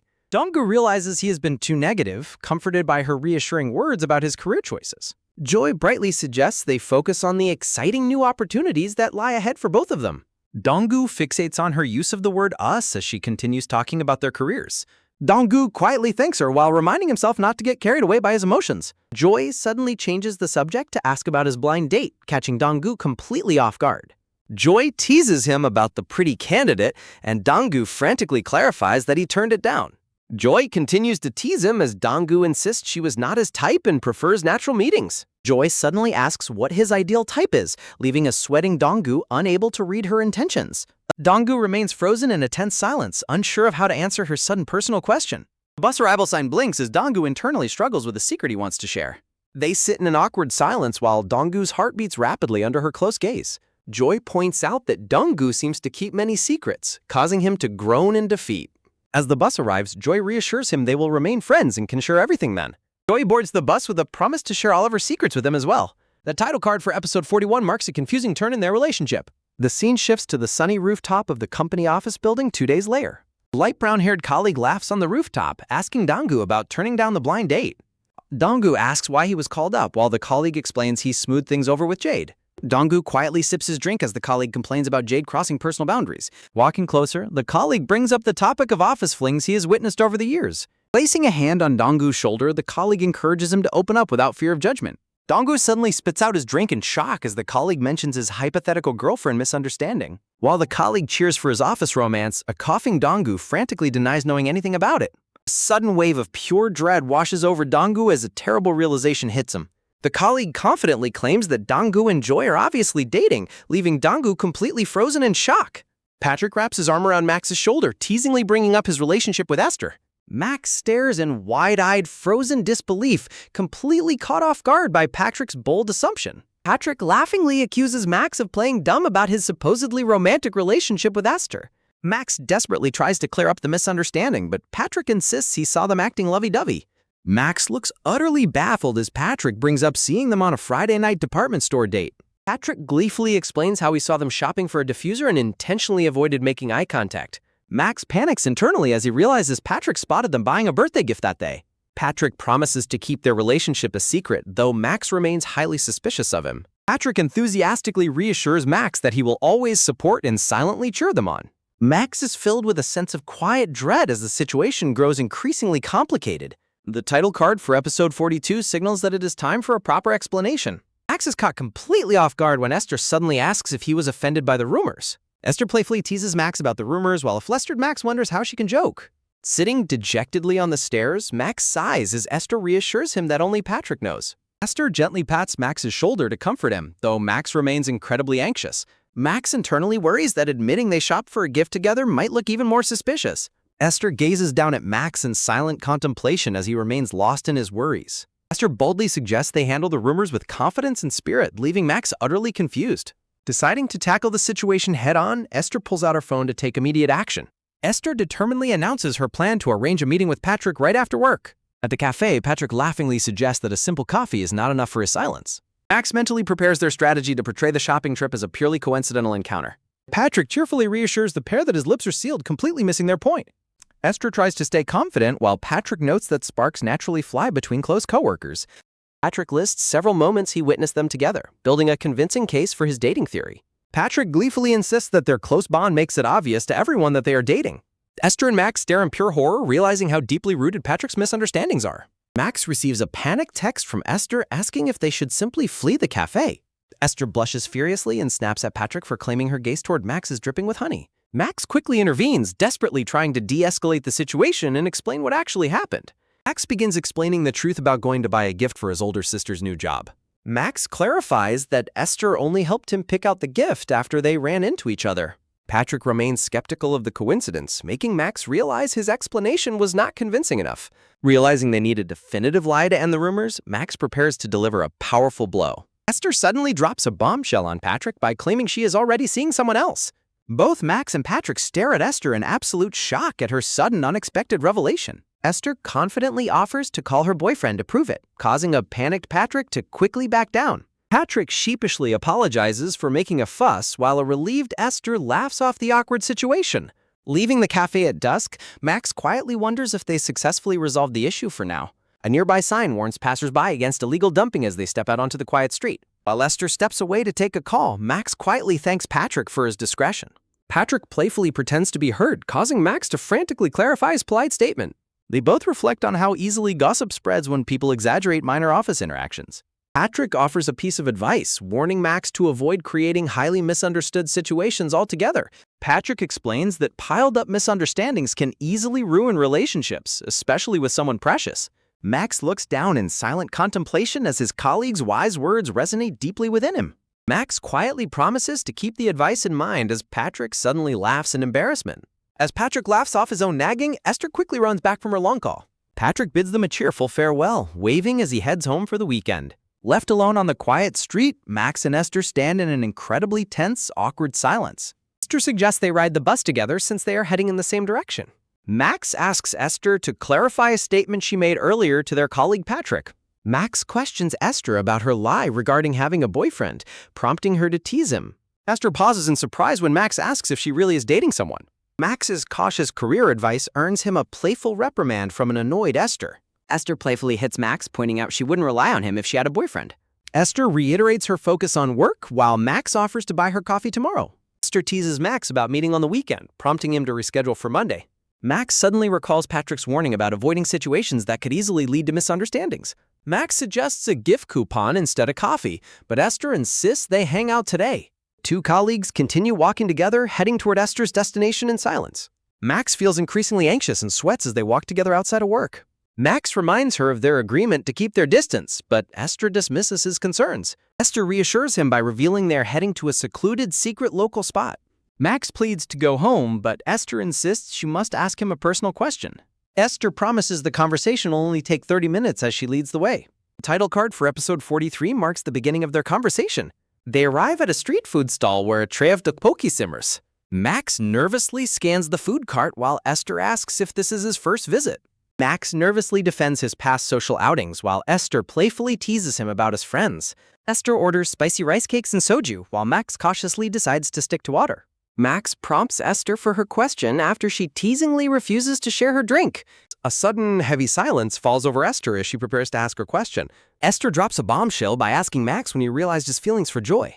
Max freezes mid-sip, completely stunned by her incredibly direct and personal question. Max asks if that was her only question, while Esther nods in silent confirmation. Esther cheekily refuses to explain her motives, claiming it is for personal reasons. Max stubbornly refuses to answer, prompting Esther to guilt-trip him over her boyfriend lie. Max questions the relevance of her fake boyfriend as Esther continues to press him. Max struggles internally, feeling completely overwhelmed and exasperated by her persistent questioning. Max finally relents, prompting a delighted Esther to cheer at his capitulation. Max hesitantly begins to recount his feelings, admitting he rarely shares such personal thoughts. Max recalls his feelings evolving from wishing Joy well to wanting to support her. He remembers Joy's radiant smile while she happily talked about a new creative work. Max remembers working late into the night at his office desk, exhausted but determined. He realized his feelings when making personal sacrifices for her no longer felt like a waste. Esther listens in quiet contemplation, deeply moved by the sincerity of his confession. A freshly served plate of sausages and eggs sits on the table between them.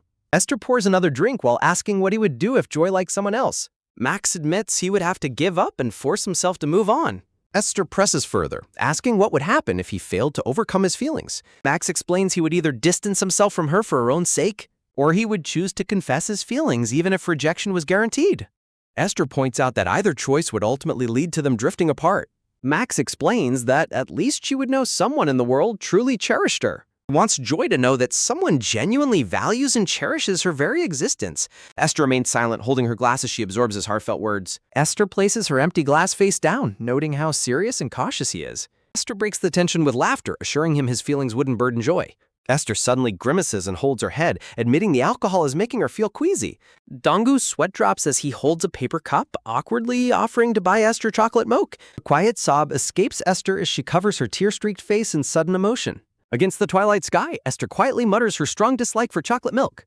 Sitting under a glowing streetlight, Donggu wonders why Esther couldn't ask these questions at work, while she admits alcohol helps her speak more honestly. Esther passionately urges Donggu to understand her feelings, while he admits he doesn't comprehend a single word she is saying. Donggu points out Esther's unusual behavior, prompting her to look down at her shoes with a soft, quiet response. Donggu drinks his canned coffee, expressing gratitude to Esther for lying to her acquaintance for his sake. Esther laughs cheerfully, imagining how their mutual friend Haley would overreact to rumors about her dating. Esther is left in stunned silence when Donggu unexpectedly declares he wants to proceed on his own without her assistance. Donggu calmly explains his decision, realizing he has recently figured out the correct direction to move forward. Under the blue night sky, Donggu reflects on the pace and direction needed to finally reach Joy. Sitting on the park bench, Donggu expresses deep gratitude to Esther, admitting he couldn't have even started without her. Esther looks on in gentle surprise as Donggu points out all the meaningful ways he helped him. Chibi versions of Donggu and Esther playfully recall her help with seating arrangements and keeping rivals away. Esther playfully claims credit for his potential success with Joy, asking if her favor coupons are still valid. Donggu agrees but suggests she use her coupons during the weekdays to avoid any potential misunderstandings. Donggu gives Esther a skeptical look, sighing as he takes another sip of his drink. Esther laughs warmly, musing how they would have been incredibly close friends if they were of different genders. Donggu smiles softly, agreeing with her wistful thought about their potential bond as close friends. Donggu notes his bus is arriving soon, prompting Esther to fall into a quiet, pensive silence. Esther insists on staying behind to clear her head, playfully telling Donggu to go ahead without her. Traffic light glows a bright warring red against the fading colors of twilight. Donggu sits quietly inside the brightly lit bus, looking out the window as he heads home.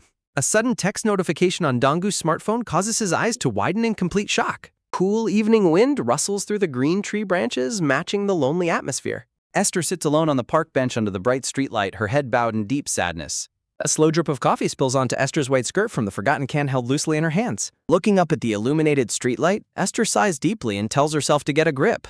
The scene shifts to Donggu's college friend Sungyun proudly showing off his biceps and demanding Donggu touch his chest. Donggu stares back in pure disgust, holding barbecue tongs as a dark shadow crosses his face. At a lively Korean barbecue restaurant, Donggu bluntly rejects his muscular friend's insistence on showing off his muscle mass. Songyun jokingly teases their exhausted-looking friend, who admits to giving up on his appearance due to long hours.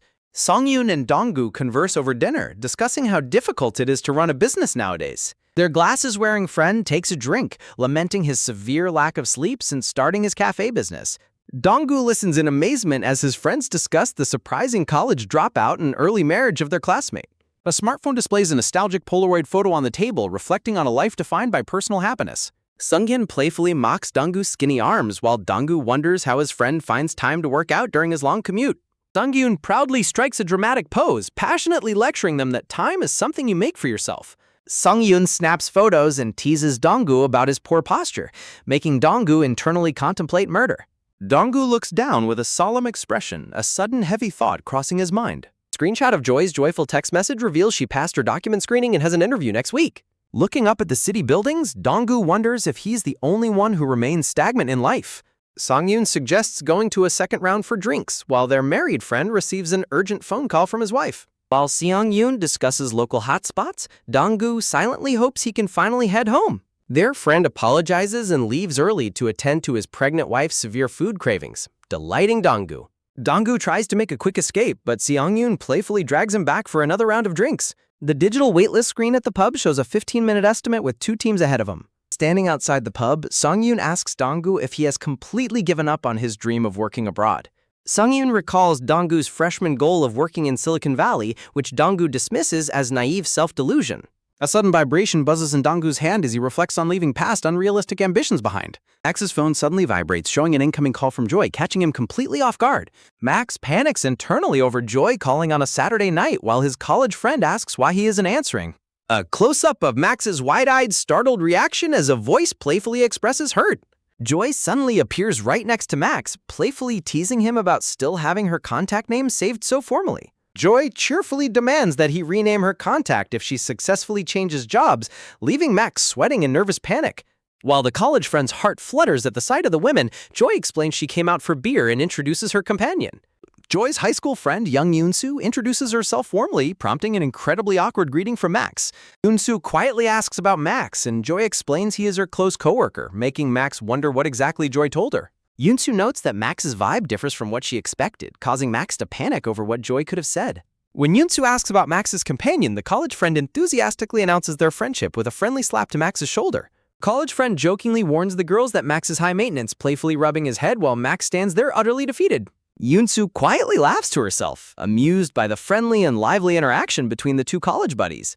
A focused glance reveals that Joy is not wearing any ring on her finger. Yoon-soo smiles knowingly to herself, seemingly observing the dynamics between Max and Joy with interest. Yoon-soo friendly proposes they sit together, a suggestion that the college friend immediately and enthusiastically accepts. Max hesitantly tries to decline, but his friend aggressively shakes him, insisting they join since Max never drinks alcohol anyway.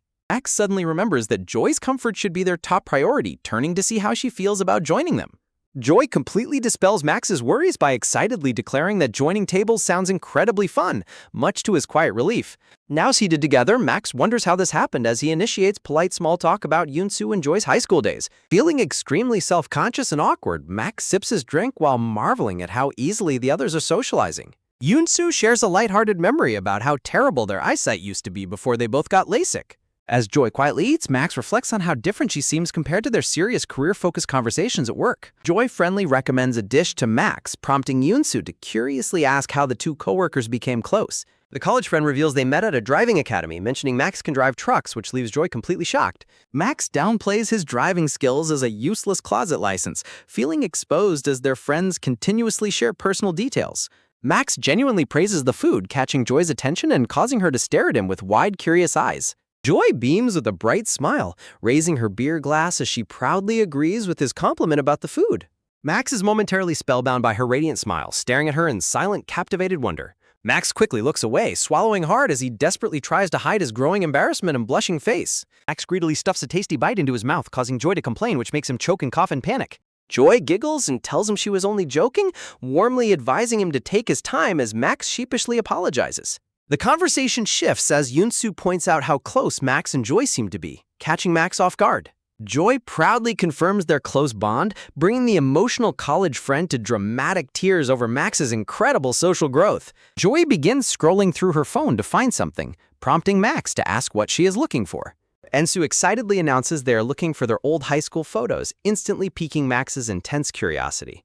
Joy suddenly panics and suggests they leave for a convenience store, making Max sense a sudden shift in the air. Ignoring Joy's frantic protests, Yoonsu proudly holds up her phone to show Max a high school picture of Joy. Max's eyes widen in sheer astonishment as he looks at the photo, totally speechless at the revelation. Yoonsu triumphantly displays the phone screen as Joy desperately tries to block it from Max's view.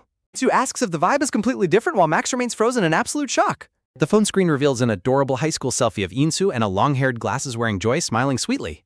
The old photograph captures a cute, younger Joy with long hair, round glasses, and a playful peace sign.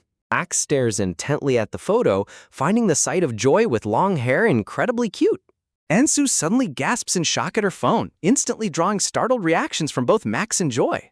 Joy forcefully stomps on Yoonsu's foot under the table, smoothly suggesting they have one last drink before heading home.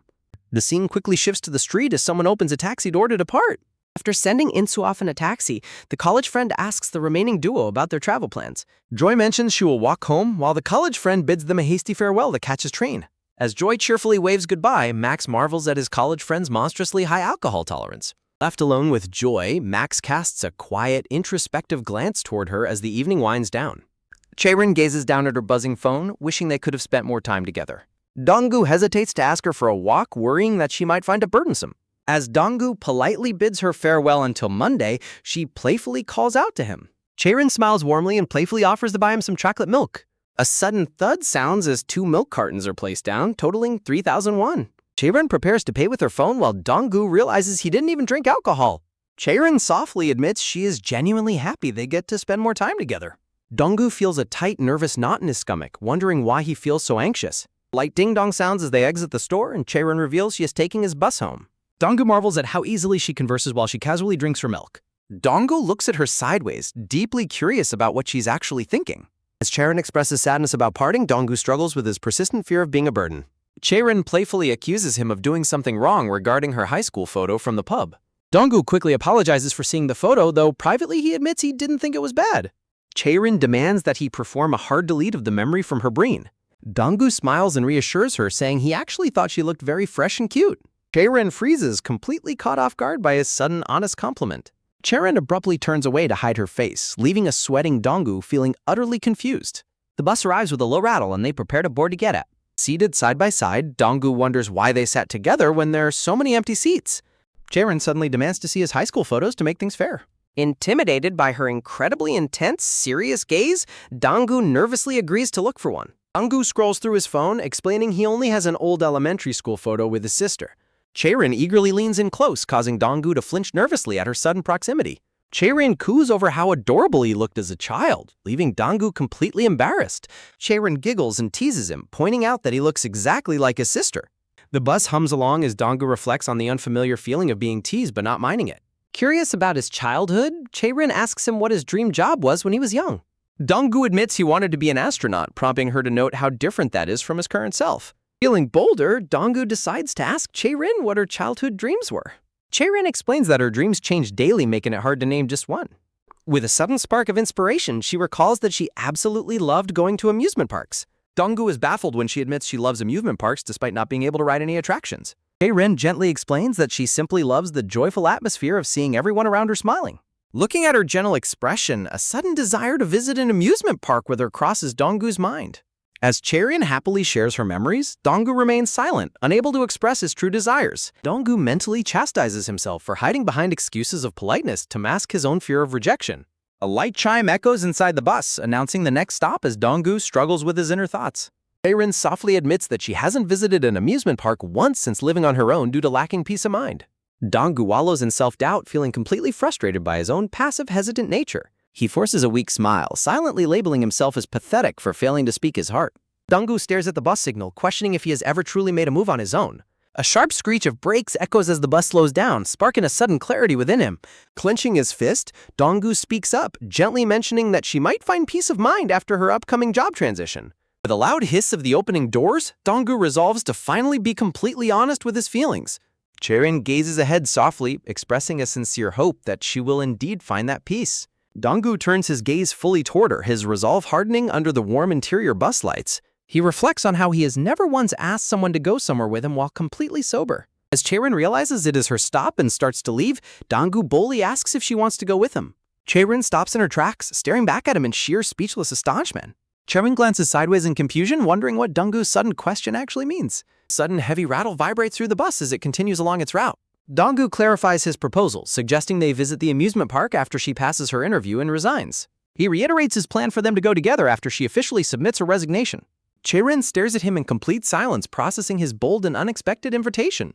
Chaerin beams with a bright smile, happily accepting his invitation to visit the amusement park. Donggu stares blankly in shock, nervously asking if she truly met her enthusiastic response. Chaerin enthusiastically confirms her excitement, while Donggu wonders if he is the only one feeling thrilled. Chaerin declares their trip a firm promise, filling Donggu with a mix of intense joy and anxiety. Chaerin playfully warns him that he is not allowed to back out or change his mind. Chaerin smiles warmly at him as the story transitions smoothly into the next episode.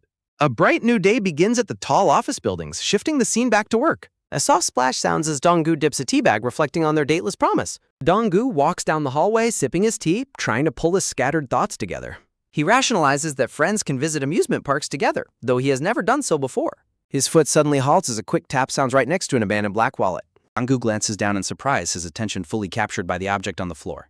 A black leather wallet lies forgotten on the carpet, prompting his sudden discovery.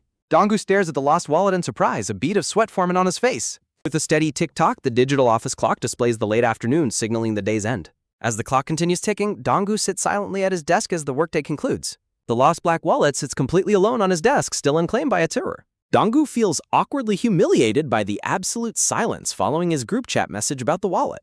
Chaerin waves goodbye to prepare for her interview, prompting Donggu to offer a nervous farewell. Disappointed they couldn't leave together naturally, Donggu wonders if he should create holding the wallet. Donggu panics as a chill runs down his spine, worrying he might be accused of theft. Deciding to avoid any trouble, he picks up the wallet to check the owner's identification. Donggu suddenly freezes in sheer shock as he pulls the ID card out of the wallet. A sharp click sounds as a finger presses the down button for the elevator. Esther stands in front of the elevator doors, letting out a weary sigh as she waits. Donggu calls out to Esther, warning her that she cannot ride the subway without her wallet. Donggu holds out the lost black wallet, telling Esther to take it back. Esther gasps dramatically and jokingly accuses him of pickpocketing, prompting him to dryly correct her. Esther apologizes for missing his group chat message due to back-to-back meetings, warmly thanking him. Esther shares that she enjoys being busy since it keeps her productive and stops her from overthinking. Donggu raises his phone, tentatively asking Esther about a personal detail he recently noticed. Donggu asks Esther why she kept her birthday a secret from everyone at work last week. Esther casually explains that she does not celebrate her birthday, leaving Donggu thoroughly surprised. Esther playfully offers to share her secret reason exclusively with him since he is so curious. Donggu admits that her framing makes him curious, prompting Esther to stare at him. Esther turns away and retracts her offer, prompting Donggu to complain about her playful teasing. Esther admits she suddenly got worried, though she reassures Donggu that she trusts his discretion completely. Esther quietly explains her reluctance to share, noting that she believes negative feelings can easily spread. Donggu remains silent, deeply reflecting on her words with a serious and quiet expression. Esther asks him to keep her secret, and Donggu promises not to tell anyone at work. Donggu politely bows and heads toward his bus stop, wishing Esther a good evening. Donggu walks down the quiet street as the warm evening lights begin to glow. Esther stands alone on the sidewalk, quietly watching him walk away. Her eyes widen in sudden realization, a sharp flash of shock washing over her face. Esther suddenly calls out for him to wait, prompting Donggu to turn back in confusion. Esther notes that Max now knows her age, and a flustered Max explains he only checked her ID to return her wallet. Esther playfully demands that Max reveal his age to her as well to make things even. A chilled sensation runs down Max's spine as he nervously protests that sharing his age is completely unfair. Max sulks in hesitation while Esther playfully complains that she will feel genuinely hurt by his secrecy. Relenting to her pressure, Max reveals he is 27, catching her by surprise as they walk. Esther questions why they are walking this way, pointing out that the subway station is in the opposite direction. Esther asks to play a little trick, immediately giving Max a terrible feeling about her sudden prank. Max flatly refuses her trick, reminding her of her past claim that she does not celebrate her birthday. Esther uses a funny, nasal voice to plead, prompting a deeply unsettled groan from a creeped-out Max. With a heavy sigh, Max finally relents, agreeing to her mysterious request just this one time. Max flinches in sudden surprise as Esther calls his name to initiate her playful request. Esther turns back with a bright, charming smile as she prepares to deliver her playful tease. Esther cheekily demands that Max address her affectionately as Nuna while laughing at his reaction. Max stands completely frozen and dumbfounded, processing her incredibly embarrassing and bold request. Max protests calling her Nuna since they are close in age, but flatly rejects her alternative offer of friendship. Esther waves a cheerful goodbye, thanking him once more for returning her lost wallet. Walking away alone, Max groans in sheer exhaustion from the emotionally draining encounter. The scene shifts to a meeting room 2 days later, indicating the passage of time. Max sits alone in the meeting room, anxiously waiting with an uneasy expression. His boss, Donald, arrives with a cup of tea, apologizing for the late start to their meeting. Max swallows hard, nervously wondering if he is in trouble after being summoned so suddenly. Donald leans in with a sharp gleam in his eye, bringing up their previous salary negotiation. Max nervously clutches his warm tea, bracing himself for whatever financial news his boss has. A mysterious and wide smile spreads across Donald's face, building the suspense in the room. Donald reveals that Max's salary increase will take effect starting next month, asking for his thoughts. Max is stunned by the positive news as Donald explains his raise is due to his increased workload. While Max is deeply moved by the company's appreciation, Donald suddenly mentions larger upcoming tasks. Donald smiles warmly, while Max internally panics, realizing the raise is just a prelude to heavier exploitation. Max sighs in defeat as his boss counts on the development team to give their absolute all. Max's horror deepens as he realizes Joy's imminent departure leaves him alone with Patrick.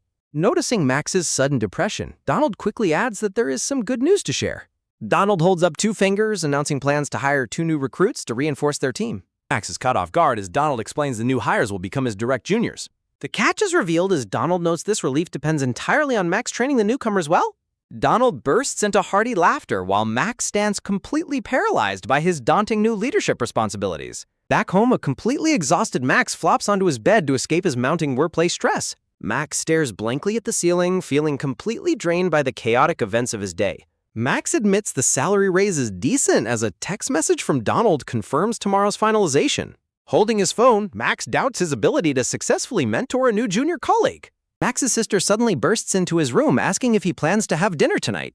Max catches the scent of seaweed soup as his sister explains their parents cooked before leaving.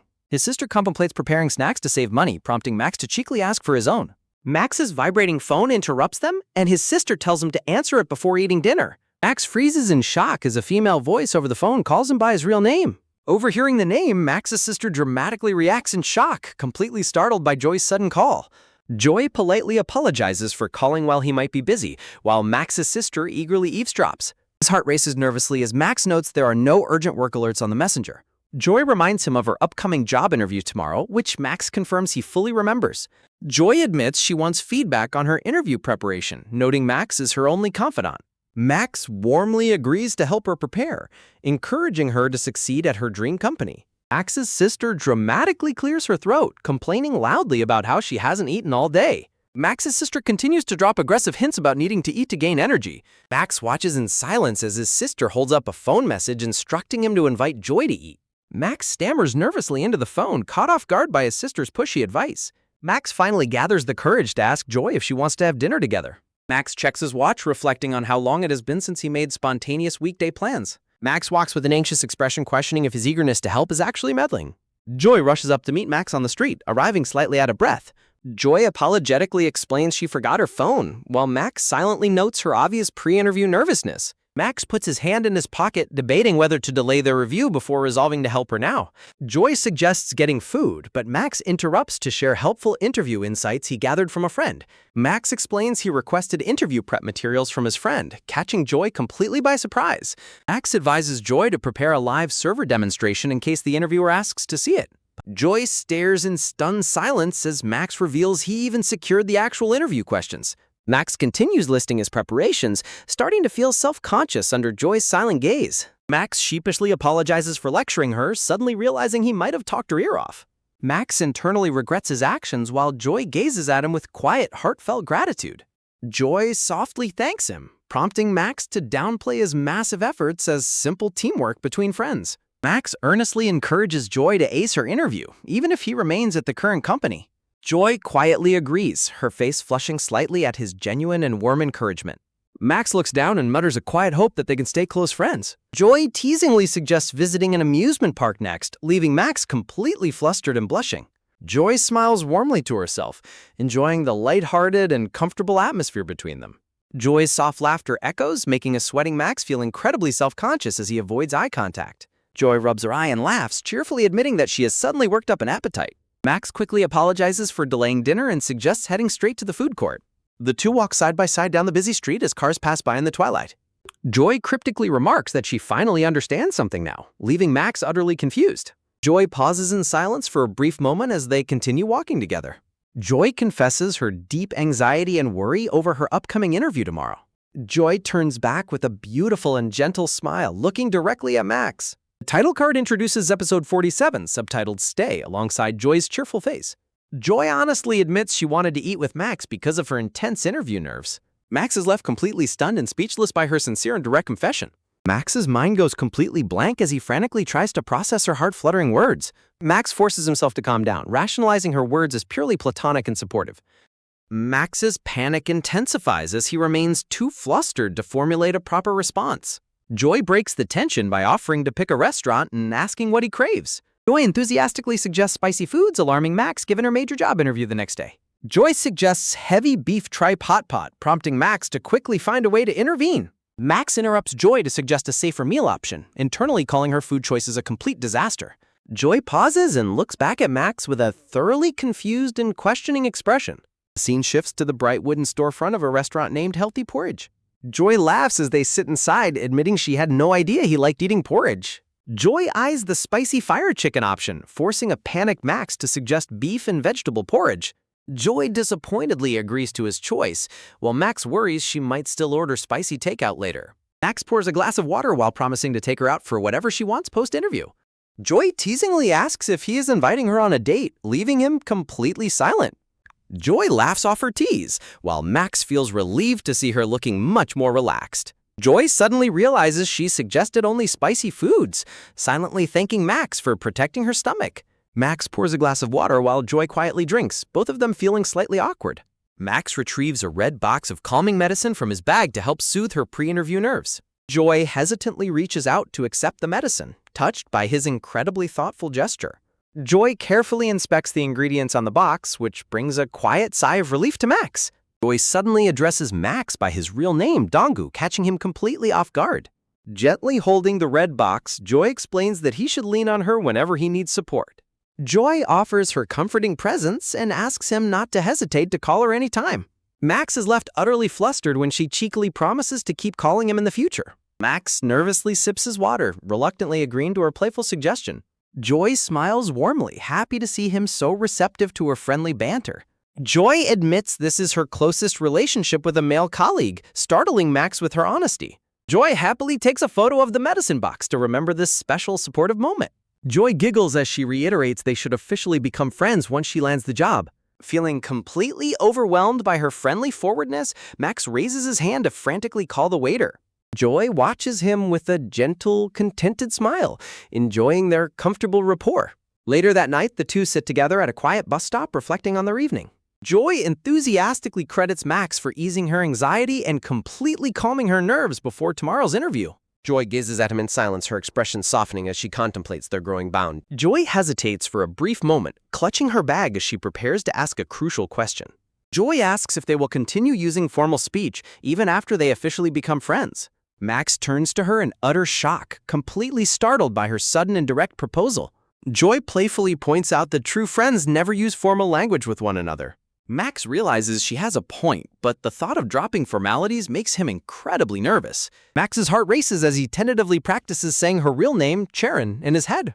Max nervously suggests they drop formal honorifics once the right time comes, leaving her pleasantly surprised. An awkward yet heart-fluttering silence falls over them as they digest their newfound closeness. Feeling the intense tension, they both quickly backpedal and decide to postpone the transition until after the job offer.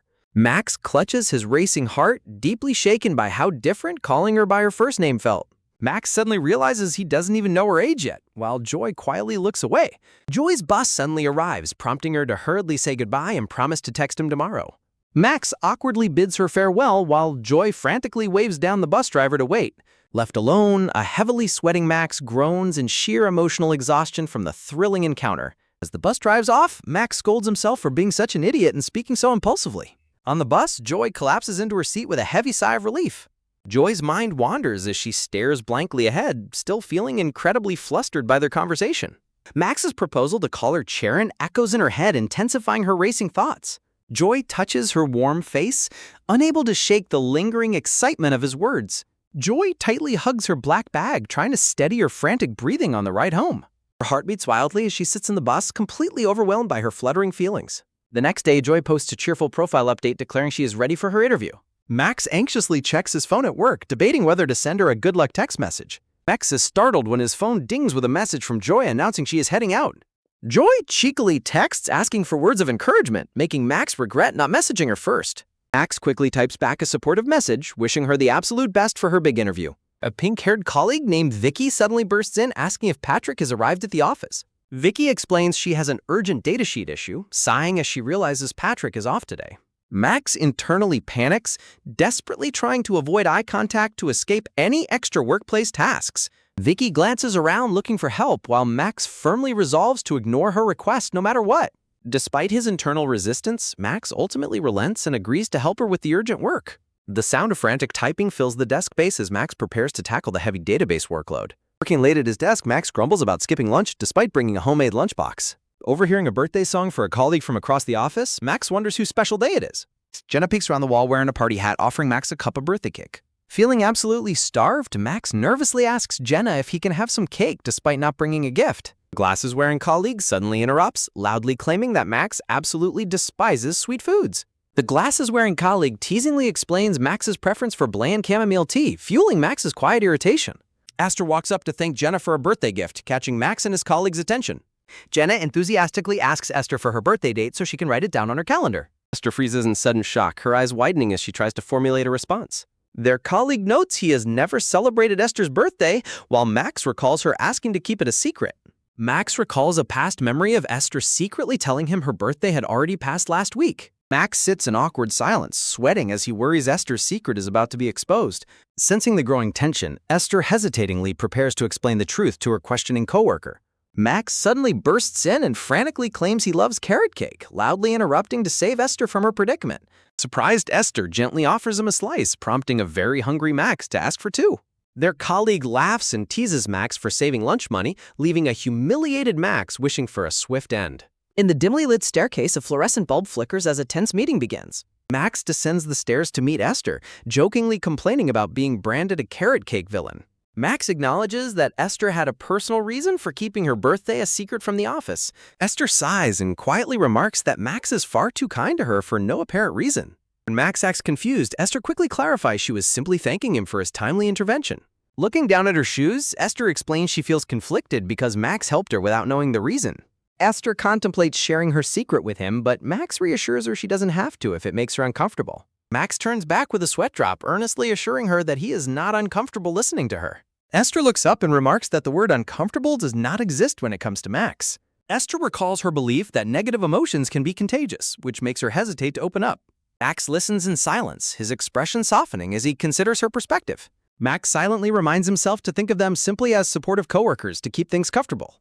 Max shifts his footing on the stairs, resolving to offer simple kindness and talk things through. Max tells Esther that she can choose to share her story or keep it to herself. Assuming he has said too much, Max awkwardly prepares to return to work, but Esther suddenly starts sharing. Esther reveals that her father was frequently dispatched away from home due to his demanding job. She recounts spending her first middle school birthday complaining on the phone about her father's constant absence. While a spider web hangs in the dark corner, Esther explains her father got into a car accident trying to drive home. Max listens intently as Esther explains her father swerved to avoid a jaywalker and got severely injured. Esther explains the accident led to years of hospitalization and forced her brother to sacrifice his university dreams. Although everyone blamed the jaywalker, Esther admits she still carries immense guilt for complaining on her birthday. Max stares at her in profound silence, deeply moved by the tragic burden she has carried alone. Esther reassures Max that her family is healthy now, explaining why she no longer celebrates her birthday. Apologizing for taking his time, Esther suggests heading back up as the green exit sign glows overhead. Back at the desk, the digital clock displays the late evening hour of 20:35. Max rolls his office chair back, telling himself to let it go and prepare to clock out. Max suddenly stops and gasps in surprise as he spots something sitting on his desk. A small cup of carrot cake sits waiting on his desk as a sweet surprise. Max stares at the cake in silent realization, touched by Esther's subtle gesture. A small cup of cake sits neatly next to Max's lunchbox containers and bag. Max packs his bag and asks Esther why she is still working late instead of heading home. Max drops a small ginseng candy on Esther's desk, catching her completely off guard. Holding the candy, Esther listens as Max gently advises her to shift her perspective on her past. Max warmly suggests celebrating how far her family has come, leaving Esther staring at him with wide, emotional eyes. Max explains the red ginseng candy was a newly bought birthday gift, while Jenna teases him for being lazy. Max insists on avoiding misunderstandings, prompting Jenna to laugh at his defensive and impenetrable nature. Jenna eats the sweet candy, teasingly suggesting that Max's past gift from her was merely leftover stock. Waving goodbye, Jenna cheerfully wishes Max a safe trip home as he heads out for the night. Her attention is captured by a soft rustle as she unwraps the brown ginseng candy. Jenna pops the sweet candy into her mouth, savoring the flavor with a content expression. Jenna freezes in silent surprise as she begins to fully register the flavor of the candy. She is left wondering if the aftertaste of the candy was always this remarkably bitter. Holding the crumpled empty wrappers, she quietly reflects on the lingering taste at her desk. With a bright smile, Jenna eagerly suggests getting their group together for a joint meal today. Max's eyes widen in surprise, wondering if she is referring to their past lunch invitation. Max recalls the exact moment the tentative invitation to grab lunch together was first mentioned. Esther readily agrees to the proposal, turning her gaze to Max to gauge his thoughts. Jenna enthusiastically pressures Max to join in, fully expecting him to agree to the plan. Max remains awkwardly silent, breaking into a nervous sweat as he processes the sudden invitation. The scene shifts to the restaurant, where the girls chat and laugh warmly over their meal. Max sits in awkward silence, realizing he lacks any shared conversational topics with either of them. Jenna raises the question of whether Esther has considered changing jobs lately. Jenna points out that Esther received lucrative scouting offers from much larger companies late last year.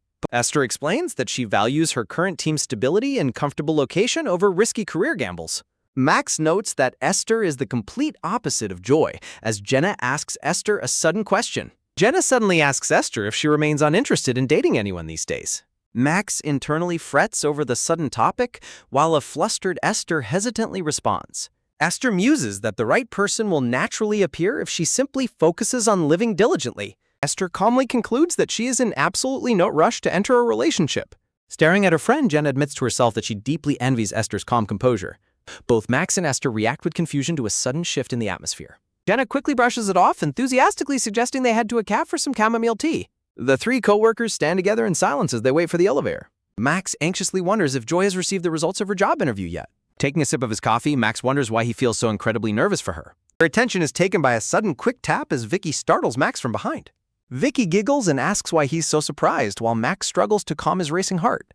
While the elevator dings, Max worries about extra work before Vicky offers her sincere thanks. Vicky winks and offers to buy Max a thank you coffee, to which he politely agrees. Esther silently watches them with a serious gaze as the elevator doors begin to close. Back at her desk, Esther loudly complains about the rudeness of dumping work before lunch. Esther passionately defends Max, pointing out his heavy workload while he meekly justifies the situation. Max wonders why Esther looks so angry as she sternly advises him to say no. Max's heart drops as he wonders if Esther genuinely considers him to be a complete pushover. Esther grumbles that a mere coffee is insufficient compensation, which Max silently agrees with entirely. Max casually mentions that Vicky actually did offer a meal earlier, causing Esther to freeze. A dark, chilling aura surrounds Esther as she demands clarification with wide, stunned eyes. Esther asks if he accepted, but Max explains he declined the meal to avoid pressure. Esther addresses him formally as Mr. Dongu, instantly catching Max completely off guard.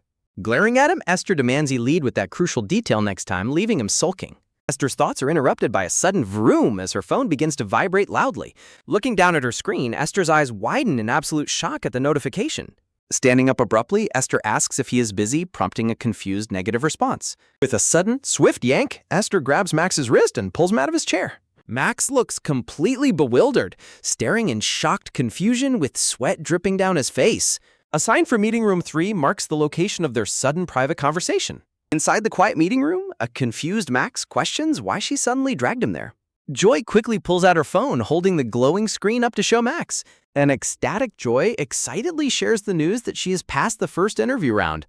Max listens as Joy attributes her success to the side project they built together. Joy happily credits the helpful study materials Max obtained from his friend for her success. Clutching Max's wrist with both hands, Joy expresses her sincere gratitude to him. Max closes his eyes and smiles softly, overwhelmed by her sudden display of gratitude. Looking at her with mild surprise, Max hesitantly calls out Joy's name. The two stand close together, holding hands in a brief moment of quiet tension. Joy blushes deeply, her eyes wide in sudden realization of their physical proximity. Max warmly offers his congratulations, prompting Joy to nervously fan herself as they pull apart. Feeling relieved, Max expresses his confidence that she will excel in the next round. Max reflects on how incredibly happy he feels witnessing someone else's personal success. Joy looks back at Max with a quiet, appreciative expression on her face. Sitting down, Joy suggests they finally address how they should address one another. Joy explains that being formal feels too awkward now that they are actual friends. Max flinches as Joy proposes using respectful titles depending on who is older. Joy asserts that Max must show her the same respect if she is older. Crossing her legs comfortably, Joy wonders how they should interact if they are same-aged. Back at his desk, a completely exhausted Max begins to nod off while working. A voice suddenly calls out his name, startling Max as he drifts asleep. Max envisions Joy as his same-age coworker, asking him to review a design document. Joy's dream counterpart playfully offers to buy him dinner, calling him by a friendly title.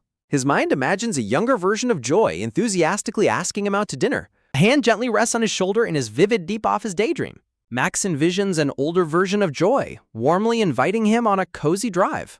Savoring the warm and gentle touch, Max slowly begins to wake from his dream. Max shrieks in surprise as he wakes to his light brown-haired colleague massaging his shoulders. Max sheepishly apologizes for sleeping, internally groaning over the embarrassing dream he just had. His colleague invites him to the roof, leaving Max worried he spoke in his sleep. On the roof, the colleague mentions Joy's upcoming day off, which Max links to her interview. Max reacts with surprise when his colleague suggests they need to prepare themselves. The colleague lists the typical behavior of employees who are planning to quit. Max listens as his colleague describes how quitting employees complain less and take leave. The colleague notes that such employees gradually start looking much happier and brighter. The colleague chuckles, predicting Max will recognize these signs soon, leaving Max impressed by his sharpness. Max feels uneasy, realizing he and his colleague will be the only senior developers left. His colleague gazes out over the railing, admitting he is worried about the potential departure. Max confidently tells his colleague not to worry, promising he will handle the extra work. Relaxed by Max's reassurance, the colleague happily turns back to focus on his work. Walking away, the colleague promises to help cover the workload until a replacement is found. Max stands alone in quiet reflection, digesting the conversation about Joy's potential departure. The colleague suddenly asks about Max's salary negotiations, to which Max responds favorably. Max freezes in complete shock, wondering how his colleague could possibly know that. Colleague reveals he was the one who requested Max's raise from the higher-ups.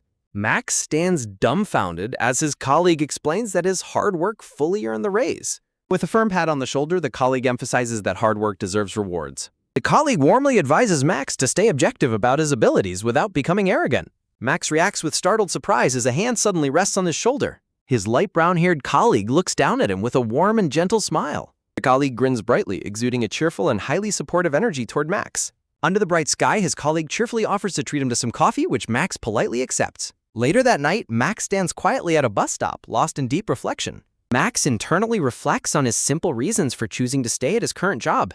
He recalls how a frozen job market forced him to focus on building his portfolio. Believing his dedication was enough, Max's thoughts are interrupted by someone calling his name. His reflection is cut short when a familiar voice calls out his real name from behind. Deep in thought, Max remains completely oblivious to his sister sneaking up beside him. Max lets out a sharp cry of pain as his sister delivers a heavy smack. His sister chides him for ignoring her and asks what has him so deeply preoccupied. Max stands in stunned silence, rubbing his sore back as he processes her sudden arrival. During the bus ride home, his sister quietly glances over at his unusually downcast expression. Under the glowing moon, his sister asks if he got dumped, noting his gloomy mood. Max hesitates for a brief moment before slowly preparing to open up to his sister. His sister looks confused when Max confesses that he might be treating his coworkers poorly. He explains how he habitually pushed others away by focusing entirely on their flaws. Over food and drinks, Max regrets his arrogant thoughts about always being the sacrificial one. He realizes his self-absorbed attitude made him oblivious to his colleagues' genuine care for him. As Max questions his past behavior, his sister gently labels his struggle as growing pains. Sipping her beer, his sister reassures him that this self-reflection means he's maturing professionally. She playfully warns him of the future challenges of delegating tasks to new developers. Max listens as his sister advises him to channel his regrets into positive motivation. Max gazes ahead in quiet contemplation, deeply absorbing his sister's encouraging words. His sister suddenly suggests he try interviewing elsewhere for practice, leaving Max highly confused. She explains that undergoing interviews is a useful way to gauge his actual market value. She compares job hunting to an unexpected successful blind date, which Max finds quite bizarre. Max worries about wasting employers' time, prompting his sister to exasperatedly tell him to stay forever. Walking home, his sister asks if there are any good prospects at his company. She dismisses his practical job-related assumptions with a teasing grin, leaving him utterly baffled. Max flinches in shock when his sister hints that she is seeking a fresh start. Walking side by side, Max begins to address his sister in a low, serious tone. The quiet night deepens as Max hesitates, carefully choosing his next words. Max glares at his sister with a mix of disbelief and annoyance at her teasing. Arriving at their building, Max laughs off her wild suggestion to try office romance. Max tells her to get set up by friends instead of ruining his work life. Walking down the hallway, Max explains his incredibly small social circle at work. Max struggles to describe his teammates, prompting his sister to ask about the other one.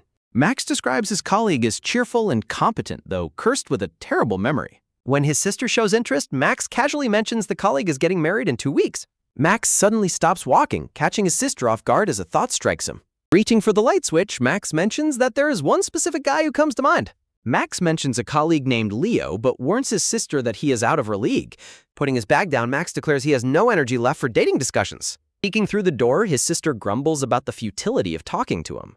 Max sits in his quiet room, admitting his attention is entirely consumed by one thing. Staring at a photo of Joy on his phone, Max wonders if she is preparing well. Max grows deeply anxious, wondering if their promise to remain friends is off if she fails.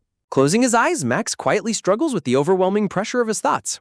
Under a cloudy night sky, a desperate plea lingers in the quiet evening air. Joy appears on the title screen of the new episode, titled Notice. The curly-haired colleague with glasses cheerfully asks Joy if she went on a trip during her recent time off.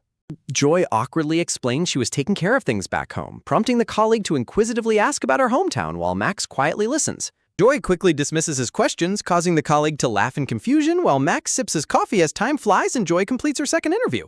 The agonizing wait for Joy's final interview results continues as the afternoon clock ticks. Joy rolls her chair over to Max's desk and asks if he is currently busy. Max responds that he is free, while Joy whispers that it is nothing serious as their light brown-haired colleague overhears his name. Max is struck with absolute panic when Joy casually mentions her second interview right in the middle of the busy office. Joy mentions that her results will be out soon, sending a sweating Max into an absolute panic as he looks around. Before Max can finish asking her out for the weekend, Joy quickly shushes him to prevent any further slip-ups. Two stand in tense silence as Joy keeps her finger raised close to his face. Joy gazes ahead with a focused look, emphasizing the quiet tension of the moment. Max frantically scans the office, desperately hoping that none of their coworkers caught on to their secret conversation. Joy looks down with a deeply flushed face, feeling embarrassed by their physical proximity. The scene shifts to a secluded empty hallway leading to the office lounge.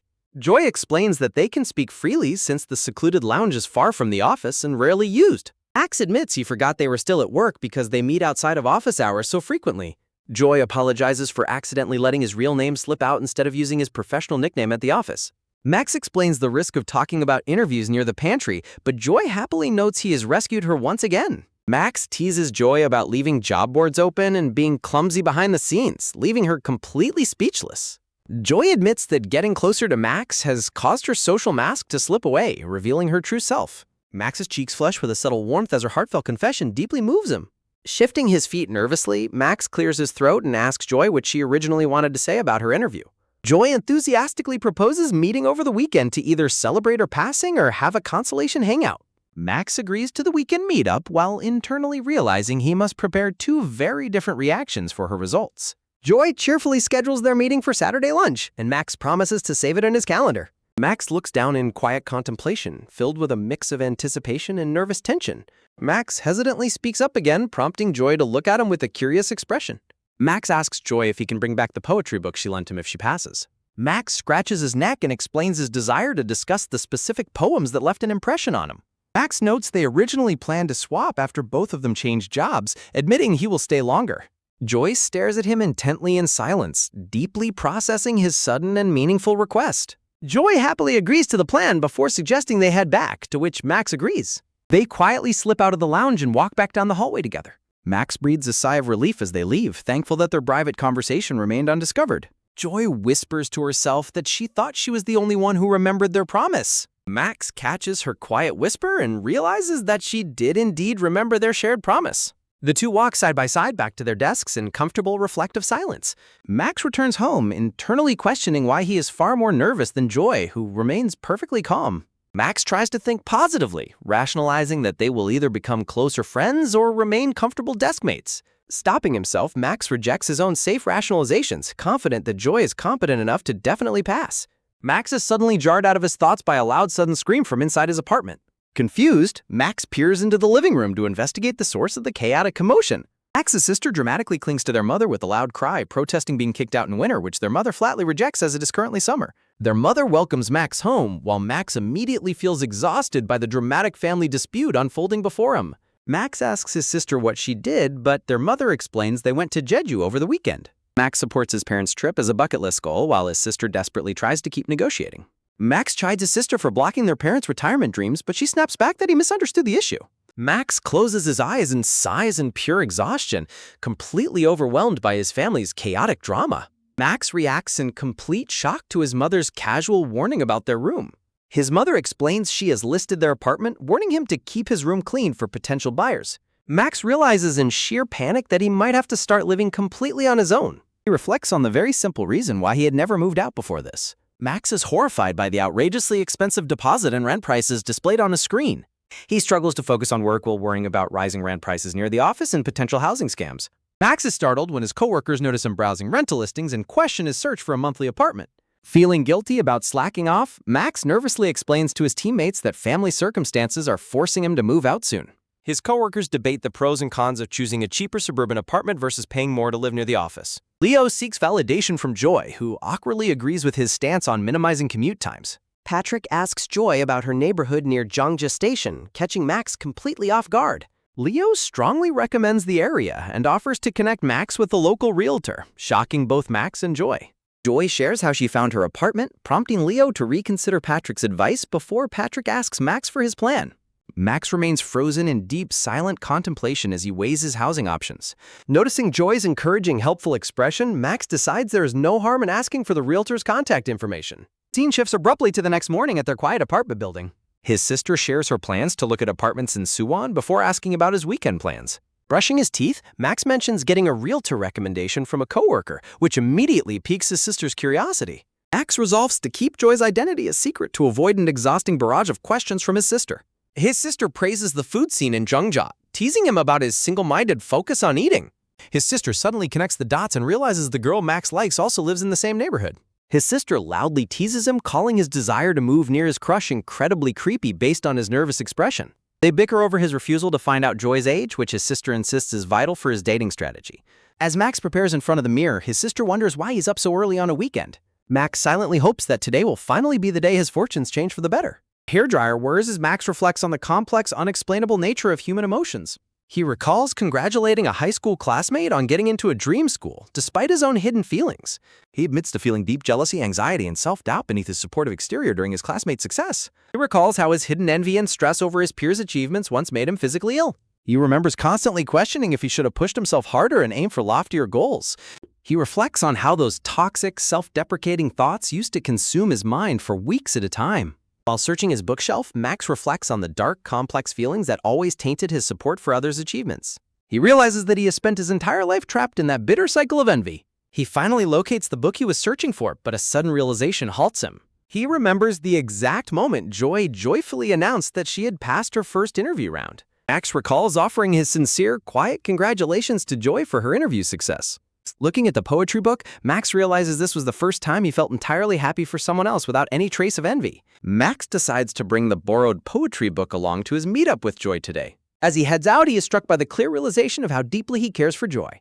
Resolved to become a better man for Joy, Max is suddenly interrupted by his sister calling his name. His sister points out a stray piece of hair sticking out of the back of his head before he leaves. Fixing his hair, Max reflects on how Joy has brought out a completely new, positive side of his personality.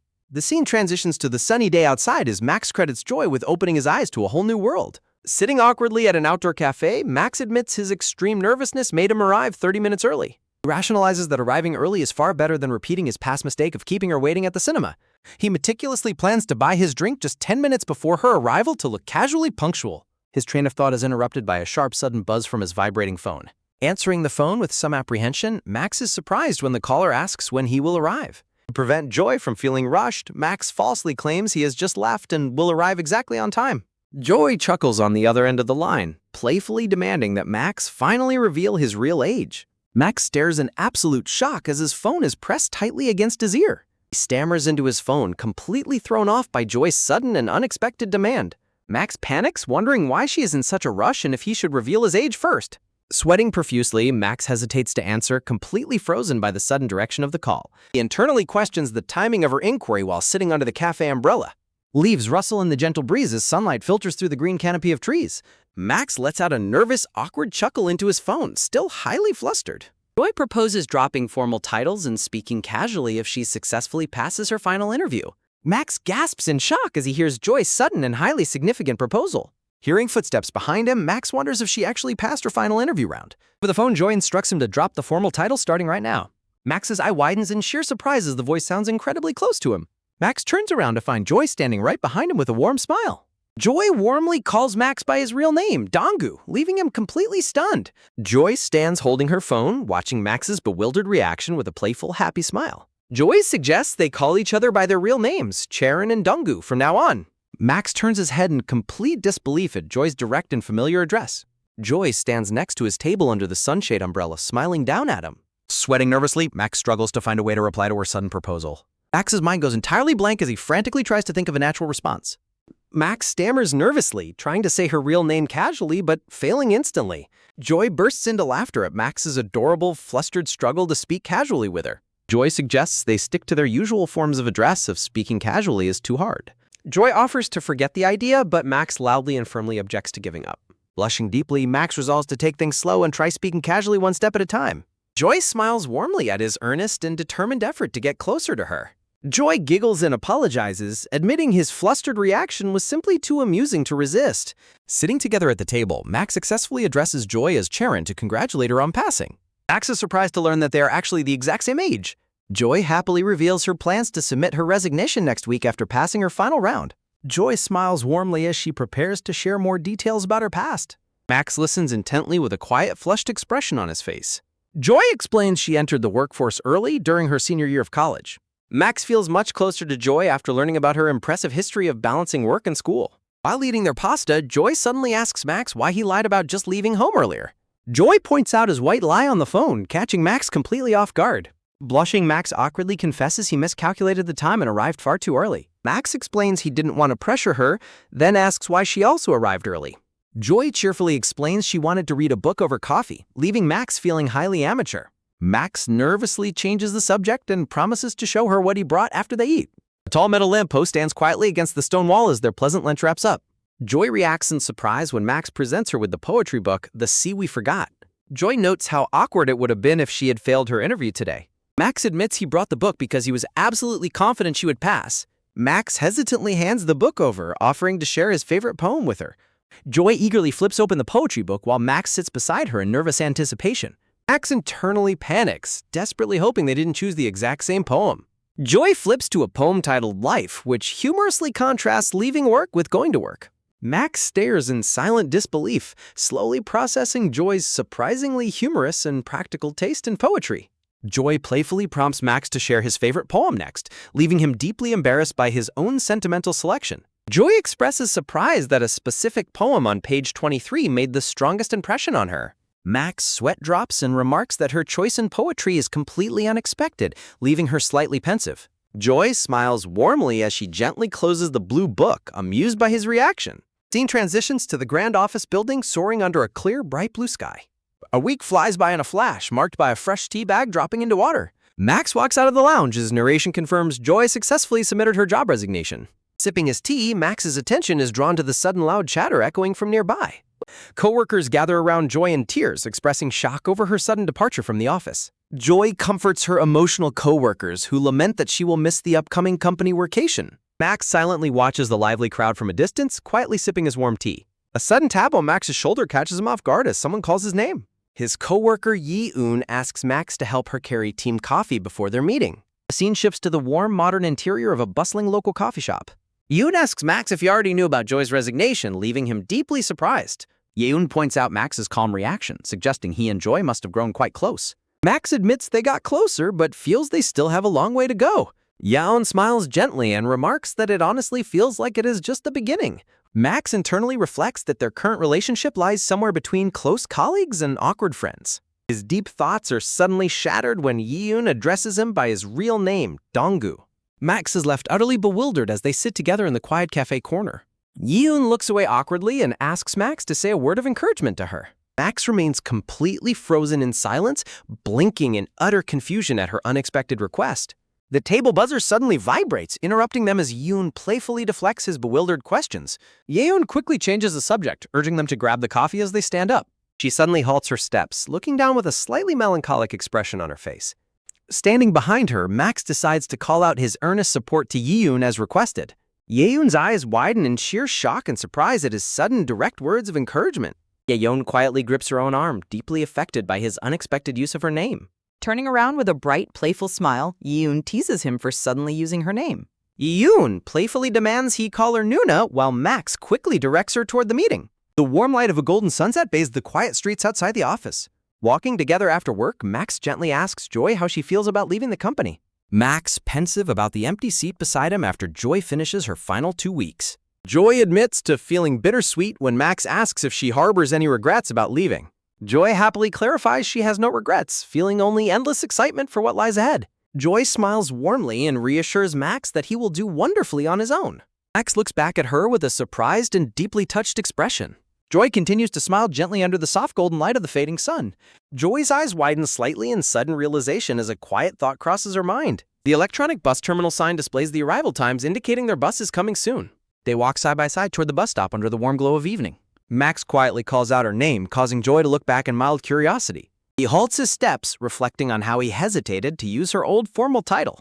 Max bids her a gentle farewell, wishing her a pleasant weekend before she departs. Joy turns around in surprise as Max reflects on his awkward way of addressing her. Joy recalls the exact moment Max suddenly called her by name before her first interview. Max looks at her with a bewildered expression, asking what her sudden recollection means. Joy smiles softly, her expression filled with a deep, nostalgic warmth as she looks away. Turning to him with a bright, joyful smile, Joy confesses that she truly liked it. Max stands completely silent, deeply moved by her honest and heartwarming confession. Dong-gu blinks blankly, completely stunned by her sudden and honest confession. Sweating nervously, Dong-gu struggles to find his voice as he tries to reply. Sharon playfully teases him, pointing out his contradiction about wanting to take things slow.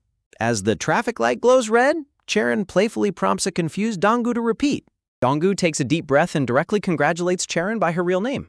Dong-gu gasps in silent shock, stunned by his own sudden boldness in addressing her. Charon stares back at him with a warm, steady gaze, deeply touched by his words.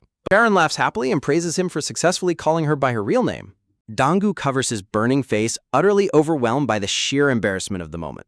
As the bus arrives, Charon playfully threatens to speak formally again, catching him off guard. Narration reflects on her unpredictable nature, describing her words as playful yet often unclear. Charon waves happily, bidding him a warm farewell by his real name for the weekend. Dong-gu sits quietly under the bus shelter canopy, deeply reflecting on their heart-to-heart conversation.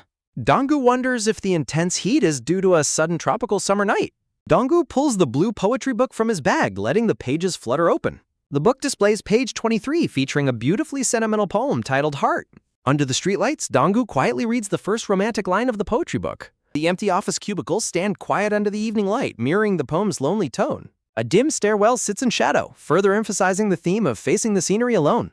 Sunlight fades over the outdoor stone steps, matching the poem's deep longing for warmth. A delicate hand holds the open poetry book against a soft green striped pillow. Lying in her striped pajamas, Shireen notes how different the poem feels reading it now. Charon gently closes the blue book, placing it down beside her glowing smartphone. Charon sends 2 late-night messages to Dong-gu, questioning if he has fallen asleep. Charon stares at her phone screen in quiet disappointment, waiting anxiously for his reply. Moonlight filters through the window blinds, emphasizing her appreciation for their current precious connection. Bedside items sit quietly as the clock shows late night, reflecting her calm resolve. She types out a new text message, deciding to take things more leisurely instead. Charon looks up from her phone, her eyes sparkling with a sudden tender realization. A soft, warm smile spreads across Charon's face as she looks down at her phone. With a quiet tap, she sets her glowing phone down on her bedside table. A soft click echoes in the quiet room as the phone screen fades to black. The chat log reveals she deleted her previous draft to send a simple, cheerful goodnight.